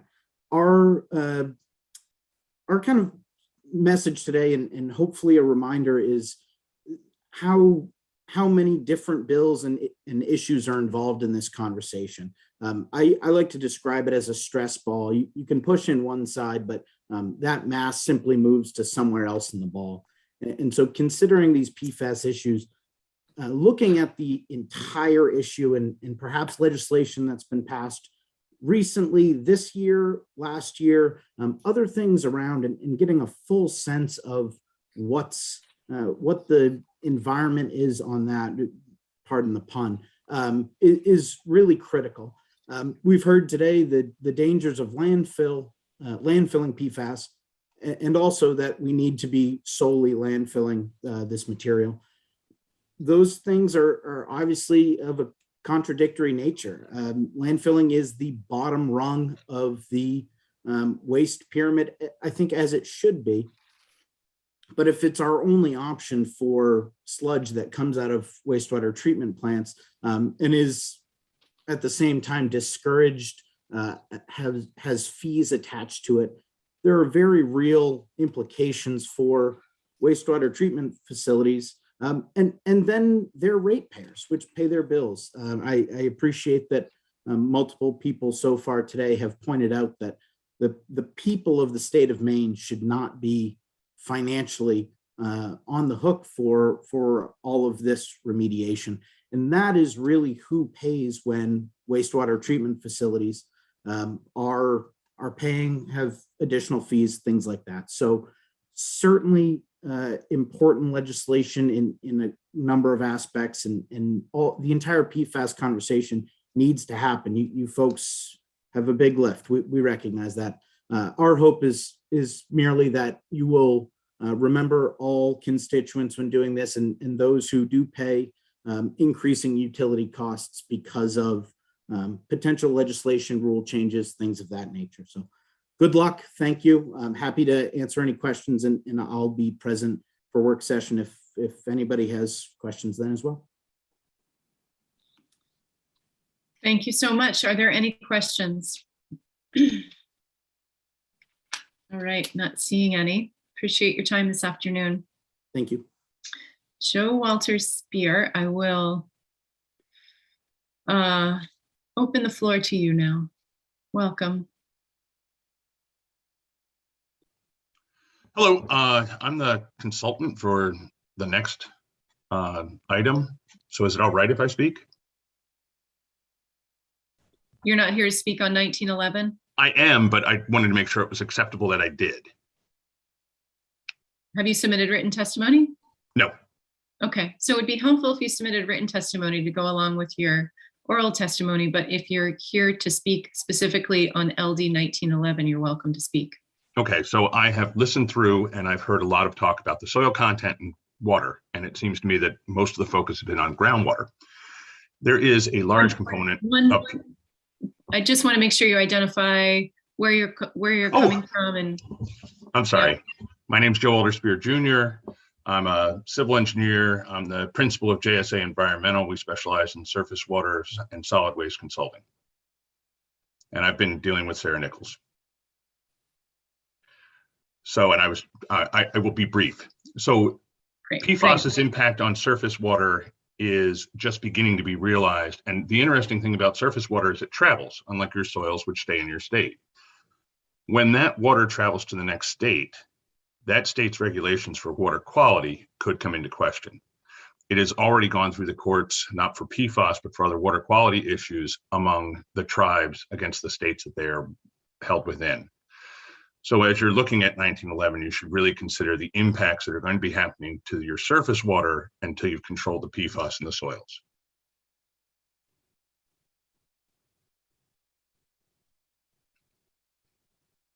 And I can answer any questions, but that's all I have. Okay, thank you. Are there any questions for, yes, Mr. Boyle, Representative Boyle has a question for you. Yes, thank you. Can you give an example here in Maine of what surface water you're referring to, or any surface waters? Any surface water. Even if it's not mobile directly by dilution, when the water comes in contact, the simple events of erosion will move the soils into the surface water. The surface water will carry that erosion in multiple components further and further downstream. And the ultimate argument is it ends up in the ocean. And I'm not saying legally somebody someday will come back after Maine because there's PFAS, on the far side up against Europe. But the idea is that it does travel. So you're referring to perhaps another example might be the St. John River, any border rivers, any rivers over in Western Maine that leave our border to New Hampshire, Canada, correct, or any surface waters such as the rivers and estuaries that enter into ocean waters. Correct. Okay, thank you. Any additional questions? All right, well, we'll look forward to seeing you again shortly. Thanks. All right, is there anyone else here in the attendee space that is hoping to testify on LD 1911 in some form or fashion, either by phone or in virtually on Zoom, or for or against, or neither for nor against? All right. And with that, we will close our public hearing on LD 1911, and we thank everyone for their time and their attention this morning. And we will open our work sessions for the afternoon. I believe we are going to consider a reconsideration of 1835. Is there anyone who would like to make a motion? I would like to move that we reconsider LD 1835. I don't believe you can because you didn't vote on the prevailing side. Oh, good point. Yeah. Yes, Representative Tucker. I'd like to move that we reconsider our vote on, what was it, 1835. That's correct, right. And our vote is only on whether we reopen or not. And then after we reopen, I'd like to, again, make a motion of ought to pass, but I'll wait and see if we're going to reopen or not. Okay. I second. Great. And I think we can do this with a show of hands, a reconsideration. Great. It's a go. So we're going to reconsider 1835. And the purpose of the reconsideration is Representative Boyle was hoping to vote on the prevailing side. Go ahead, Representative Tucker. I'd like to move that LD 1835 ought to pass. Second. Any discussion by the committee? Thank you, Representative Duderas, a second. Yes, Representative Boyle. I would simply say that having come late to the process of evaluating and discussing that particular legislation, I had focused on the language, and I in my other life, I'm involved heavily in compliance, environmental compliance. And while I think some of my concerns were valid, on balance, the overall legislation, as I evaluated it further, is good language and a good bill. And the compliance part of it, I think, can be managed by the department as they do other compliance as they do their work. Thank you for that. All right, I believe we're ready for a vote. Yes. Senator, well, hold on one second, Marianne. Senator Bennett has his hand up. Yes, thank you. I did vote with the prevailing side through the presiding officer because I was absent for this vote last week. Just to be clear, is the vote ought to pass, period, or is it ought to pass as amended? It's ought to pass. Very good. Thank you. Yes, the motion is ought to pass without striking certain language. Thank you. All right, Marianne, I believe we're ready. Thank you for, whoop, Representative Tucker has his hand back up. Oh, he has it down. Senator Brenner. Yes. Senator Brenner, yes. Senator Bennett. I raised my hand to vote yes. Senator Bennett, yes. Senator Carney. Yes. Senator Carney, yes. Representative Boyle. Yes. Representative Boyle, yes. Representative Toole. Representative Toole, absent. Representative Bloom. Yes. Representative Bloom, yes. Representative Tucker. Yes. Representative Tucker, yes. Representative Hanley. Representative Hanley. You're muted. You're muted. Yeah, yes. Representative Hanley, yes. Representative O'Connor. Yes. Representative O'Connor, yes. Representative Gramlich. Representative Gramlich, absent. Representative Dodera. Yes. Representative Dodera, yes. Representative Bell. Yes. Representative Bell, yes. Representative Ziegler. Representative Ziegler, absent. 10 voting in favor of the motion and 3 absent.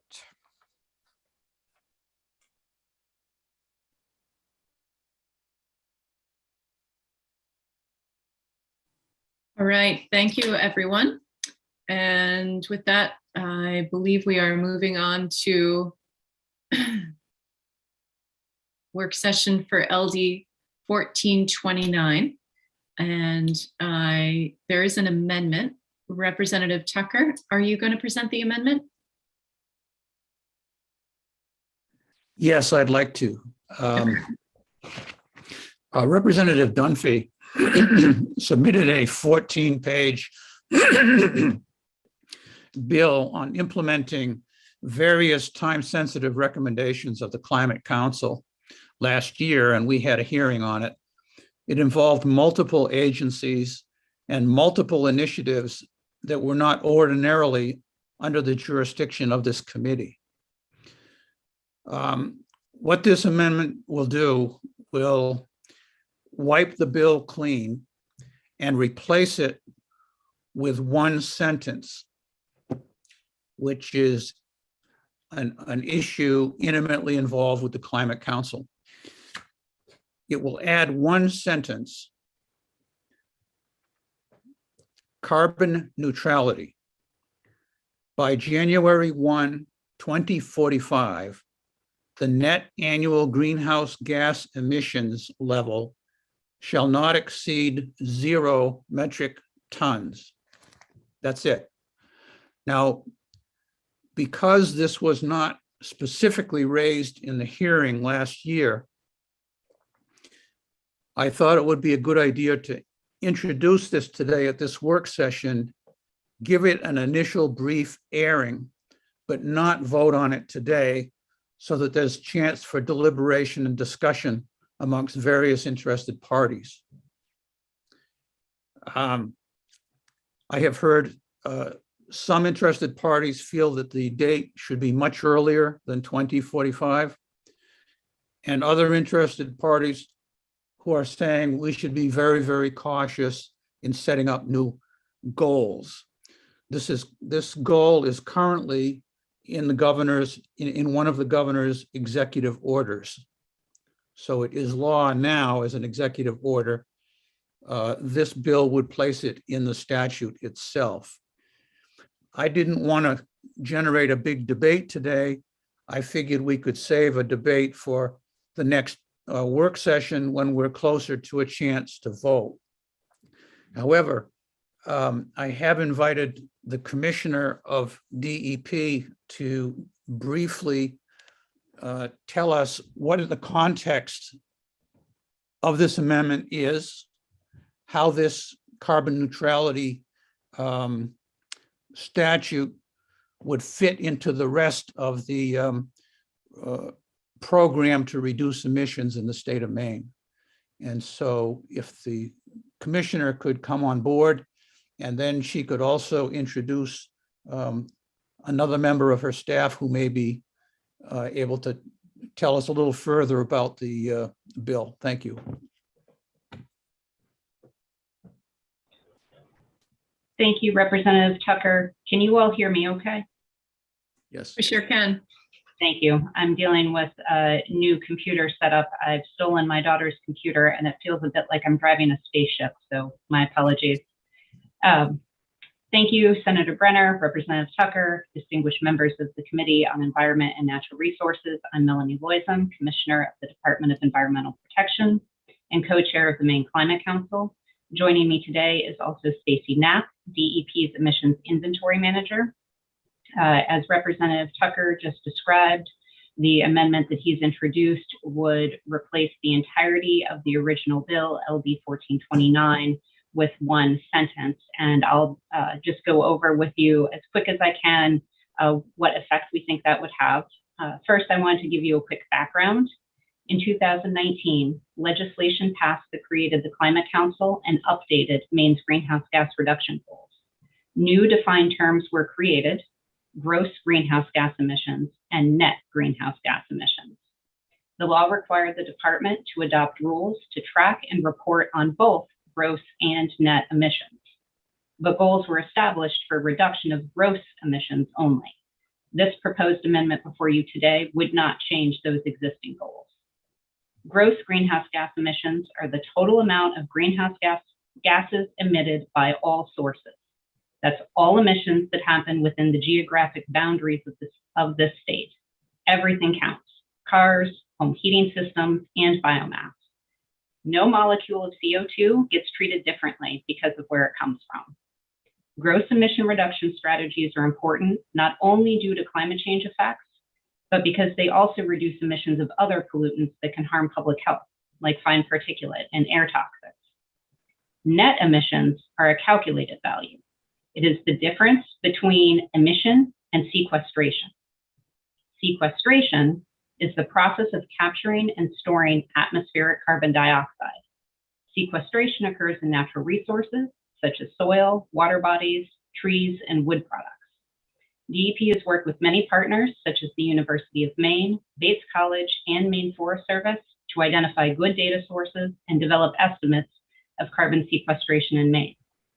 In July 2021, the department adopted Chapter 167, a rule detailing how to estimate gross emissions and carbon sequestration and how to calculate net emissions.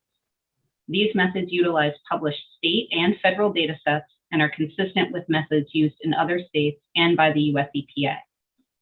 From a national perspective, Maine has some of the lowest gross greenhouse gas emissions in the country. Further reductions are important, but that's not all we can do. A net greenhouse gas emission reduction goal reflects the value of Maine's natural resources in the fight against climate change. It supports the ongoing use of sustainable agriculture and forestry practices and the preservation of marsh and wetlands, not only for resilience to flooding, but also its carbon storage capacity. The amendment is the same goal that was established by Governor Mills' Executive Order Number 10 in September 2019. The Climate Council recommended actions to support this goal throughout the 2020 Climate Action Plan, Maine Won't Wait. Strategy D, to protect our natural resource industries, includes recommendations to grow Maine's forest products industry through bioproduct innovation, supporting economic growth and sustainable forest management and preservation of working land.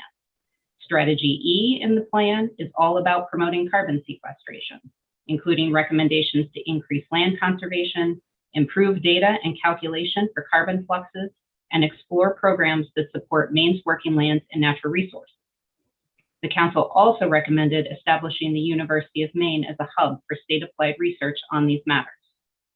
I'd like to thank our partners at the university, particular Doctors Ivan Fernandez, Adam Dagno, and Daniel Hayes for their work to provide the information and support needed for the state to use science to evaluate carbon sequestration strategies and to measure our progress over time. Dr. Dagno provided the graph that Stacy will be going over with you in just a moment, which shows the three metrics I've just described to you: gross emissions, sequestration, and net emissions. Now I'd like to turn it over to Stacy to briefly describe the graph, particularly the future projections, and then we're happy to answer any questions.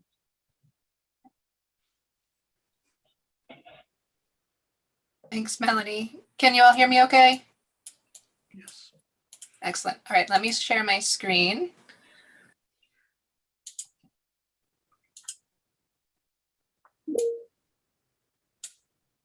So you should see a figure here with 3 lines on it. Is that what you're seeing? Yes. Okay, so what you're looking at here is a figure illustrating historical and projected Maine greenhouse gas emissions. This is based on emissions reported in the last greenhouse gas report, which included data through 2017, as well as forest carbon data from the University of Maine. Here on this figure, you see our vertical or y-axis here represents greenhouse gases or forest carbon in terms of million metric tons of carbon dioxide equivalents. And the horizontal or x-axis is the timeline from 1990 through the most recent reporting year, which is 2017, and projected forward to 2050. The solid blue line at the top of this figure shows the trend of gross greenhouse gas emissions, which in line with Chapter 167 does include biogenic emissions. It starts at 32 million metric tons of carbon dioxide equivalents in 1990, passes through 27 in 2017, and projects forward down through our goals of 18 in 2030, which is our 45% reduction goal, and 6 in 2050, which is our 80% reduction goal. Now, the green line at the bottom of the figure depicts total forest carbon. This represents forest contributions to carbon uptake in the form of growth, wood products, and wood used for energy. These add up to the carbon removed from the atmosphere. The blue dashed line in the middle of this figure tracks the net greenhouse gas emissions. So subtracting total forest sector carbon from gross greenhouse gas emissions gives us the net exchange of greenhouse gases. As you can see here, the dashed line crosses 0 or carbon neutrality right around 2025. But this is just a projection. So let me add, while I think this projection is very helpful in visualizing our goals, there are a number of major assumptions here. We assume a continuous glide path of gross greenhouse gas emissions in accordance with Maine's Climate Action Plan. We assume we will achieve a 45% reduction in gross greenhouse gas emissions from the 1990 baseline by 2030 and 80% by 2050. And we assume that the relatively high rate of forest carbon sequestration in the recent past compared to historical standards will be maintained indefinitely. This does not accommodate for any potential increases or decreases in future forest carbon sequestration rates in Maine due to management, new incentives, forest disturbance, or natural forest succession processes. That's really all I have to say about this figure, but I'm happy to answer any questions you might have about it if we want to go into more detail.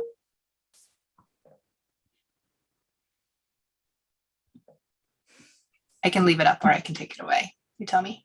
Let's end the screen share so we can I can see everyone. Great, perfect. Thank you both so much. Representative Dudera has a question. Yes, thank you very much. Are we taking into account, I haven't heard anything about ocean sequestration or the carbon sink. Are we taking that into account as well? Thank you. Yep. Yeah, so we are using the UMaine carbon budget, and the line, the total forest carbon, is kind of one iteration of that. But the forest carbon budget, the total carbon budget rather, not just the forest from UMaine, does include coastal sequestration. We're not including out into the ocean, like kind of blue ocean. It's mostly coastal right now, but we're having discussions about the next iteration. How far out into the ocean do we want to look at any carbon sequestration? But most of that carbon sequestration is going to happen right along that coastline anyway. So we're looking at salt marshes. That's the big thing. Yeah. Also inland waters, I should add. Senator Bennett. Thank you, Madam Chair.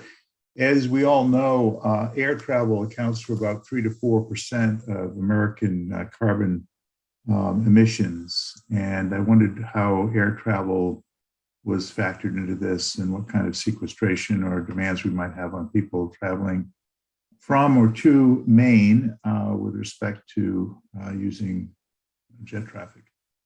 Yeah, we do count emissions from both airplanes and airports. Both of those are accounted for in EPA's state inventory tool. So those are incorporated in the numbers that you're showing now? Yes, in the gross greenhouse gas emissions. Yep. And that includes private air traffic, air travel as well? Yep. People flying. A lot of that is based on the fuel used. And so we know exactly how much fuel is used. How do you know that? I'm just curious. Yeah, the Energy Information Administration produces a SEDS database. It's the State Energy Data Systems, I think. And they do a really great job of tracking fuel. So, you know, we track it in state as well. And we've compared the SEDS data with what we track in-house. And a lot of this data that we generate locally is fed up to national databases and then kind of fed back down to us through EPA's SIT. And so that data is very good. The one exception to that is, well, we won't really get into this, but the one exception to the SEDS data. I want to hear exceptions. Exceptions are where the interesting stuff is. The fuel data is great. The wood data is not amazing, which is why we've done a lot of work within the state of Maine to make sure that we are accurately representing the wood burned in Maine. Right. Very little of that is burned on airplanes, so thank you. Right, correct. Probably none.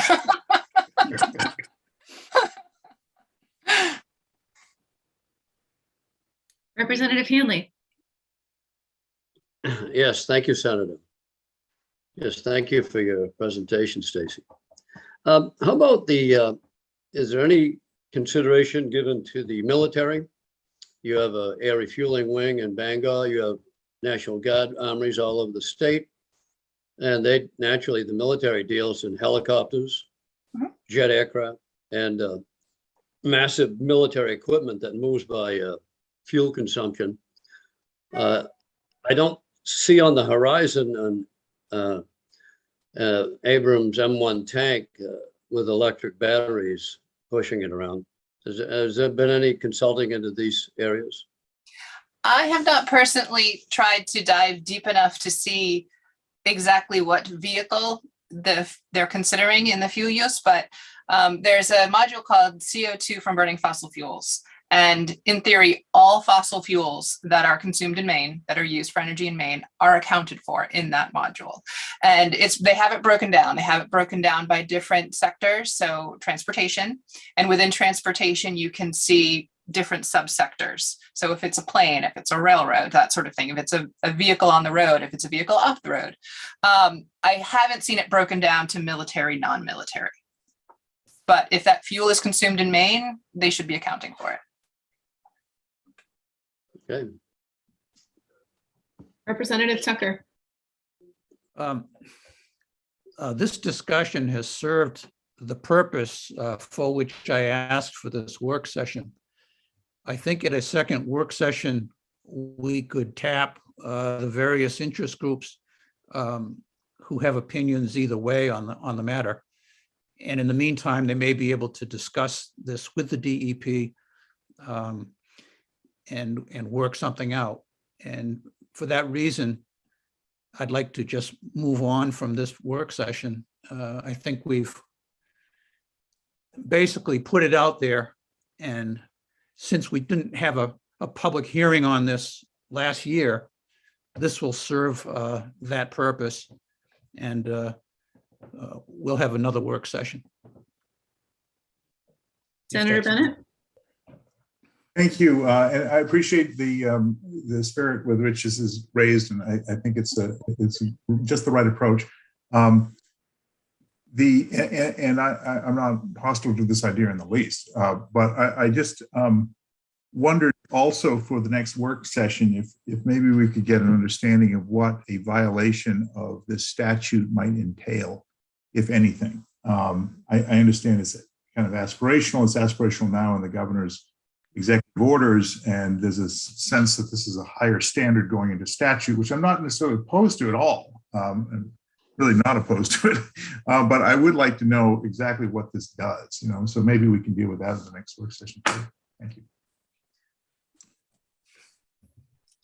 I wonder if perhaps it has the same effect that something like the solid waste hierarchy does. Or 55% for education. Any further discussion? Yes, Representative O'Connor.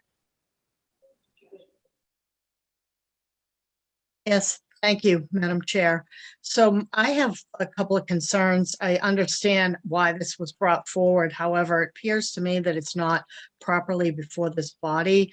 Any bill that has been completely stricken with one new, just one new part to it, and the rest of it was stricken, would normally have to go before legislative council, especially in the emergency session. So it appears to me that this has been a complete change, and I understand that we'll reach out to people for the next work session, but it seems to me that this should really have a full public hearing and advertisements for it. That's all. I'm just going to push back a little bit there, because I think the whole intent originally of Representative Dunphy's bill was to get at this goal. And so I think what this does is it essentially simplifies the bill to this goal. And so I'm just going to push back a little bit on what you're saying, because I think what it does is it removes lots of detail of Representative Dunphy's bill, but it holds the essence together. Representative Tucker. Yes, I think the critical issue is whether or not this amendment is germane to the subject of the bill. And in making that decision, the legislature decides. So this committee can decide how germane it has to be. I can understand the argument one way or the other, but I would argue that it is germane, and I would hope that fellow members of ENR will agree with that when it comes time to vote. Thank you. I move to table. Second that motion. All right, a show of hands to table the bill.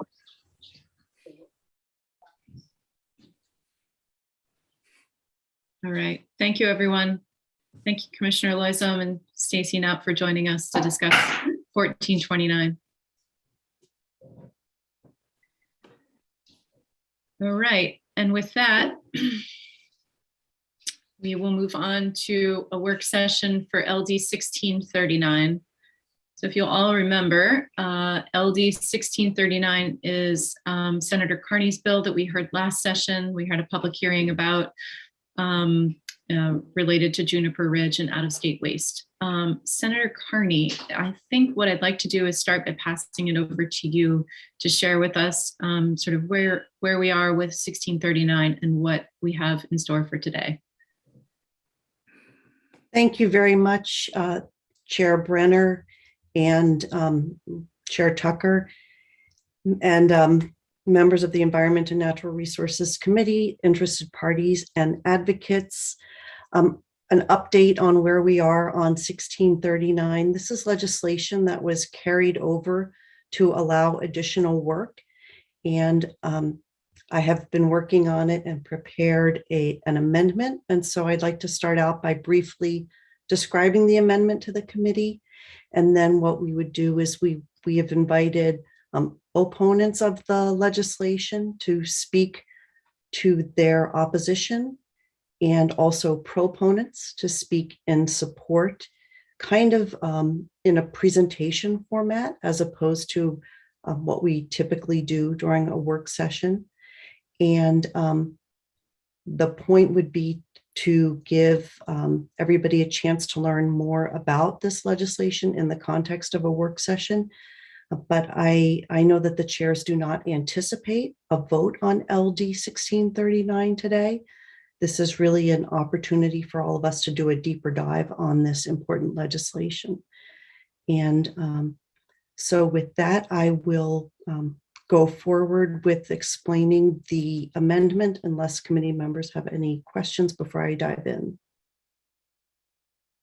I did also want to let people know that we've asked each side, the opponents and proponents, to try to keep their remarks limited to about a half an hour or 35 minutes, inclusive of time for questions and answers.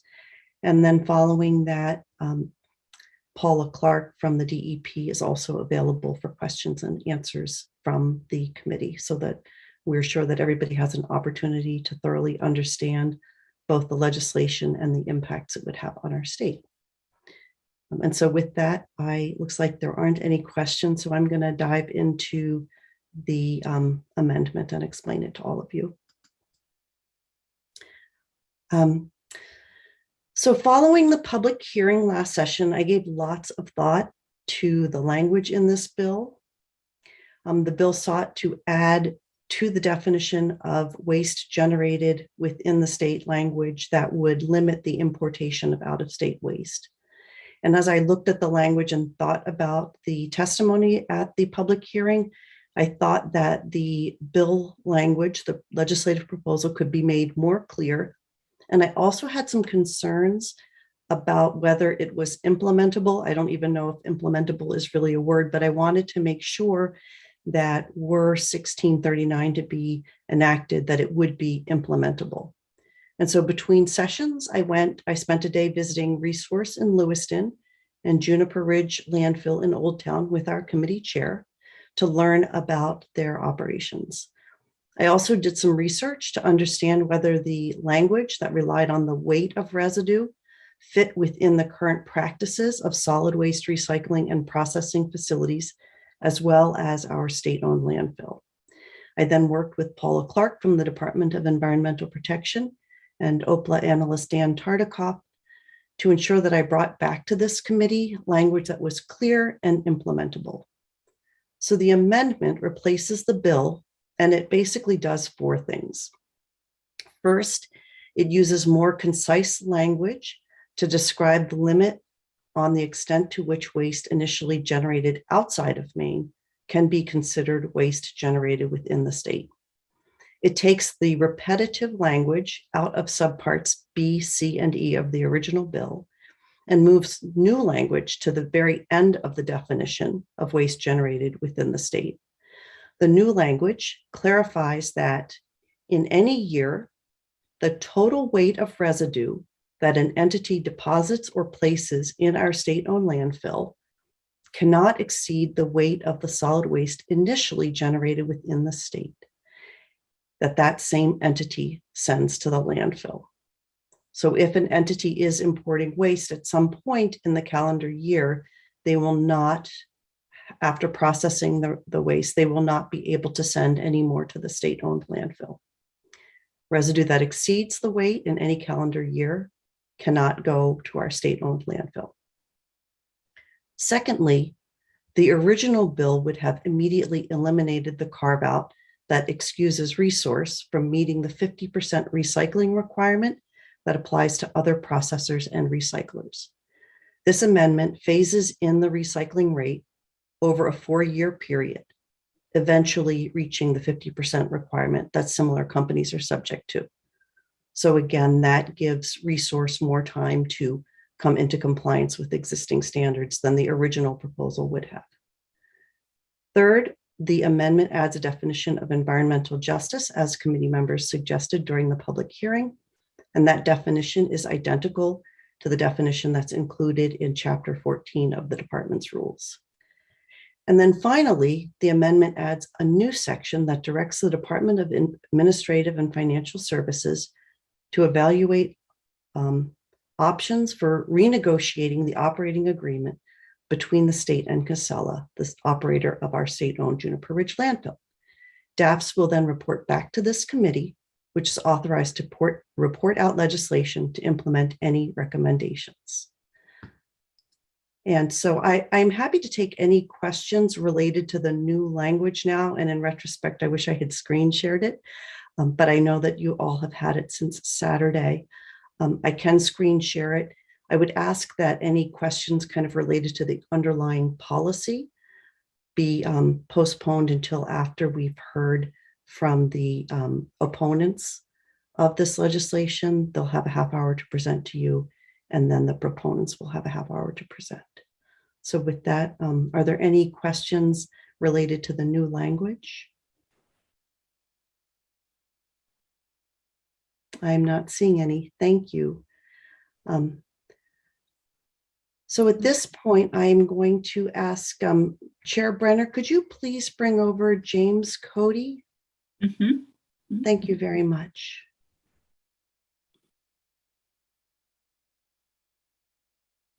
Yes, Representative Bloom.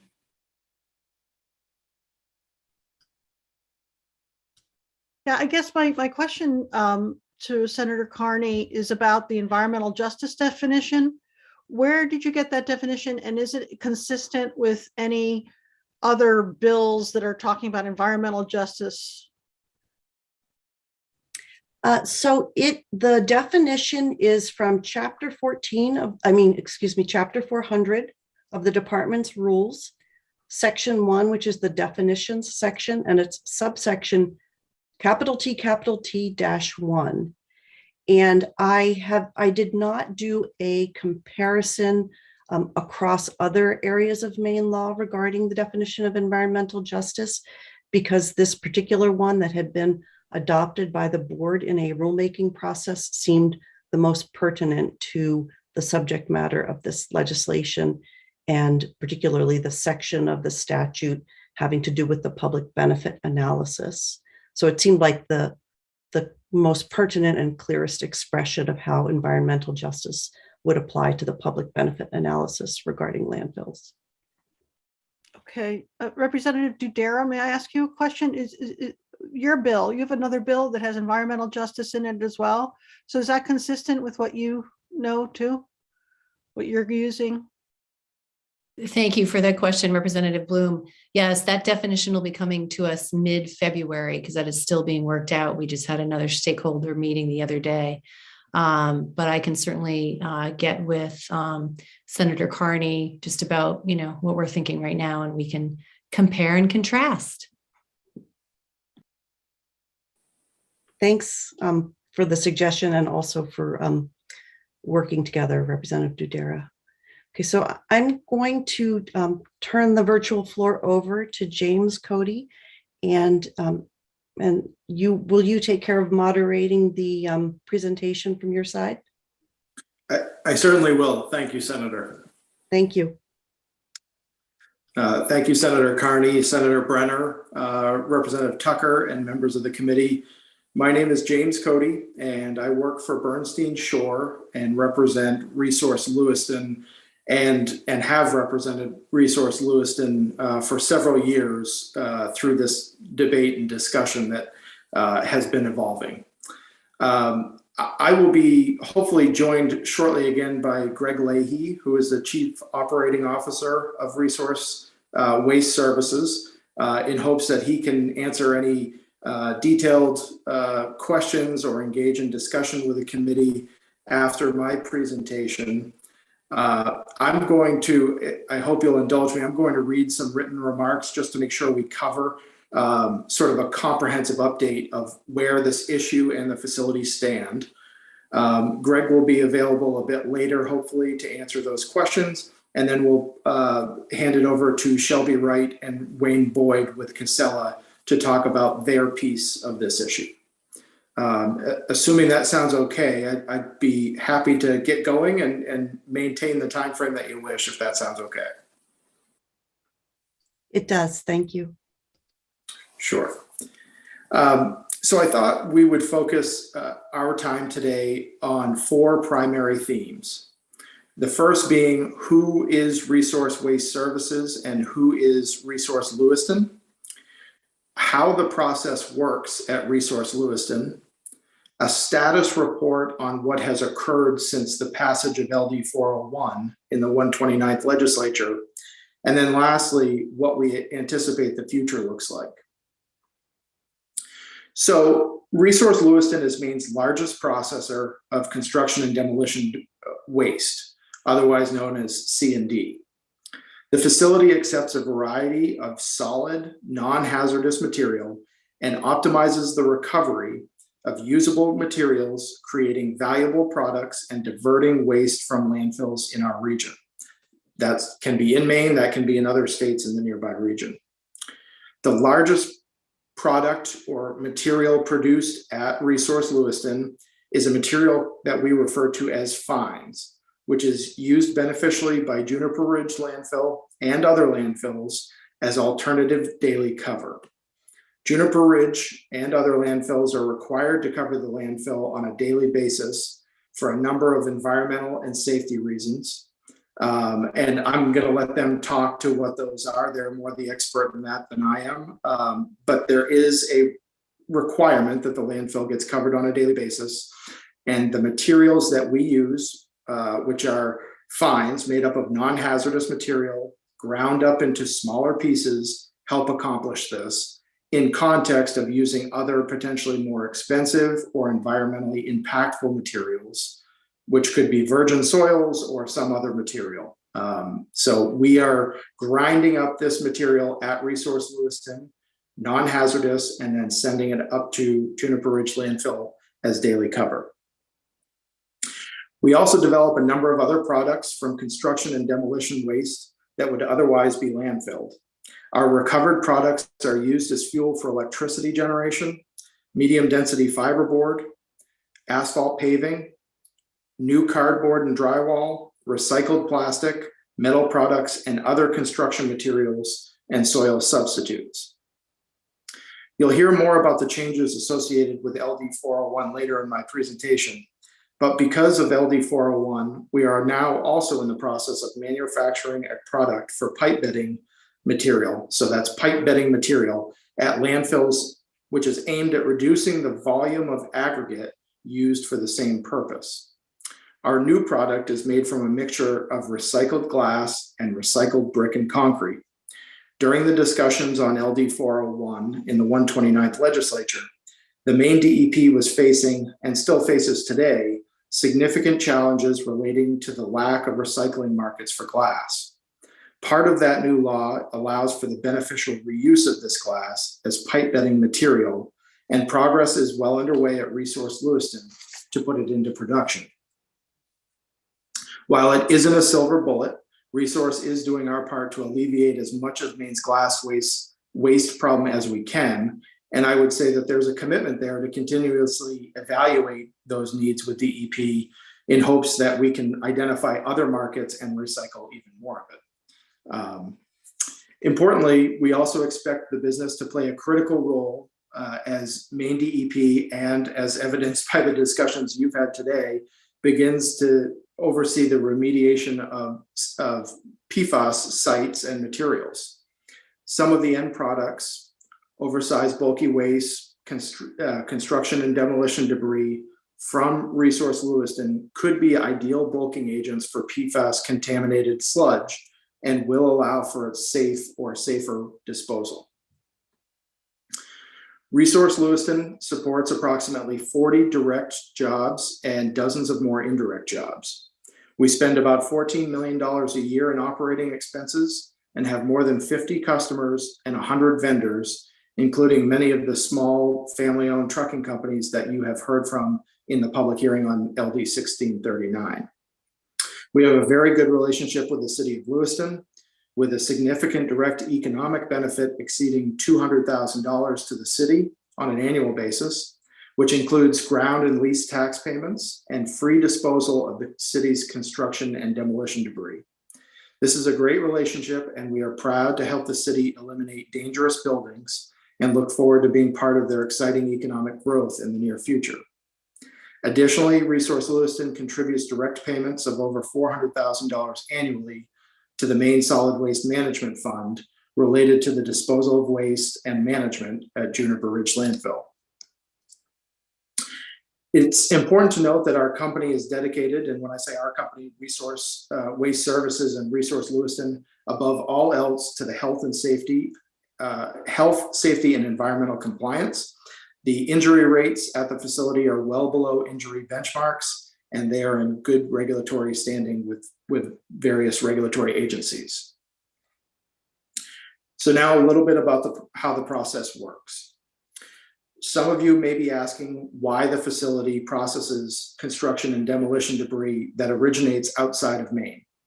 While a portion of the material that is processed is generated in Maine, such as the City of Lewiston's construction and demolition material, it simply isn't economically viable for municipalities and taxpayers in other parts of the state to transport waste all the way down to Lewiston for processing and then back north again for disposal. Instead, Resource Lewiston has implemented a system that piggybacks on Maine's forest products industry and other transportation-related industries, a system that is economically viable for them and for the Lewiston facility. For example, we are a backbone to Maine's mulch industry. As many of our trucking company vendors export Maine-made mulch to southern New England, they backhaul to Maine with construction and demolition debris versus driving home with an empty load. This serves to make transportation for Maine's mulch industry more economical and provides to us the volumes necessarily to economically create recycled products and fines necessarily for daily cover at Juniper Ridge. In terms of sort of the granular process and how it works, inbound material is fed into a process line at the Lewiston facility, which includes a screen for initial size separation. This is followed by a picking station at which they use a positive pick method to remove materials such as wood, metals, cardboard, and concrete and bricks. The wood fraction is further processed using a series of equipment, including a grinder, magnets for ferrous metal separation, and a screen for size segregation to produce wood chips suitable for use as fuel in power plants. The processing of construction and demolition debris also creates the C&D fines, which is a mixture of miscellaneous material particles that resembles soil or the aspects of soil. Our C&D fines are beneficially reused for daily cover and shaping and grading at landfills, including at Juniper Ridge. The end result are product streams: wood chips, metals, aggregate, corrugated paper, dirt fines, and other recyclables that meet or exceed quality standards required by markets to which the products are directed. Now I'll move on to a status report on the changes associated with LD 401.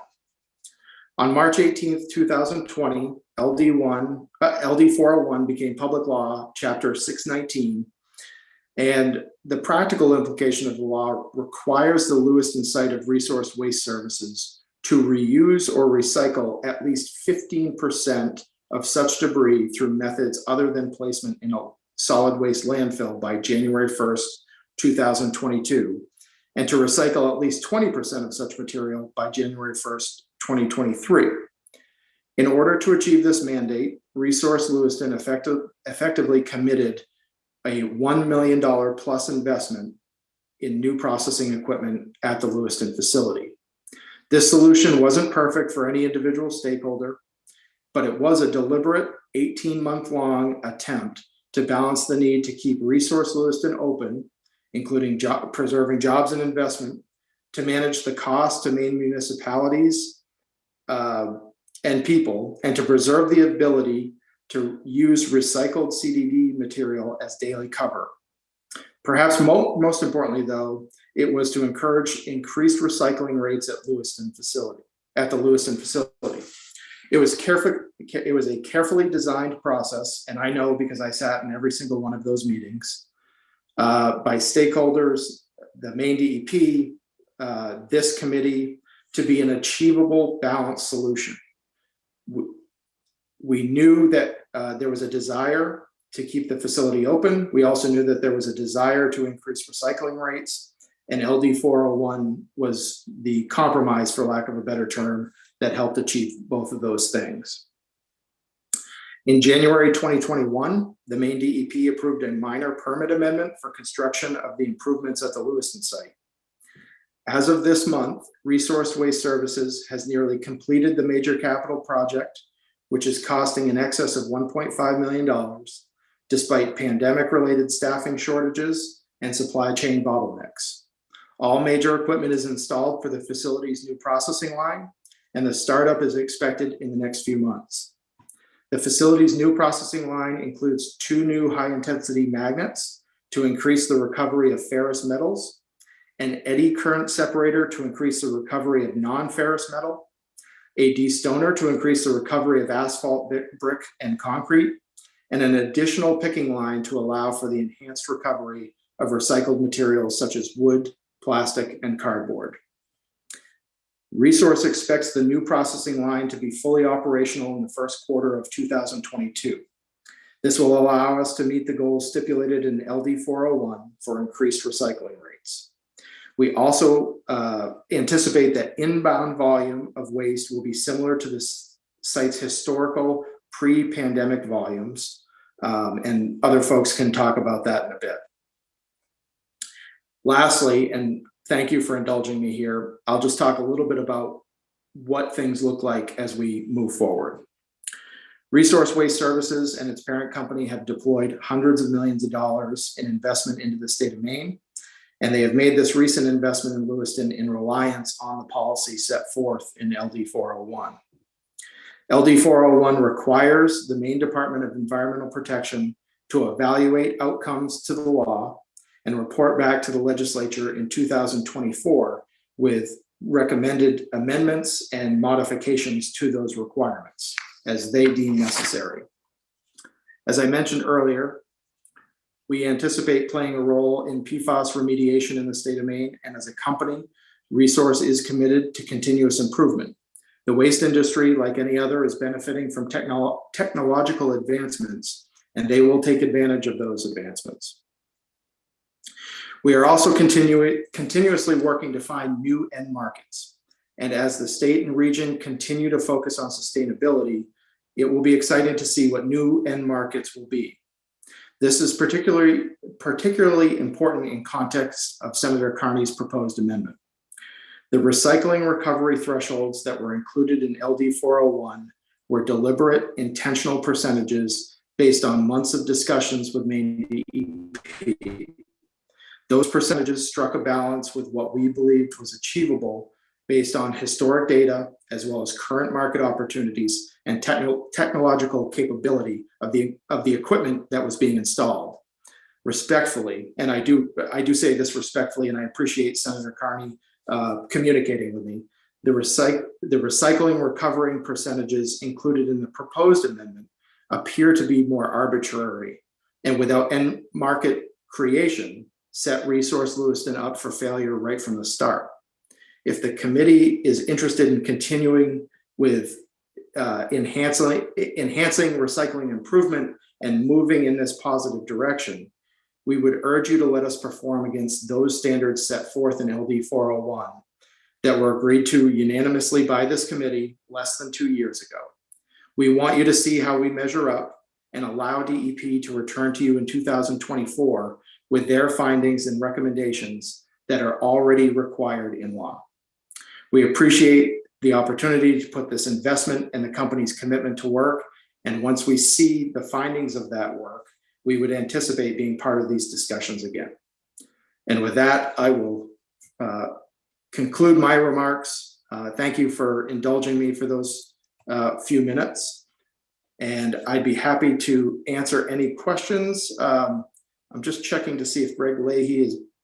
He is. So Greg Leahy, the Chief Operating Officer of Resource Lewiston, is available to help answer any questions as well. All right, I'm going to bring Greg Leahy over And then I think we can go ahead and open it up to the committee for questions of James Cody and Greg Leahy, if that works for you, Senator Carney.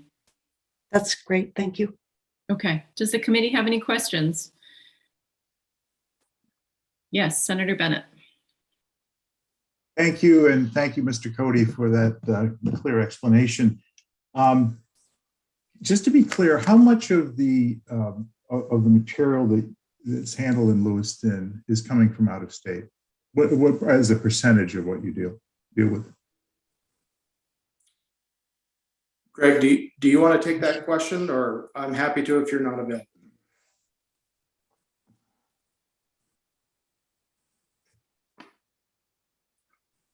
I will get you the exact number, Senator, but I think it's approximately 90%.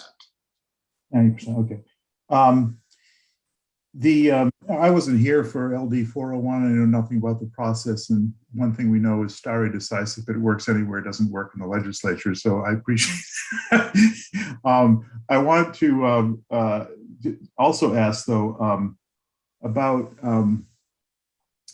I saw a news item that that Resource Lewiston was recently acquired by GCM Grosvenor, which is an international asset manager of about $70 billion. Just wondering if what changes might come about because of that ownership, and what interest the new owners have in Resource in the business, and any light you can shed on that and how it's changed this strategic direction of the company. Senator, this is Greg Leahy. I apologize for being late and not being able to find the mute button. GCM is a private equity company, and the acquisition, it's not, we don't call it an acquisition because nothing has changed in the company. There's all the same founders, all the same people are still in the same positions they were prior to that. It's an investment in our company and the way that we do business to continue to grow it in the manner that we have been. It's a really capital intensive business, and we need a partner who can bring those additional resources so that when we embark on a program like we did at a Lewiston or a new facility, it gives us the appropriate capital support to be able to do that. Well, you may view them as a partner, but they did, according to the news reports, take a majority ownership position. And who are the other owners, and what percentage do people have? And if you don't have this offhand, if you could provide it for work session, that'd be great. So the original four owners are still the same four owners. So it's myself, Larry Richardson, Tom Beck, and Bill Ralston. We were the original founders back 13 years ago of the organization that was founded as ReEnergy.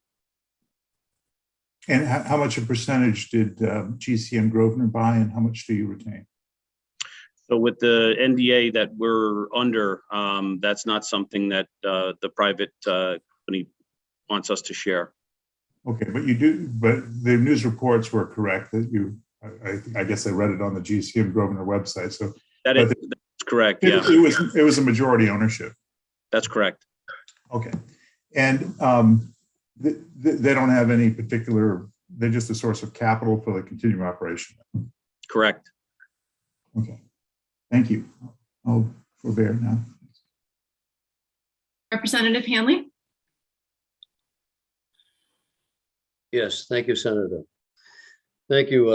I don't care who answers this question, but my question is, in view of the present legislation that's proposed and its amended version, and you're operating and investing under LD 401, what happens if this proposed legislation actually takes full effect? I mean, what is that actually going to do to your operation? You're going to be seeing a removal of employees, a downsizing of your ability to operate. How exactly will this affect you? So I guess I would say this has been consistent with the when it started at the very beginning here 4+ years ago. Each time we've taken these legislations and we've worked hand in hand with both the ENR committee as well as the DEP to try to work through the process and what it's trying to achieve. We feel like we've found that balance with this. And just like the others, it'll have a meaningful effect in our business. And whether it ranges from everything like we've spoken about over the last 4 or 5 years, it's ranges everything from reducing what we do to shutting the facility down. So it's really depends on the discussion that we have and where it gets settled. But if it was to go as it is right now, we would be substantially reduced, if not shut down. Another question, if I may. Sure, please. Yeah, that's my concern, is that we had a piece of legislation that is, the ink is hardly dry on it. And you've got a company that's invested quite a sizable portion of money, $1.5 million, to try to implement that legislation. And right in the middle of the stream, you're told you need to change horses. This is a terribly hard way to do business in the state of Maine, when you have the legislature changing, making you change the dance tune all the time. I'm appalled that this is happening to you. I'm stunned by it. But thank you for your comments. Representative Tucker. Hello, Mr. Leahy. It's good to see you again, Representative. My question is, how many other facilities does your company have and where are they located? So we have 4 processing facilities, 1 in Lewiston, 2 in New Hampshire, in Salem, New Hampshire, and Epping, New Hampshire, 1 in the city of Boston in Massachusetts, as well as a rail transfer station out in Ware, Massachusetts. And do your other facilities send CDD to other locations in the United States? We do. We send it. We send it to different marketplaces. So for instance, the wood that we recover can either go to an MDF board maker up in Canada, or it could go to a biomass plant in the state of Maine, which that happens every day. Each of those things happen every day. So that's one example of it. But we do use facilities in and around New England and Canada.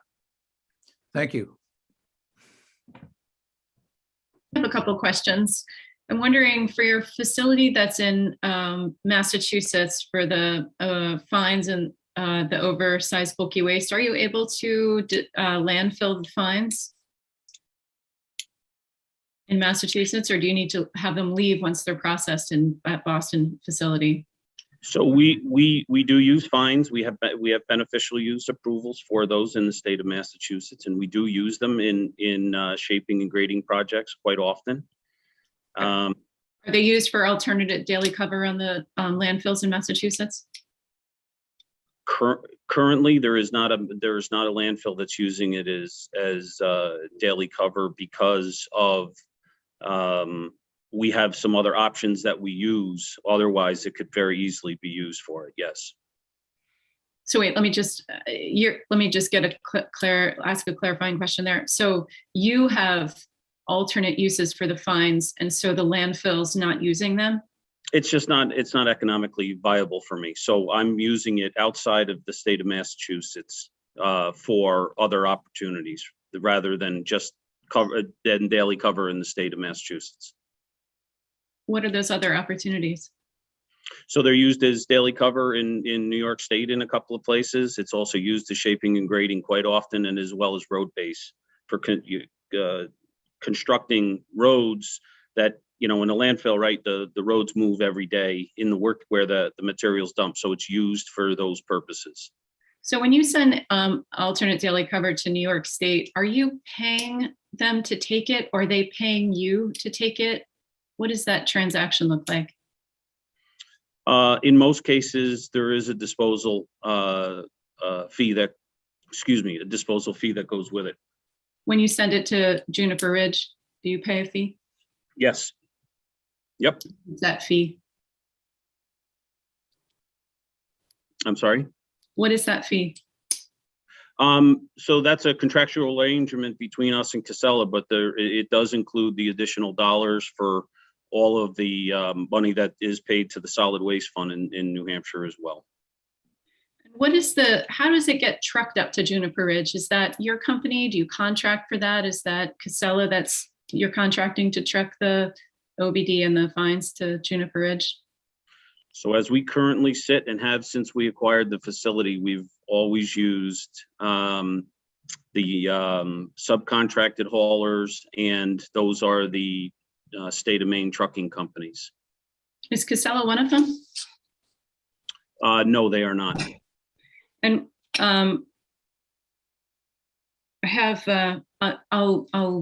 pass it over to Senator Bennett, who has a question. Actually, I think Senator Carney had her hand up first.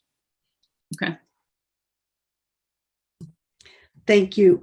I wanted to ask you, Mr. Leahy, you had said that you felt like and actually maybe it was Mr. Cody instead, I'm not sure, but one of you referred to the standard, to the standards that are established or set forth in the amendment as being arbitrary. But isn't it true that Resource is the only company that gets a break from the 50% recycling requirement? No, in fact, I would say we're the only one that are being asked to recycle more than 50%. So our recycling rate, including those that qualify as fines for daily cover, right? Because that qualifies in the state of Maine.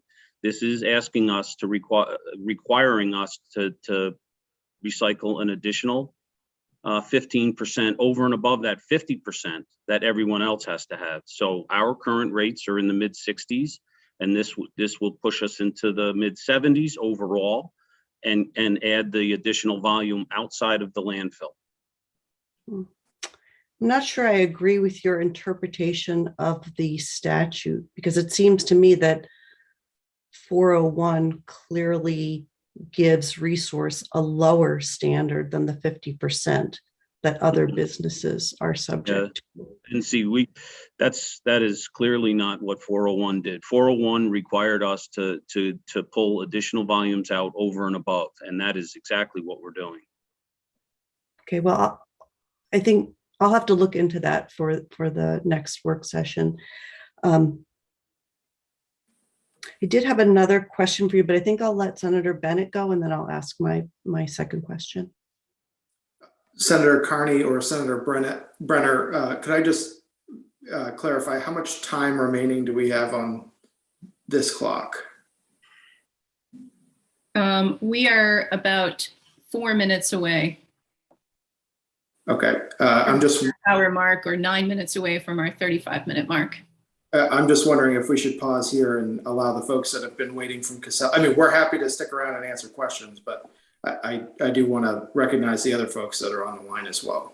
Okay, we will make sure we definitely get to them. Senator Bennett? Yeah, if we're up against the clock, I'll defer, but I just want to let you know, I wasn't here for 401. I would just look at the statute, the bald reading of the statute makes me look at the issue similar to Senator Carney with respect to this carve out for Resource. Seems like there's reasons for it, but I wasn't here negotiating that. I wasn't party to that. And it seems to me that there's a burden there. And I'd like to know more. And whether it's here or some other place, this is an issue for me, and it may be shared with others. I have one additional question for you, and then I'll pass it over to Senator Carney. if the legislature were to ever decide that they wanted to close down the opportunity for out-of-state waste to be disposed of at Juniper Ridge via this pathway that it has right now, would your company just decide that perhaps they would use one of the private landfills in the state? Not a yes or no answer, Senator. I wish I could say yes or no simply, but it's not. There's a multitude of things that we would have to understand before I can say yes or no. What would the cost difference look like? Have you looked into that? We do use other landfills within the state for fines and have for at various times to help them out when they needed cover. So we have used some private landfills in the state of Maine. And can you share what the cost difference is for you when you use a different landfill besides Juniper Ridge? It's competitive with our cost to transport and dispose to Juniper Ridge. Would it be less expensive for the Massachusetts producers of that CDD to ship it to Ohio?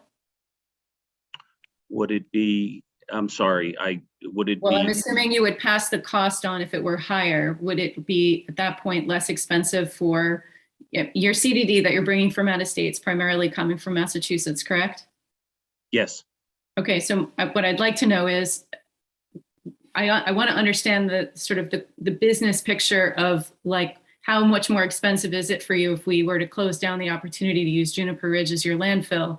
Would it be so expensive to use a private landfill that then you would be your CDD creators in Massachusetts would opt to send their waste in a different direction?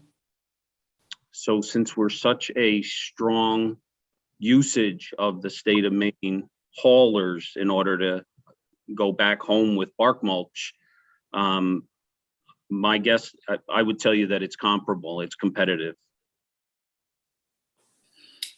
All right, Senator Carney. Thank you. Just one last question.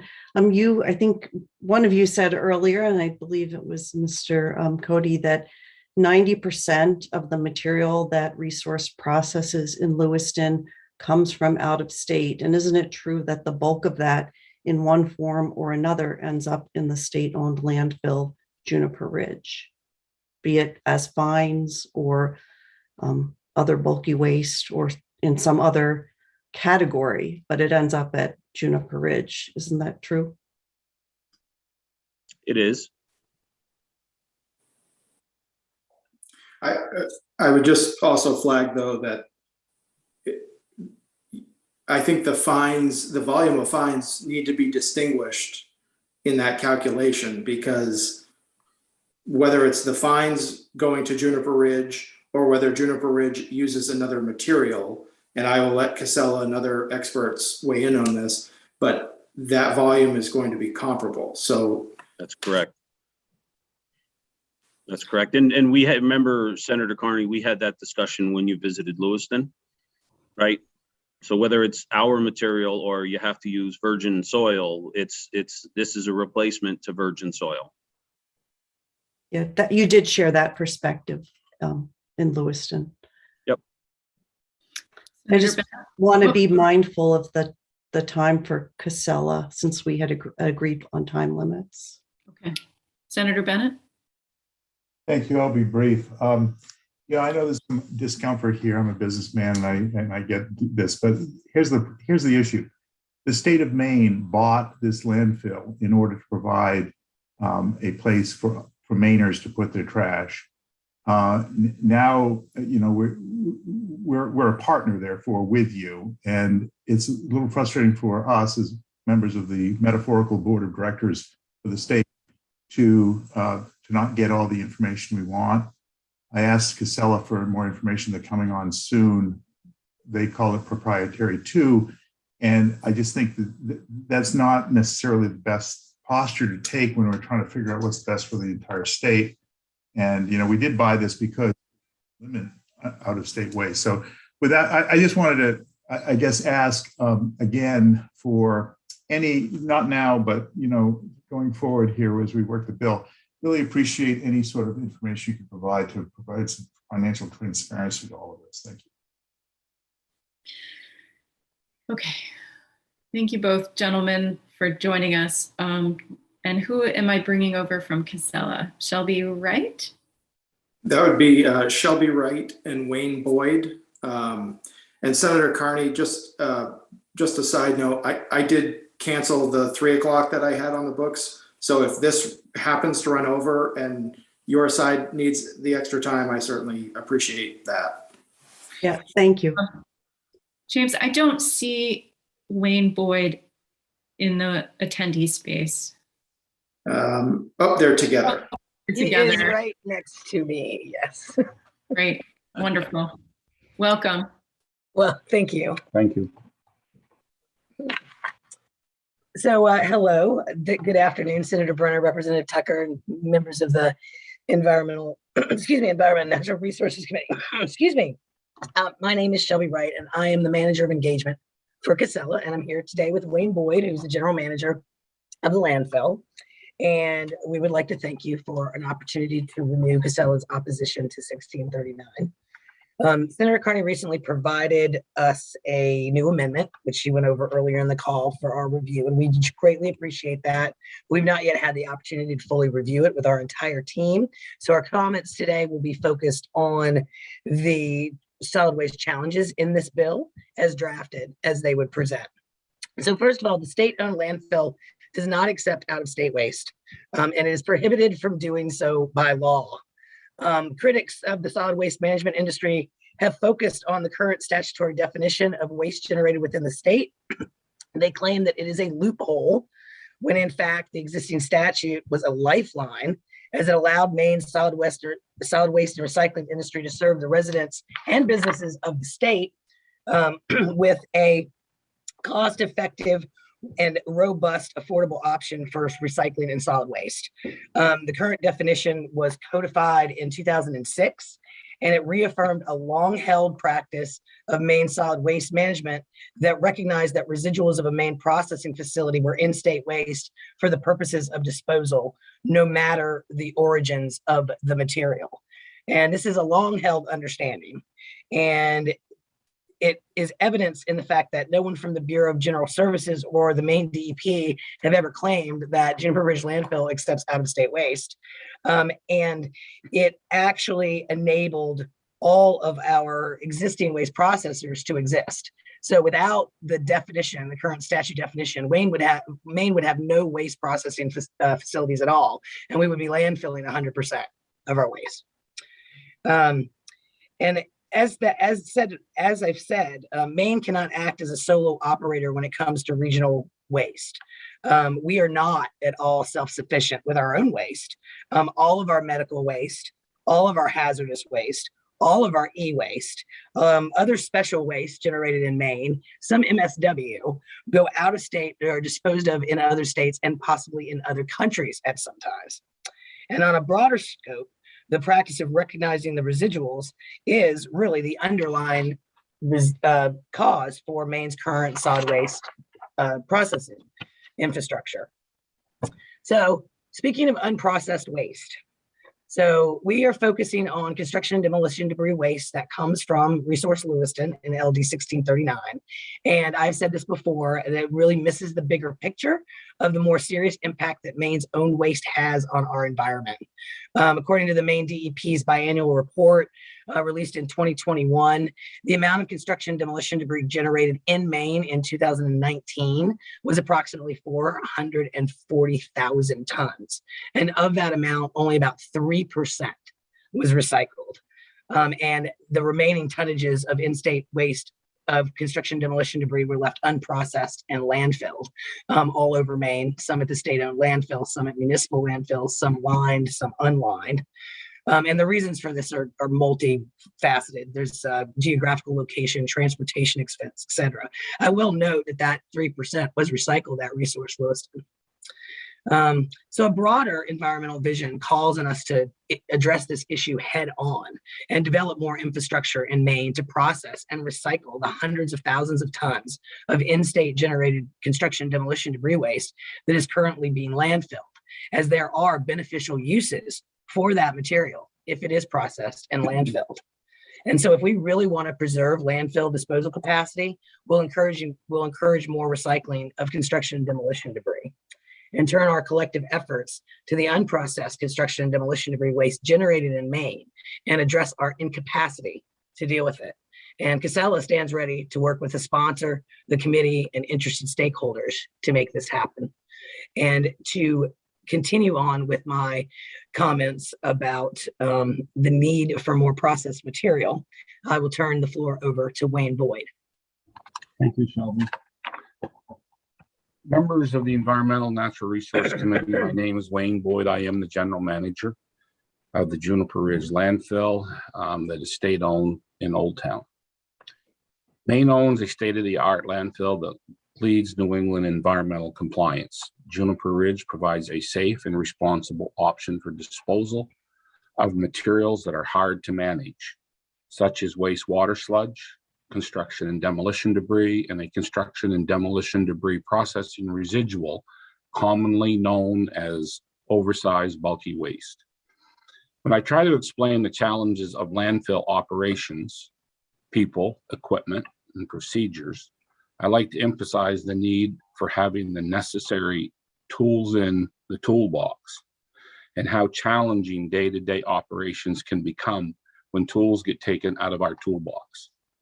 Let me be very straightforward and to the point. Resources processed residuals are some of our most vital operational tools.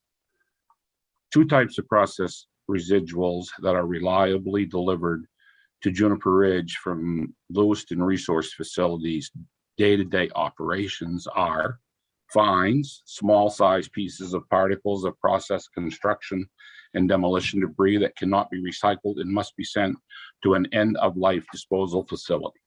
Excuse me. Oversized bulky waste, materials that have been sorted, processed by resource from inbound construction demolition debris because it cannot be recycled and needs an end-of-life disposal option. Examples are mattresses, carpets, couches, tarps, and recliners, as many of us have. Without these two types of processed residuals we currently get from resource, the following major operational changes would have to be instituted at Juniper Ridge. First, replacing the fines. DEP regulations require placing cover material over the working face of the landfill at the end of every day.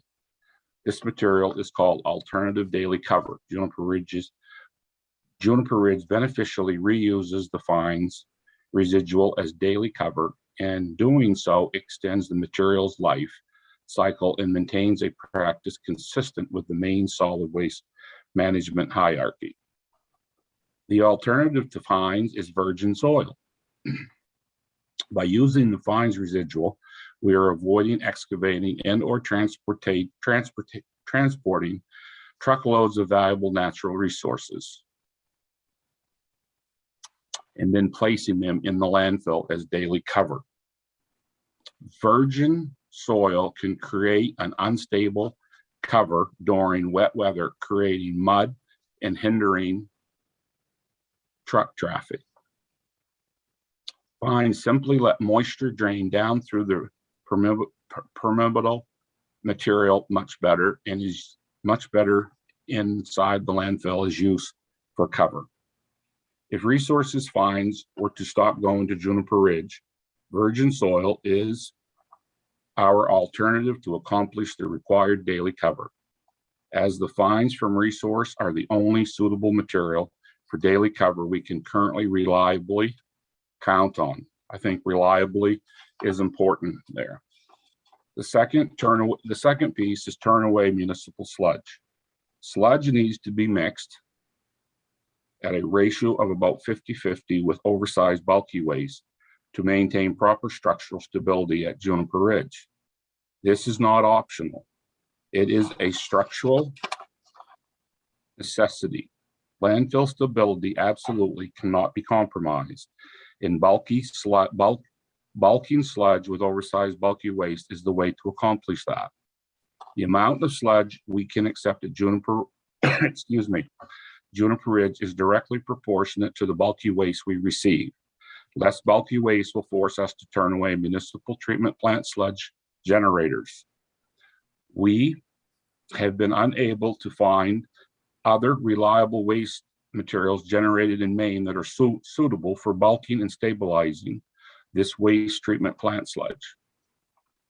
To clarify, oversized bulky waste is not the same material as raw construction and demolition debris, as it has been resorted to remove gypsum as required by our disposal contract with Resource, thereby enabling it to be a safer bulking agent than raw construction and demolition debris. This further demonstrates the need of the volume oversized bulky waste material from Resource, as it provides a more reliable, environmentally friendly storage solution for sludge. I would like to note that the amount of sludge being delivered at Juniper Ridge by our main municipal customers has increased dramatically in recent years due to the new directives and sludge disposal options by DEP. To be clear, if Juniper Ridge loses any of these sources of oversized bulky waste in the future, then we can accept in terms of sludge will have to be reduced by the same amount. I would be happy to take any questions.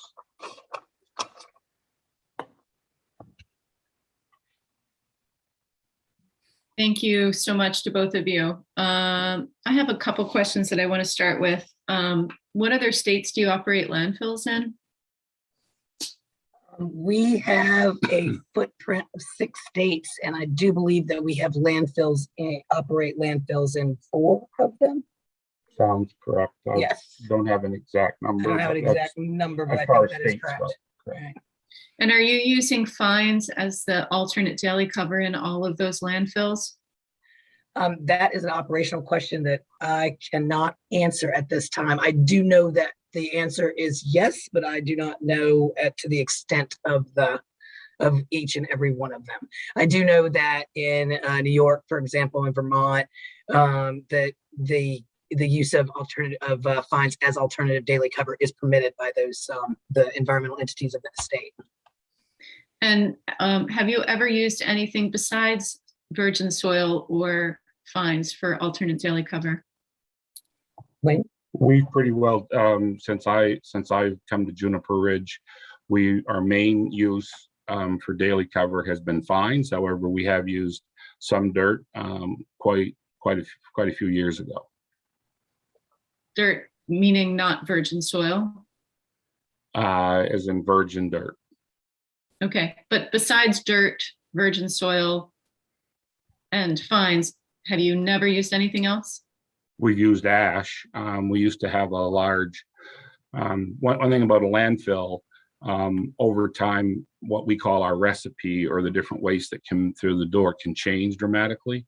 And we used to use a lot of ash that used to come from the incinerators within the state. And we've lost approximately 100,000 tons, cubic yards of ash in the last 10 years. Originally, we used a lot of ash. We also use a lot of ash.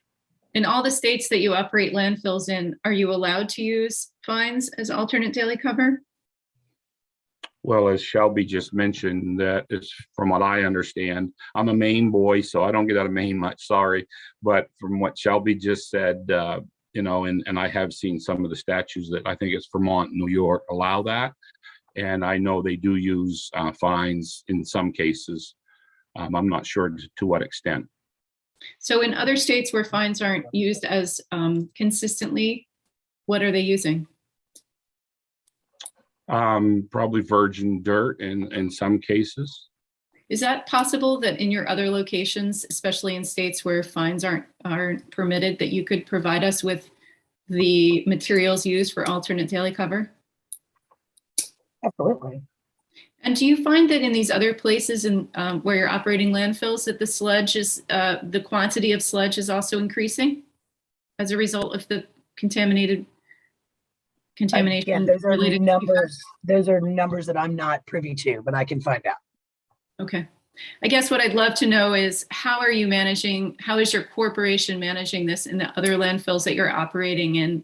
Are there things that would be helpful for Maine to know, and particularly for the legislators and the DEP as we consider legislation like this? Well, I would say that, as much as that we can in the last few years, because of the COVID thing, we do share as much as we can from a management perspective. And one of our landfills is using foam. We're taking a look at that. But like I said, that's pretty well as much as I know about some of the other landfills: dirt, foam, so on and so forth. And the performance of which are much better than plastic or tarps. Mm-hmm. Senator Bennett, you have a question? Thank you, Madam Chair. I actually have just a couple of questions, actually, if I may pursue them. The first one is to Ms. Wright. Is your position really that our state and that you, through Casella, are not disposing of out-of-state waste? Absolutely. Absolutely. 100%.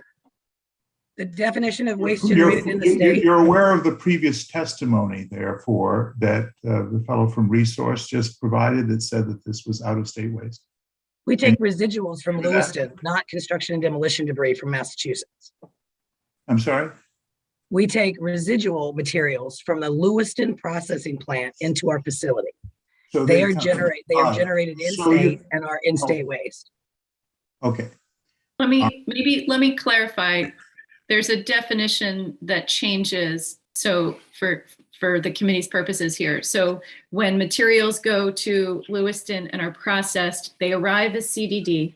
They leave as OBD, which is oversized bulky waste, and fines. And they go to Juniper Ridge with those two definitions. So they are no longer called CDD. They're called processed residuals from the processing of CDD.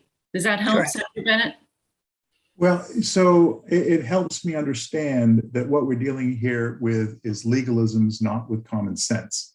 And my concern is that is just that. I mean, this waste, we bought this landfill so that we could dispose. Sir, no taxpayer dollars were involved in the purchase of. I don't care who the taxpayers were, and please don't argue with me. The point is this: this is state-owned because we wanted to provide a place for our waste to go. And I disagree strongly with your characterization of this as out-of-state waste. And you can legally say, okay, and you've done that, and I respect that, okay. It doesn't win me. Second question. I did ask for financials, as I said earlier. I consider the state, and I hope you consider a state a partner here, since we own the landfill and you're operating contract. I asked specifically for some financials so I could understand the operation better, and your company denied that information. You said it was proprietary. Is that correct? That is, Securities and Exchange Commission prohibit a publicly traded company from sharing that information with the public. The Securities and Exchange Commission sets requirements as to what information can and cannot be shared with the public, and those financials fall under that designation. That is so totally false. I'm just going to call you out on that now. And the fact is that you can provide facility-specific information to a partner. And that was not the rationale that was given me at the time. You said it was proprietary. And I asked you to revisit that question. Okay. This is the first time you've ever asked me that question. Correct.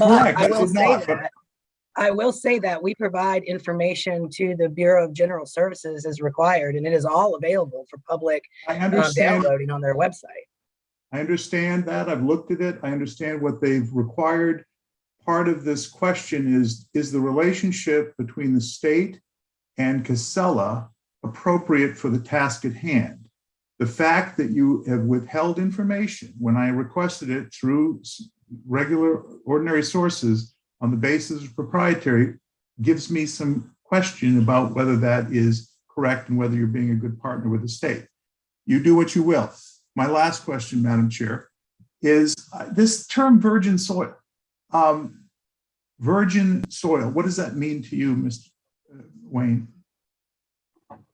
Virgin soil is basically go out and take soil out of a gravel pit as we know it, or some type of a excavation pit, a gravel pit, a dirt pit. You're digging soil to make holes to create new cells at Juniper Ridge. Is what you're digging out, is that considered virgin soil? Yes. And what do you do with the soil that you dig out? We use it as the cover in place of, we would use it in place of the fines if that we needed to. But right now, the place fulfills that requirement. Have you looked at using tarps, which is like a very common source? I heard you reference it earlier, but this is a very common thing that most other places use as a customary practice, tarps, rather than using soil or whatever. We have been, I've been in the waste business for 40 years. And one thing that I found, or over 40, believe it or not, and one thing that I found is every situation is different. We have taken a look at tarps, and tarps does not seem to work for us at this point in time. But we have taken a look at tarps. We've taken a look at foam. We've taken a look at others. And why don't tarps work for you? Well, one reason is we're pretty high up in elevation, and it's very difficult to keep it from flying away, taking off. We do work on a pretty good size area, and we have a lot of waste that comes in. Over the years, all of the old, what we call dumps, have closed. We've taken a large volume of material for the state of Maine, and we just don't find that tarps is appropriate for us, is because we're just too large an operation at this point in time to consider that, as well as weather, so on and so forth. As you know, weather can be a problem in Maine. Thank you. Representative Hanley. Thank you, Senator. Thank you, Mr. Boyle, for your testimony. What happens if you lose the fines from Lewiston? What will the use of virgin soil, will that cause a cost increase to you? Is that a more expensive method? Well, yes, I would say that there would be an increased cost as well as an environmental issue. Whenever you dig up dirt from the earth, it creates environmental issue. Yeah, because the practical application of using a top on a daily cover, how could you do that? I've never heard of doing that for daily use. Well, there are some landfills, like I visited one in Nevada that was using a tarp, and my first question was, what's your precipitation? And I think for the year they might get 3 or 4 or 5 inches, something like that. Obviously, using a tarp when we know we have a foot of snow coming in could be a real problem. Again, very high in elevation. We would have, there's a multitude of problems that we would have with tarps. We feel if we felt that it would work, we would already own one. We'd already have one at the site, but we feel that it was not appropriate for our location. Okay, I was a curious question. I had never heard that proposed before. So how about in relation to the LD 401, how has that affected your operation ongoing, and has it been a positive or a negative? Well, I mean, I can only speak to what I see at Juniper Ridge as far as 401. I have seen our waste stream, if you will, the fines, the cover that's coming in that we're using dramatically decrease over the last couple of years, to the point where I'm concerned what I'm going to do, but we're getting by, we're fine. So from where I'm sitting, and I'm not trying to judge in any way, shape, or form, or make any judgment here, but from what I see is I see less material coming through the gate from Resource for the last 2 years by a quite dramatic amount. Okay. Just, I mean, if this legislation that's proposed takes place, will this increase the amount of capacity that will be available at Juniper Ridge for the citizens of Maine? I don't foresee that, Representative. It's a standard practice in landfills that you use a percentage of what you take in for cover. And that percentage, you know, again, every landfill can be a little different. And I found in the trash businesses, everything is not universal, but it can be anywhere from, 15 to all the way up to 25% of your volume is used for daily cover. And obviously, as it's been mentioned, by DEP regulations, we have to cover daily, and we will have to continue to cover daily. And I do not see of that changing.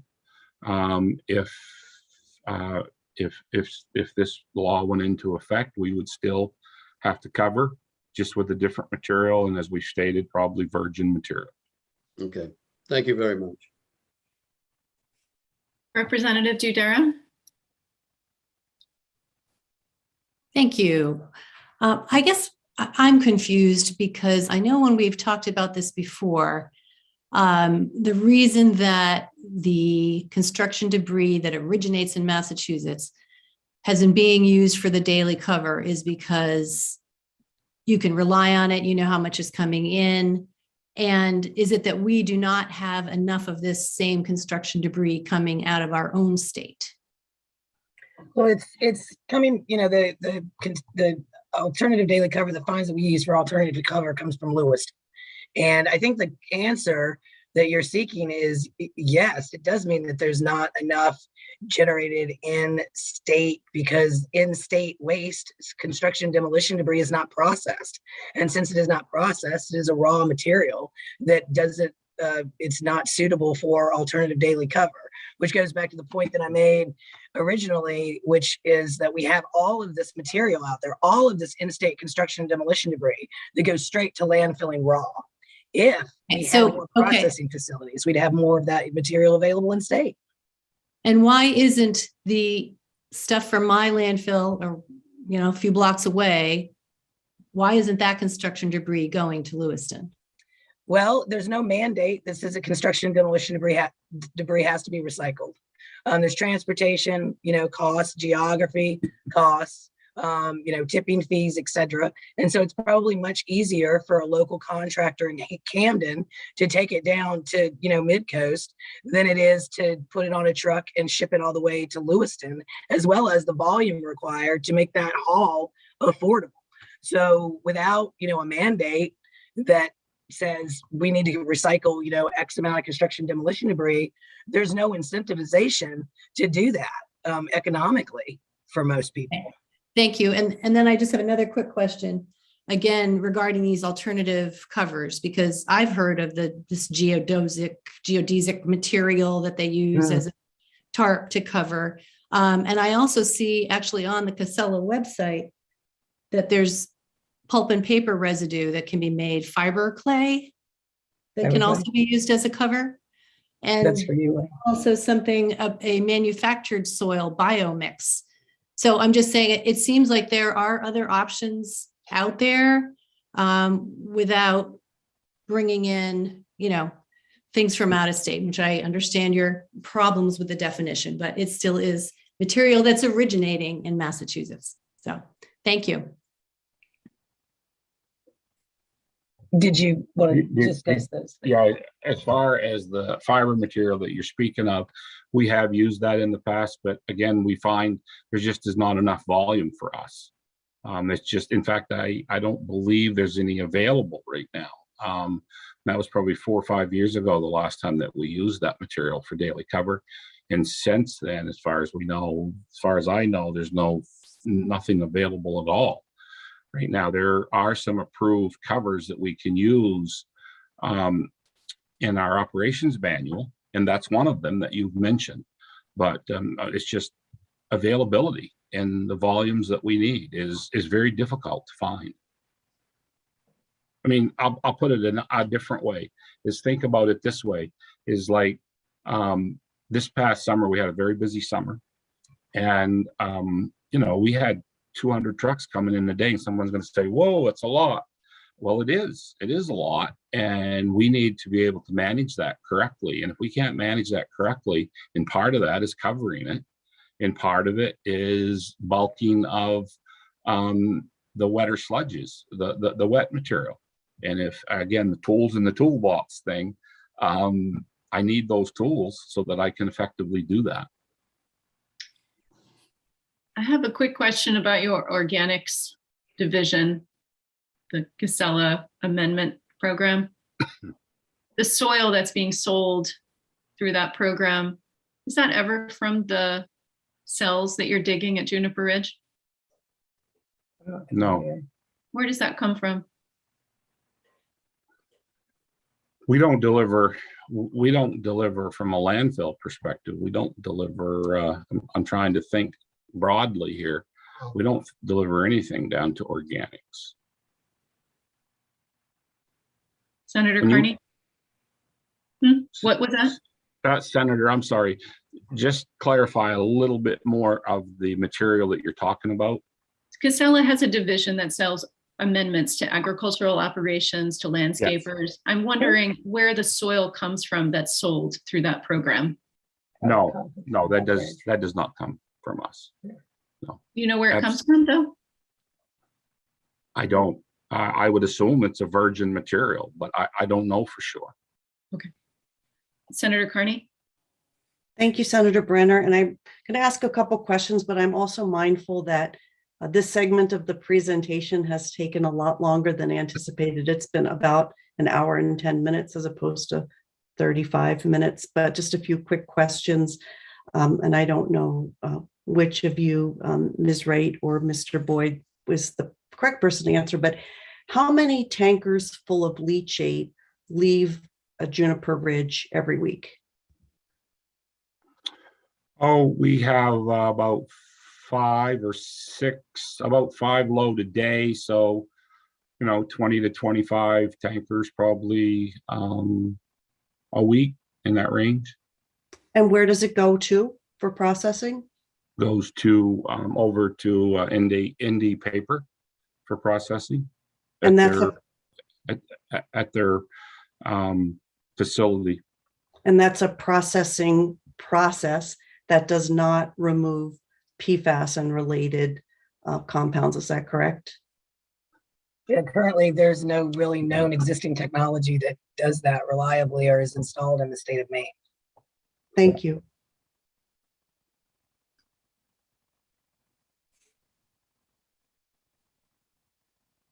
Senator Bennett, I think we will have you be our last question, and then we're going to transition to our opponents or proponents. Thank you, Madam Chair, and I'll be brief. 2 questions. One is, I've heard the term elevation used a couple of times as a rationale. What is the elevation of Juniper Ridge? The highest point on Juniper Ridge is 390. Yeah. For the record, I live at 490 in Oxford, Maine. Secondly, wanted to ask a question about the relative fees that you're able to get. I mean, you said that is CDD really not available in Maine, or is it just that you get more revenue in tipping fees from Massachusetts than you would from Maine? What are the relative rates that you get from Maine versus Massachusetts generated waste?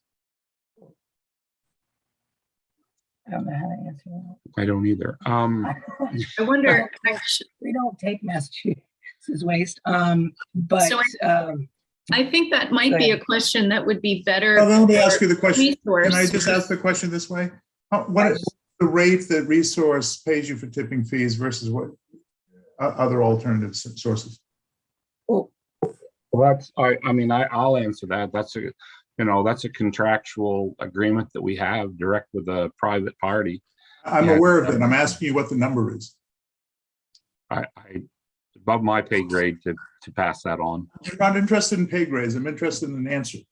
All right, I don't think you're going to get one. I'm still asking. Information remains proprietary. I'm sorry, Senator. Just for the record, you're refusing to answer the question. we are prohibited from disclosing proprietary information to the public. By whom? Law, our boss, our NDAs. Which one? Contractual commitments. Okay, I'd The like Security to see, I'd and like to have some Exchange evidence. Commission. I'd like to have some evidence of that. Thank you. Okay. I want to thank you both, Castella and Resource, for joining us. Appreciate your patience and your willingness to share your thoughts on the issue. And with that, we're gonna move on to our next half of our next third, I think. And Senator Carney, who am I bringing in for this? Thank you very much for your time today. Thank you. Thank you, Senator Brenner. If you could bring in Hillary Lister, Dawn Neptune Adams, Joe Walter Spear, and Sarah Nichols.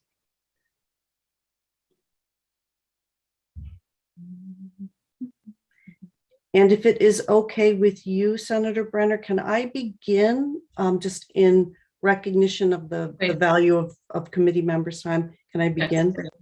Yep. Thank you very much.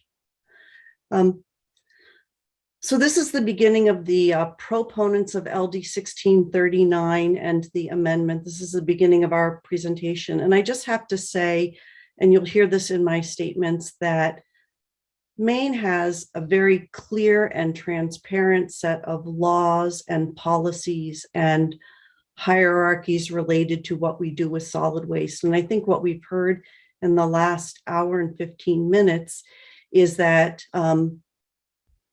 we're not able to even understand the system that is filling up our state-owned landfill because all of the information is not available or is confidential for some reason or another. And I think that you heard some frustrations in the questions, particularly at the end of the opponents' statements, and that reflects the reality, which is that we do have a state-owned landfill that is there to serve the people of Maine, and we're deprived of the information that would help us understand why it's functioning the way it is now and why it isn't functioning to serve the people of Maine.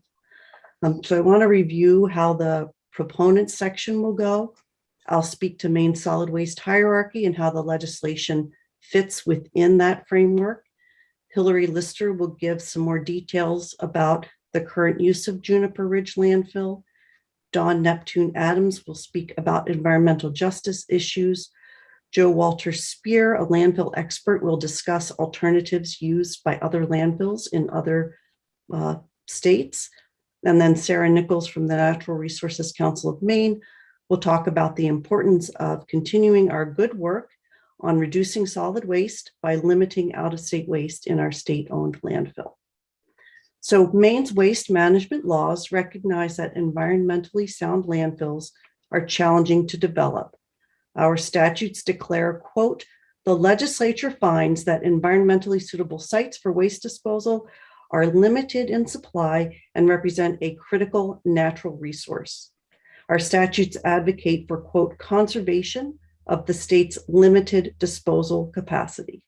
And in fact, Maine has established a solid waste hierarchy to conserve the state's limited disposal capacity, setting forth a priority that begins with reduction of waste generated at the source, reuse, recycling, composting, processing to reduce volume of waste that needs to be disposed of in a landfill. And lastly, at the bottom of the priority and what we are supposed to be avoiding is landfill disposal of waste.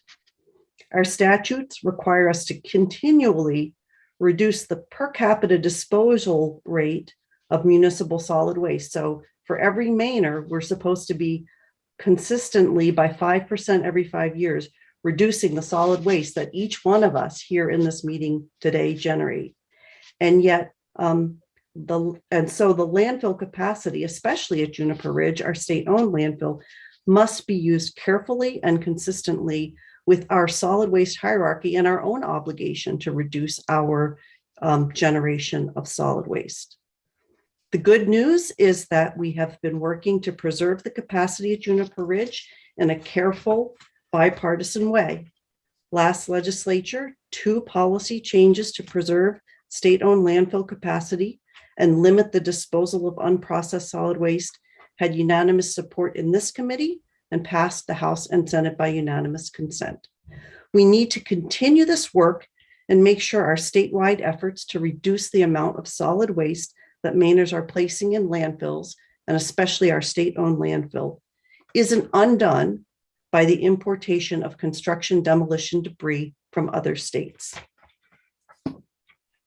LD 1639, an act to protect the health and welfare of Maine communities and reduce harmful solid waste, is another step forward in aligning the use of our state-owned landfill with Maine's solid waste hierarchy and making sure that Maine is not a dumping ground for other states' harmful solid waste. It will also, over time, require resource in Lewiston, which sends solid waste originating from out of state to Juniper Ridge, to meet the same recycling rates that already apply to similar businesses in Maine. Right now, Juniper Ridge is filling up at an alarming rate. When I was there in November, on Veterans Day, in fact, we were told that we have about 6 years of volume left in that landfill. A significant cause of the loss of capacity at Juniper Ridge is the construction demolition debris that's being imported from Massachusetts and states that have more stringent solid waste laws than Maine. Hundreds of thousands of tons of construction demolition debris is minimally processed at resource and then deposited in our state-owned landfill. And this construction demolition debris causes harm beyond the boundaries of Juniper Ridge landfill. Construction demolition debris is known to contain hazardous chemicals like mercury, lead, and arsenic. It generates hydrogen sulfide gas, which is contrary to our climate goals. And as we heard this morning, the leachate that leaves Juniper Ridge by the truckload, 5 truckloads a day, is treated, but it's not processed to remove the PFAS before it's put into the Penobscot River. And the toxic out-of-state waste threatens drinking water and in the environment of nearby communities and sites of historic, cultural, and spiritual significance for the Penobscot Nation. Our state-owned landfill is a critical natural resource. We should make sure it's used to benefit the people of Maine and in line with our solid waste hierarchy. Reduce, reuse, recycle, compost, and process. Putting solid waste in a landfill is the option of last resort. LD 1639 will make sure that we're not importing from other states solid waste that takes up the landfill space we Mainers need. And I am happy to take questions, but I think the people who follow me have more expertise in the specifics than I do. But that being said, I'm happy to answer any questions. Does the committee have any questions for Senator Carney before we move on to? All right, let's go ahead and move on. So Hillary Lister would be next. Okay. Thank you. Good afternoon, Senator Brenner, Representative Tucker, and members of the committee. My name's Hillary Lister, and I work with the group Don't Waste Me, which works with communities around the state that are dealing with making sure that their communities are protected from the impacts of waste facilities. I'm going to basically go over how the state got to the point we are today with so much pressure of out-of-state waste, especially construction demolition debris on the state-owned landfill. This is an issue that legislators have been dealing with pretty much as long as I've been alive. Over 35 years ago, the state passed the first piece of legislation to really attempt to address and control the flow of out-of-state waste into Maine. That law in 1987 took steps to limit the disposal of out-of-state waste in ways that were compliant with the Commerce Clause. It did this by enacting a moratorium on licensing new commercial landfills and promoting the study of having public ownership of any future landfills. Following that, in 1989, the state ended up enacting a ban on all new commercial landfills and directing the state to take steps to develop a state-owned landfill, as well as implementing the waste hierarchy that Senator Carney described earlier. And now around the same time, a significant amount of out-of-state waste was coming into the state and being used by incinerators, but not as much landfills. So in 1988, KTI Biofuels started operations of what is now the resource facility in Lewiston. At the time, that facility was sorting construction and demolition debris to obtain burnable fuel for the incinerators in Biddeford, Orrington, as well as several biomass boilers around the state. In 1999, Casella acquired KTI Biofuels in Lewiston and continued these operations. And then in 2003, the state finally passed legislation to create the state-owned landfill that we now have, Juniper Ridge, to be operated by a private operator. The following years, Casella Waste won the RFP for that. And at the time, the operating services agreement for the new state-owned landfill made clear that in accordance with the RFP and the operating services agreement, waste that is generated outside of Maine would not be accepted at the landfill. An amendment that was adopted in 2004 did allow the new state-owned landfill to start taking construction and demolition debris from the Casella-owned construction waste processing facility in Lewiston. But the purpose of that material was for fuel for use by the Georgia Pacific biomass burner at the mill that was then operating in Old Town. And only the residual from that, which would primarily be incinerator ash, was to go into the state-owned landfill. But there was never an intention that minimally processed bulky construction demolition debris would be going from this facility to the landfill and not being used first for burning for energy at these other facilities. In 2005, Casella proposed a 30-year contract with the city of Lewiston to create a construction and demolition debris landfill in Lewiston. That would have handled these materials that were not being able to be burned. That ended up being rejected. The Attorney General's office determined that plan would be in conflict with the ban on new commercial landfills. However, the amount of construction and demolition debris coming into Lewiston was significantly increasing at that time, especially from Massachusetts. In 2006, Massachusetts enacted its first ban on landfilling most types of construction and demolition debris. That following year, the state of Maine adopted statutory language defining waste generated within the state to allow for materials that had been processed at a facility such as the one in Lewiston to be eligible for disposal at the state-owned landfill. The pressure has continued to increase since that time. The Pine Tree landfill, operated by Casella in Hamden, was supposed to have capacity through until 2021. However, they had gotten a license amendment in 1998 and 2003, allowing them to take incinerator bypass that was originating out of state. Their fill rate increased 10 times over in the course of a couple years, and they closed 13 years prior to what their planned closure date was in 2007, specifically due to the pressure of rapid volumes of out-of-state waste coming into the facility. So this really is a concern that this sort of material can result in something that was supposed to last for multiple decades, closing long before it was planned. And this is at a time when surrounding states are not licensing new facilities, especially Massachusetts. This last year, the state Massachusetts DP published the Massachusetts Materials Management Capacity Study, which found that landfill capacity for construction and demolition debris in Massachusetts is projected to decline to virtually zero by the end of this decade. Maine has become the destination for those materials, and the state-owned landfill is becoming the depository of those. The biomass facilities that were previously taking these materials have closed down in the past decade. The Georgia Pacific Old Town burner, that one changed ownership, but it eventually closed down in 2013. Re-Energy in Lewiston, a Re-Energy Holdings Company, which purchased the KTI facility in Lewiston, they also owned a number of biomass burners in Maine. They received a significant subsidy of about $7 million in 2017 to keep 2 of those facilities open. That was going to be one in Fort Fairfield and one in Ashland. Those facilities ended up closing in the next year. So at this point, we have significant volumes of construction and demolition debris coming into the state that was intended to be used as fuel by these facilities that now does not have a destination other than the state-owned landfill.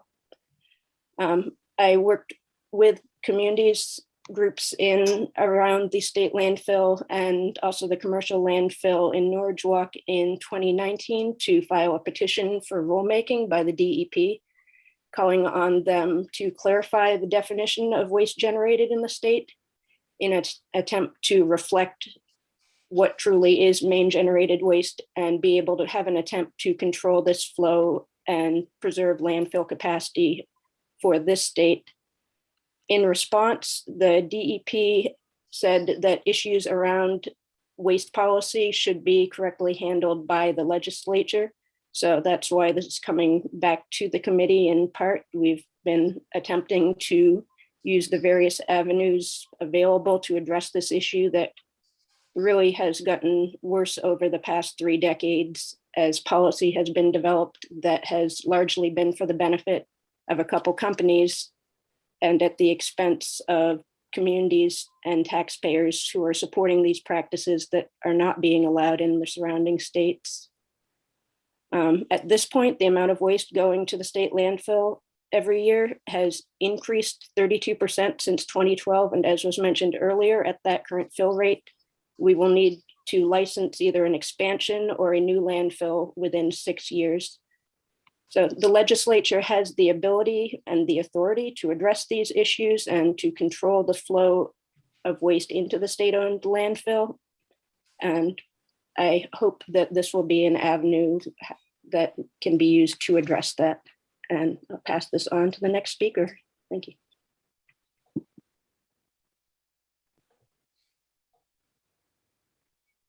Thank you so much, Hillary Lister. You're a great historian on this topic. Who are we passing it over to next? I think it may be to Dawn Neptune, or I'm sorry, Senator. That's correct. Dawn Neptune Adams. And I don't know if it makes sense to stop at this point and see if committee members have questions for Hillary Lister, or whether we should, I guess, maybe ask committee members and then we could move on if there aren't any. Any questions? Okay, great. Well, let's go ahead and move on. Thanks.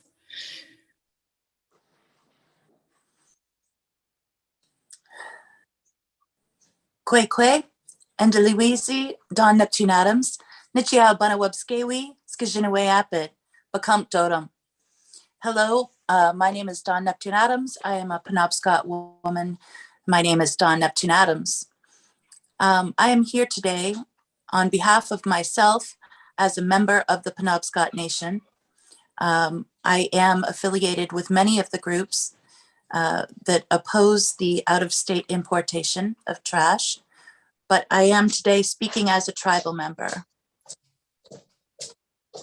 I've been asked to speak about environmental justice and how it pertains to the matter at hand.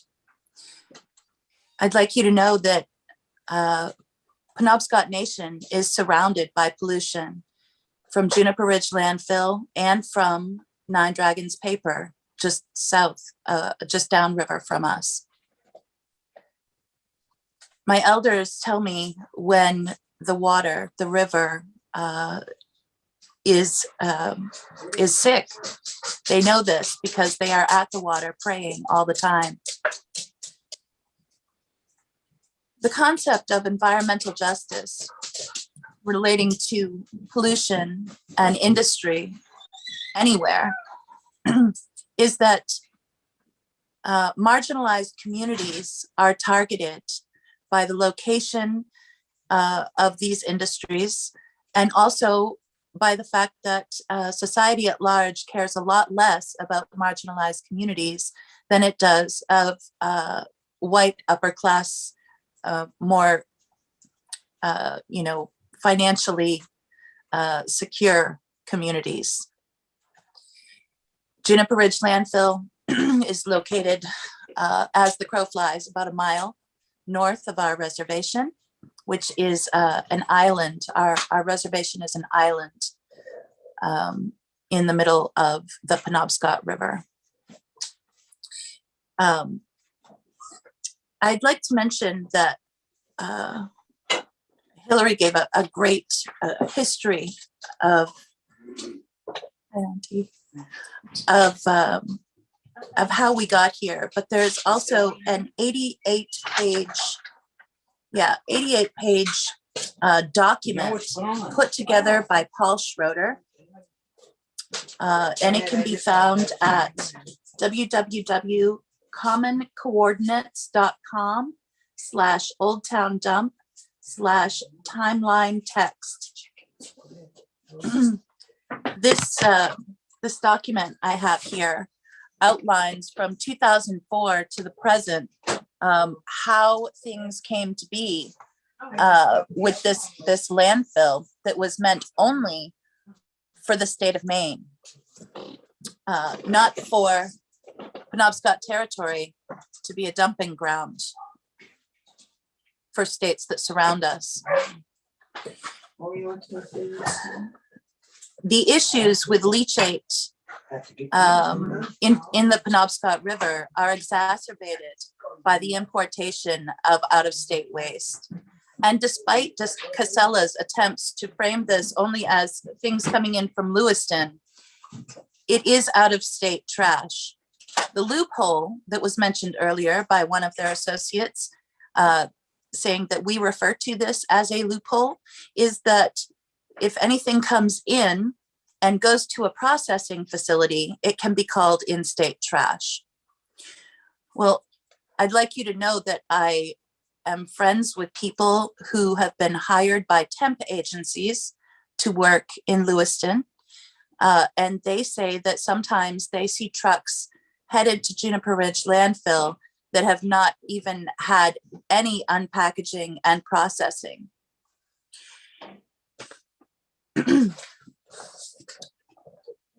So there are as many as 50 million gallons of leachate that is trucked to the processing facility at Nine Dragons.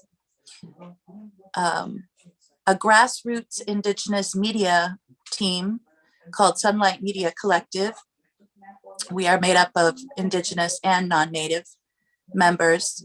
We went to the wastewater processing plant near the mill, across the street from the mill, and down a little ways, just last week.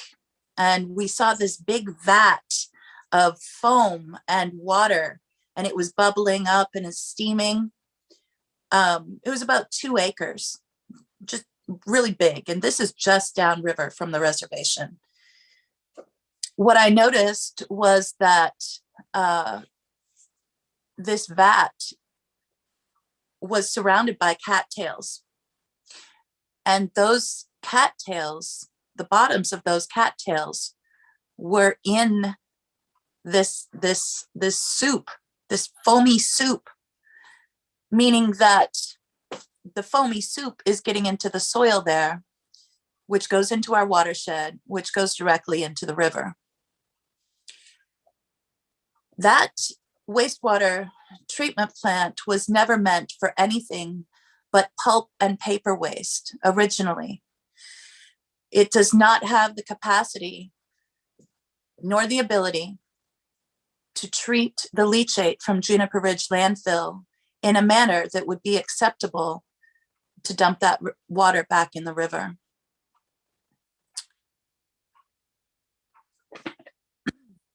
This is an example of how marginalized communities are targeted. This is an example of what is the opposite of what we want, which is environmental justice. I'd like to speak on another thing. And this is found in Paul Schroeder's report. It's page 80. It references an article from the Bangor Daily News of February 17th of 2004. it says, quote, trash into treasure. And Paul writes, this article, quote, deal likely to turn trash into treasure. Explain the difficulties in estimating the entire financial package, though. Quote, Casella's revenues in West Old Town could total in the billions of dollars by the end of the 30-year contract. Environmental justice does not involve putting billions of dollars of profit ahead of the safety of the communities in which Casella operates. Bringing in out-of-state trash is a commercialization of the original intent of the landfill. Turning trash into treasure incentivizes profit at the expense of the communities that are affected by the chemicals in the leachate. I'd also like to point out that this landfill, which is just north of our reservation, the best landfill liners in existence only have a shelf life of 70 years. So continuing to expand the landfill because of the, filling it all up with out-of-state trash, we're kicking the can down the road of a disaster for our children and grandchildren to inherit. As far as soaking up sludge water with couches from Massachusetts,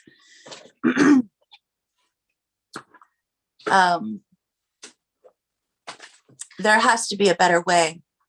There have been ways that have been suggested to keep the sludge out of landfills, or at least to keep it dry, so the chemicals do not keep getting recirculated back into our water systems. I really appreciate your time and listening to all of this. I would also like you to know that in 2017, I spoke with Mr. Boyd about my concern about the leachate into the Penobscot River. And he assured me that I didn't have to worry about that anymore because it was being sent to a wastewater processing plant in Brewer. Brewer has won awards for their treatment plant. I think as many as 12 awards in the last 15 years. We celebrated that as a win for the water around our community. And for some reason, the leachate was no longer being processed in Brewer after about 6 months. If anybody knows why that was discontinued, I would certainly like to know.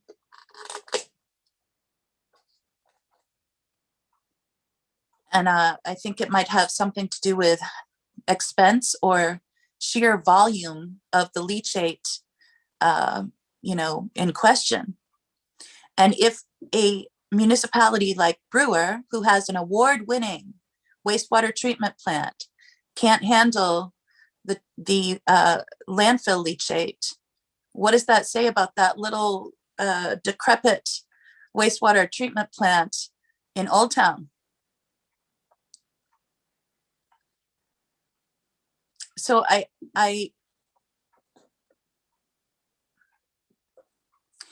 understand that this is a very complex thing. And I understand that there's not a single person here listening today who intentionally wants to inflict, cancer-causing and health debilitating pollution on anyone. I understand that, you know, a lot of people might be confused about the question of environmental justice and how that happens, how it happens that economically disadvantaged, marginalized, targeted communities end up with, end up being surrounded by pollution. In 1999, the cancer rates for the Penobscot Nation were 5 times higher than surrounding communities. And it's because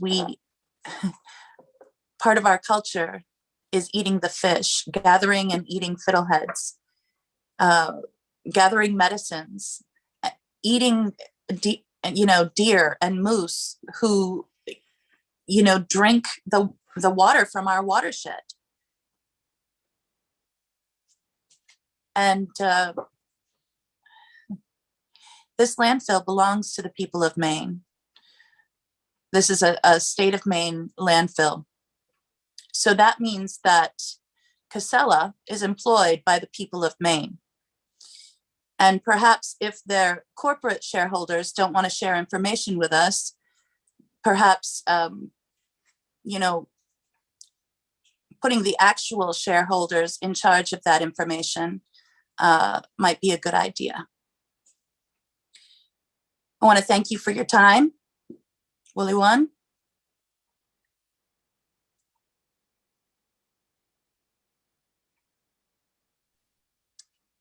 Thank you for your time.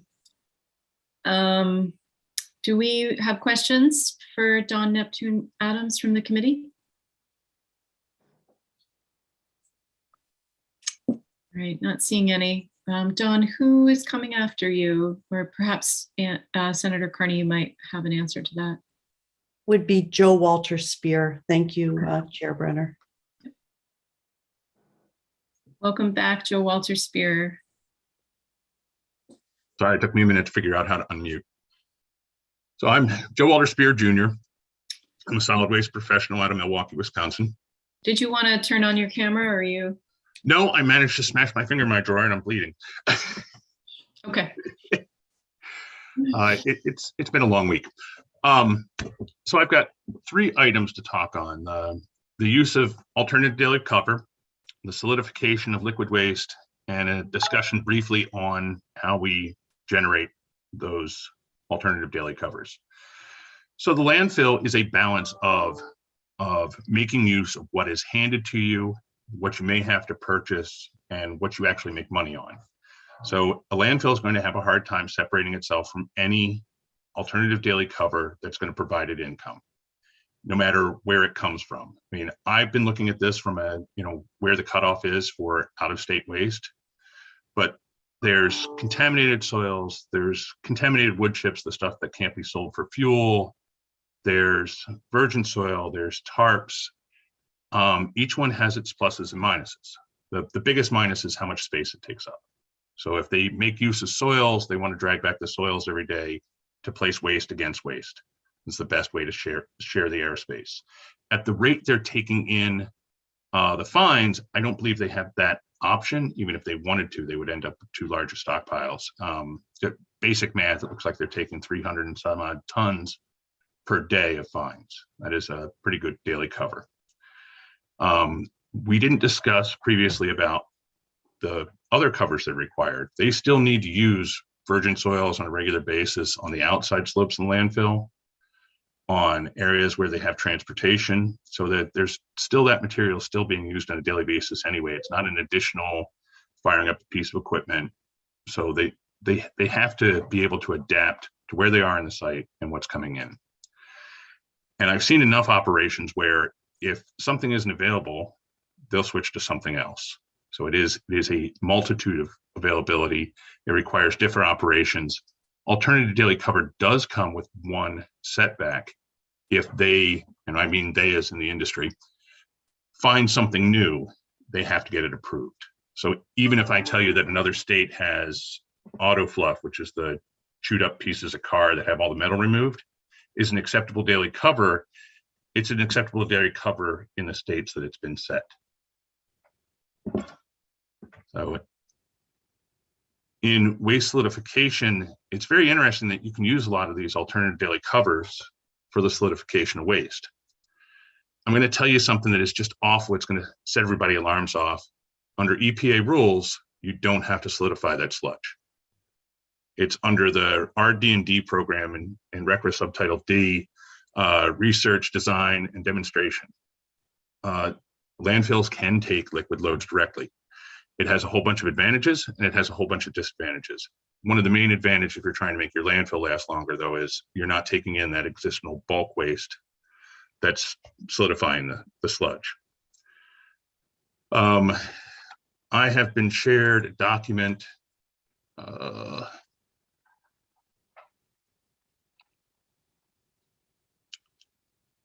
It's the minor revision for the solid waste license, Juniper landfill, for the annual OBW tonnage limit. I bring this up because I find it interesting that in this, the use of C&D waste is a potential for H2S, but yet we're still making the argument for using the fines. And this is where I mean, where you've got this back and forth with what is and what isn't. Can I just pause you for a second? H2S Sure. as an acronym is. Oh, I'm sorry, hydrogen sulfide. Solidification. Hydrogen sulfide. Thank you. So it's generated by almost any C&D waste, plus another bunch of other wastes. Some soils naturally help produce it with interaction with the waste and liquids. It's a recurring problem. However, with that, you can still make the argument that solidification could be done with the fines. It keeps the fines in the argument of reducing things. But right now, if you look at the recycling industry, we're recycling mattresses. Foams and so on are going back to recycleries. So there's that constant change of what can be recycled and what is going into the waste stream. And I realize I'm throwing a lot of information and not a whole lot of detail, but I don't have a look at how the operations are being run. In the recycling part that's done, again, going back to that, the minor use change, it keeps using the term residual. But I believe based on the operational volumes, the C&D is being ground just to be fines and be used for daily cover. To me, that seems like it's either another loophole or it's a carve out, I believe is the term Maine uses. So I just find that very interesting. It's not the residuals that are cleaned up from the floor every day, which is what I'm accustomed to being used for C&D fines, but it's C&D being ground to the point that it is usable as fines. And if I'm mistaken on that point, I'm sorry I brought it up. I have two issues to add for the committee, just to make life easier. Casella, under RCRA subtitle D, has to have a Freedom of Information Act to describe how they manage their landfill files. That is the way to get the information you want. I understand why they won't answer in a public meeting what their contract information is and so on, but their FOIA description should provide the information you need to make the request. And my last item that came up with all the discussion on leachate, this site was designed with a expected leachate discharge. The sludge that has come in is doubled since 2016. And I didn't bother to go through any weather information, but we've been on and off drought, so I assume Maine has suffered similarly. That leachate discharge design, if it's already exceeded, it's only going to continue to go up. It's something to take a serious evaluation of. It's one thing to have your landfill fill too fast. It's another thing to have your landfill fill with leachate. If they go out of compliance for that, it'll be shut down regardless. And that's what I got. Any questions?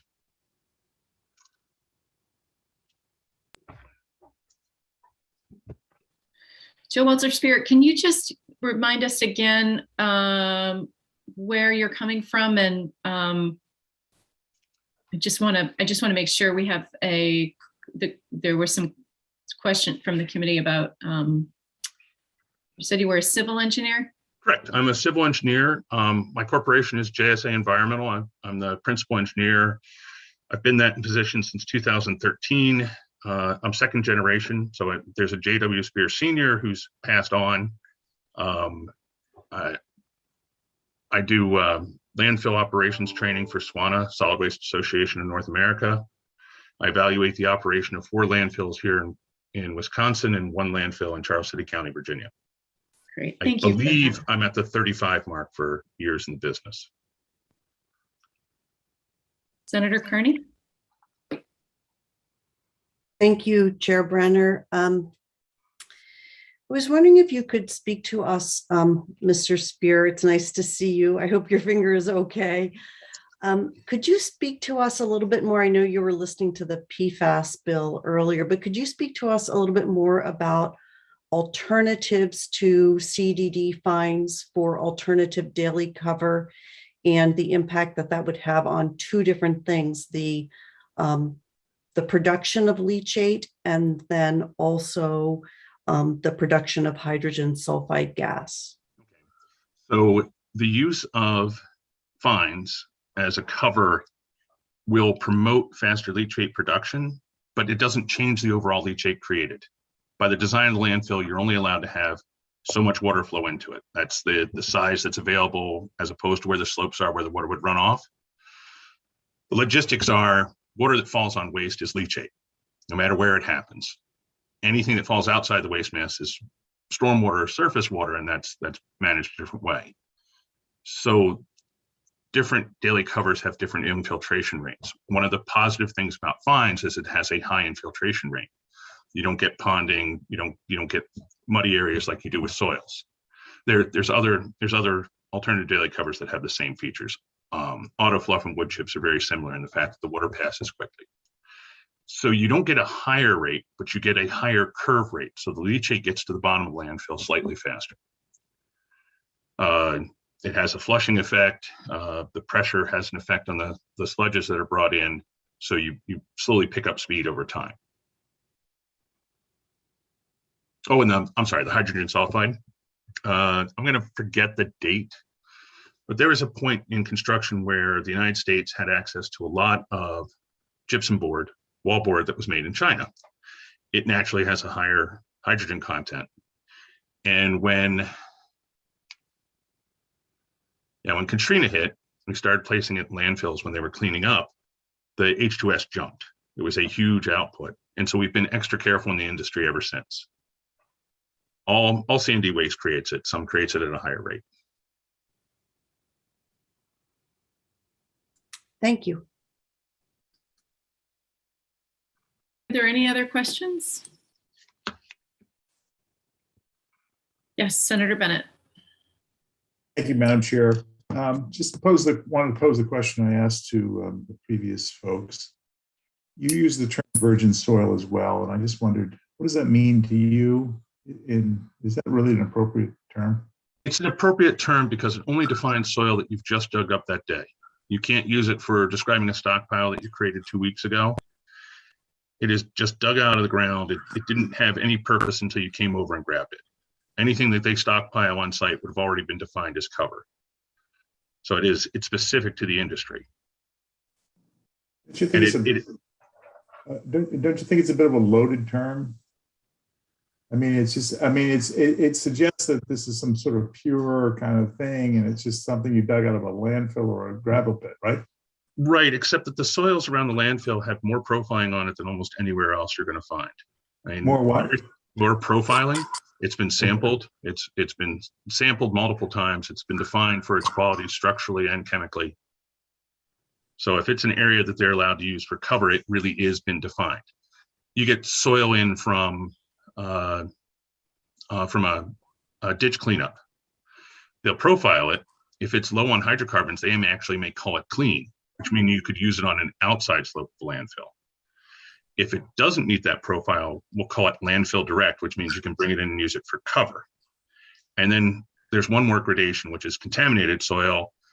That's usually a GRO, gas range organic or diesel range organic, DRO contamination. And that needs to be treated till it reaches a certain level before it can be used in the landfill footprint. You know, I want to thank you for that answer and for treating my question with the sincerity that it was meant, unlike the previous person I asked that to. Representative Dudera. Yes, thank you for this very informative presentation, Mr. Spear. And I was born in Milwaukee, so it's nice to talk to somebody here from Milwaukee. I have a question. When you're talking about auto fluff, is that shredded automobiles? Yeah, Which I and understand like 75% of the automobile can be used or something. Is that yes, correct? yeah, they changed the system in which it's done 6 years ago. They now get almost all the metals out of it. So the ending process is a bunch of foam, rubber. It's highly compactable and it's relatively porous to liquids, predominantly water. And it really seems to grab hold of gases because you do have gas escape through the top of the landfill in the operating area. So can that also be used as cover? Yeah, it's used as daily cover. They used to use it. We used to use it in Wisconsin for solidifying, but like I said, we dump liquids directly into landfill now. Just for clarity, so what you're saying when you say we're dumping liquids directly into landfills now, meaning that you're not bulking it up with the architecture of oversized bulky waste? No, the statute allows for a trench to be made or an injection well, and you either pour it into the trench or the trucks come in and pump it directly into the injection well. And I don't know if you've had access to the sorts of documents that allow you to understand the structures, soil structure, and like the sort of geological space at Juniper Ridge, or if that's like relatively standard across the industry, but is that the kind of thing that would be possible at Juniper Ridge? That would really depend on one, your committee would probably be the one to change your statute. Your statute very clearly says it has to be stabilized. The federal statute is what you build off of, and that would allow you to go back and allow free liquids. If it's a properly designed landfill in the last 10 years, then yes. If it lacks the geology of a landfill with a little better clay, they would have had to engineer it, design it, and construct it to bring it up to the required. And what would you say, like from your professional judgment, is there a appropriate amount of CDD to sludge ratio for necessary architectural development of a landfill for stability? I don't know. I mean, I've seen what their exchange is, but also in the document I referenced, it talks about 4-to-1, but it looks like they're just doing 1-to-1 with the bulk waste. So maybe it's 4-to-1 without. So that would rapidly use four sludge to one, or 4 of a solidifying agent to 1 ton of sludge is what it looks like to me. Okay. But like I said, but they're using pretty much 1-to-1 for the OBW. So maybe that 4-to-1 is if it's something other than OBW. All right. Okay. Senator Carney. Thank you. Mr. Spear, could you also give us some information about the use of tarping in lieu of alternative daily cover, both whether it's feasible in a climate like Maine, and then also whether that saves on the use of landfill capacity? Tarping is effective almost anywhere. Its upside is it's easy to deploy. You're not using up any airspace. You're practically not using any materials. The next day you pull it back and you apply new waste. It's not indefinite. At some point you do have to have a daily cover. If you end work on a Friday or end work on a Saturday, you're not supposed to keep the tarp overnight for that. But it does definitely reduce the amount of daily cover. They tear, they blow around. It gives the landfill manager something to do with tires because you just go out and throw tires on top of it to hold it in place. So it's like I said, every cover is going to come with this great benefit, and they're all going to have a restriction. And you know, if you tear your tarp and it's not usable, they are expensive. I mean, these are 100-foot by 100-foot tarps. Could I ask one follow-up, please? Sure. If your priority is preserving the capacity of a landfill, you know, not filling it at a very dramatically quick rate, what are the best options for covering the landfill overnight? I would use whatever requires the least amount of airspace. So the fines are spread. Well, let me rephrase that: least amount of airspace and anything that makes money for the landfill. So the fines fit that role. They do make money for the landfill, and they do still just a 6-inch placement. Tarps would be a nice alternative because they don't cost or fill.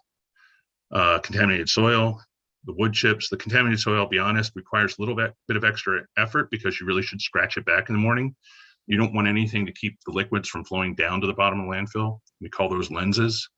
So if you have several acres of soil that's well compacted, it's like a perched water table when you talk about groundwater. You don't want to slow that leachate. You want it to get down to the bottom. You want to pump it back out. You can pump it back in under certain regulations, or you can pump it away to treatment. Thank you very much. Additional questions from the committee? Thanks so much for joining us and hanging in there all day. It was interesting listening to all. All right. Senator Carney, who are we turning to next? I think our final person is Sarah Nichols, and she just appeared on our screen. Great. All right, good afternoon, almost good evening. Thanks for hanging in there all day today. Senator Brenner, Representative Tucker, and distinguished members of the committee. I'm Sarah Nichols. I'm the Sustainable Maine Director for the Natural Resources Council of Maine, and I'm honored to be able to address the committee today in support of LD 1639. So during the 8 years that I've been at NRCM, I've been working alongside the people who live in the shadow of the landfill and others who do not want Maine to continue to be a dumping ground for New England, many of whom have been working many years longer than that towards closing the out-of-state waste loophole. And finally, with Senator Carney's leadership, this bill is what we need to do it. So you've heard a lot today, so I'm going to spend my limited time here putting a finer point on 3 things. The first is that this is indeed a loophole. The filling of Juniper Ridge landfill with out-of-state waste was never supposed to happen.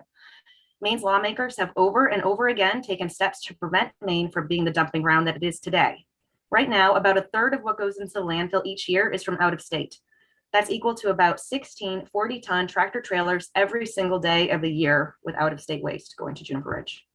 The 1989 landmark solid waste legislation that Hillary mentioned banned all new commercial landfills so that companies could not profit from importing waste into Maine. Then the state bought the landfill in 2004 to control what goes in there, namely no out-of-state waste. And the 30-year operating services agreement with Casella and the state clearly says that waste that originated from out of state is to be excluded from the landfill. It's right there in the beginning in the definitions. And despite those clear intentions, 2 companies have worked hard together to legally get around it by bringing hundreds of thousands of tons of waste into Maine every year, to disguise it as residue from a Maine solid waste processing facility for the explicit purpose of disposing of it in Juniper Ridge to turn a profit. The resource facility brings in about 200,000 tons of out-of-state waste every year and sends about 90% of their material to Juniper Ridge as residue. That is their business. Okay, the second thing I want to make clear is that Casella and Resource are not victims. They have chosen to put themselves in the business of relying upon importation of out-of-state waste, and they're working hard to keep the loophole open for their own benefit under the false pretext that they are helping the state of Maine. It's clear that there's a special business arrangement between Casella and Resource, where they rely on each other to make money. Resource charges Massachusetts companies to bring their CDD waste to their facility, and then they pay Casella by the ton to dispose of it at Juniper Ridge. The more waste, the better. And since Resource doesn't do much actual recycling, it's safe to assume that their primary source of revenue is that margin between what they can charge Massachusetts and how much Casella charges them. And Casella benefits from the materials that Resource brings. They choose to use the CDD fines for cover because they are getting paid to accept them instead of having to invest in more sustainable ways of covering the landfill each day, like a retractable tarp or taking the time to scrape off the cover soil each day and reuse it. This is a financial decision, not a technical one. They don't need the CDD fines, and they don't need the oversized bulky waste to stabilize the sludge either. It's just the most lucrative option for them. At the current rapid fill rate, the landfill will be due for another expansion in about 6 years. These companies are relying on the state to continue expanding the landfill to support their business model, and we can't let this happen. I believe these companies are smart and resourceful, and they will be able to innovate and do better. Resource Lewiston is now owned by a $70 billion global asset management company who has the means to invest in new ways to do business at the Lewiston facility. The third and final thing I want to leave with you is that this really is a continuation of all the good work that this committee has done to protect the integrity of Maine's solid waste management hierarchy. In the 129th, LD 112 made clear that Maine state-owned landfills were indeed meant to be treated differently than a commercial landfill. This is a public asset. Its capacity should be reserved for the people of the state of Maine as it was intended. And LD 401 has made more progress by tightening the rules for Maine solid waste processing facilities. It said that saying that they need to keep at least 50% of the material they accept from entering a landfill.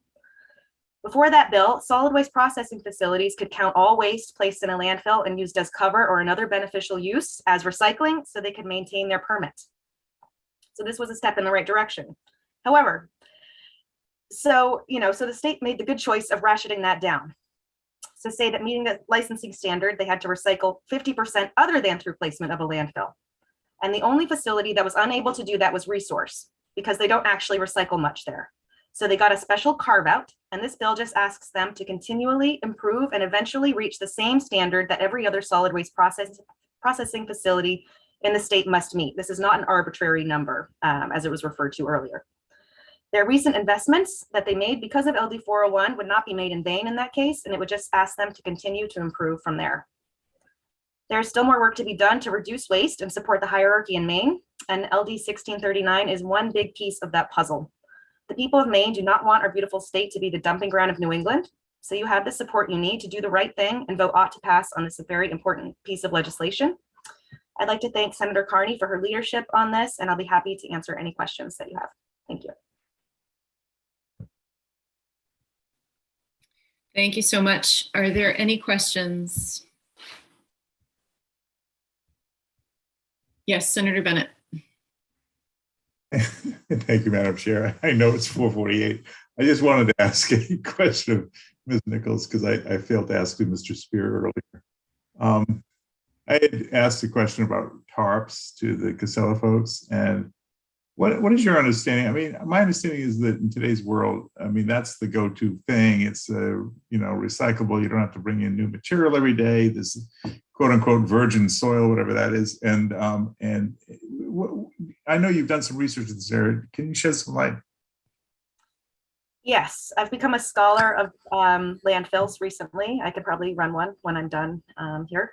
But so one of the first things I did was to ask people in the state what their experience was. I did speak with Kevin Roach, who you guys all know from EcoMaine.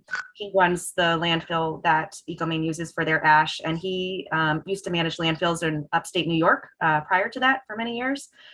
He told me that he used a tarp in upstate New York every single day of the year, except for maybe a few storms, maybe a couple days a year, they couldn't use it. And then he sent me some more information about using retractable tarps. He also said that he has a hard time finding landfill operators who care about the hierarchy as much as he does. So it's not unusual, basically, that they would want to continue using material that would bring them money other than something that costs them money. So just to be clear, the tarp doesn't have to cover the entire landfill. It's just the cell that's open and being added to that time. Is that right? That's my understanding. And I think that there are options to reduce the surface of the cell. So you could have a smaller operating surface at a time too. So that's another option. And I think besides using the tarp, using whatever other soil-like material, scraping that back each day, as Joe Walter Spear had mentioned, and then reusing it is another way to conserve the valuable capacity of the landfill too. Thank you. Any other questions from the committee? All right, thank you so much. So I'm going to make yes, Senator Carney. I'm feeling like you're going to make the same suggestion I was going to make, so I'll just be quiet and let you go ahead. Okay, I'm going to make a suggestion that we hold off from bringing the DEP in this afternoon, and perhaps have them join us at our next work session relative to this bill. We've been here since 9 a.m. Short of our lunch break, and I sense that we might have more capacity as a committee with a little rest. How do folks feel about that as a plan? Okay. Yes, Representative Duzera. Thank you. Can you just go over for me, or maybe for us again, what the plan is going to be in total on this bill? Because yeah, thanks. So I mean, we have to hear them, and then we're into work session on it automatically.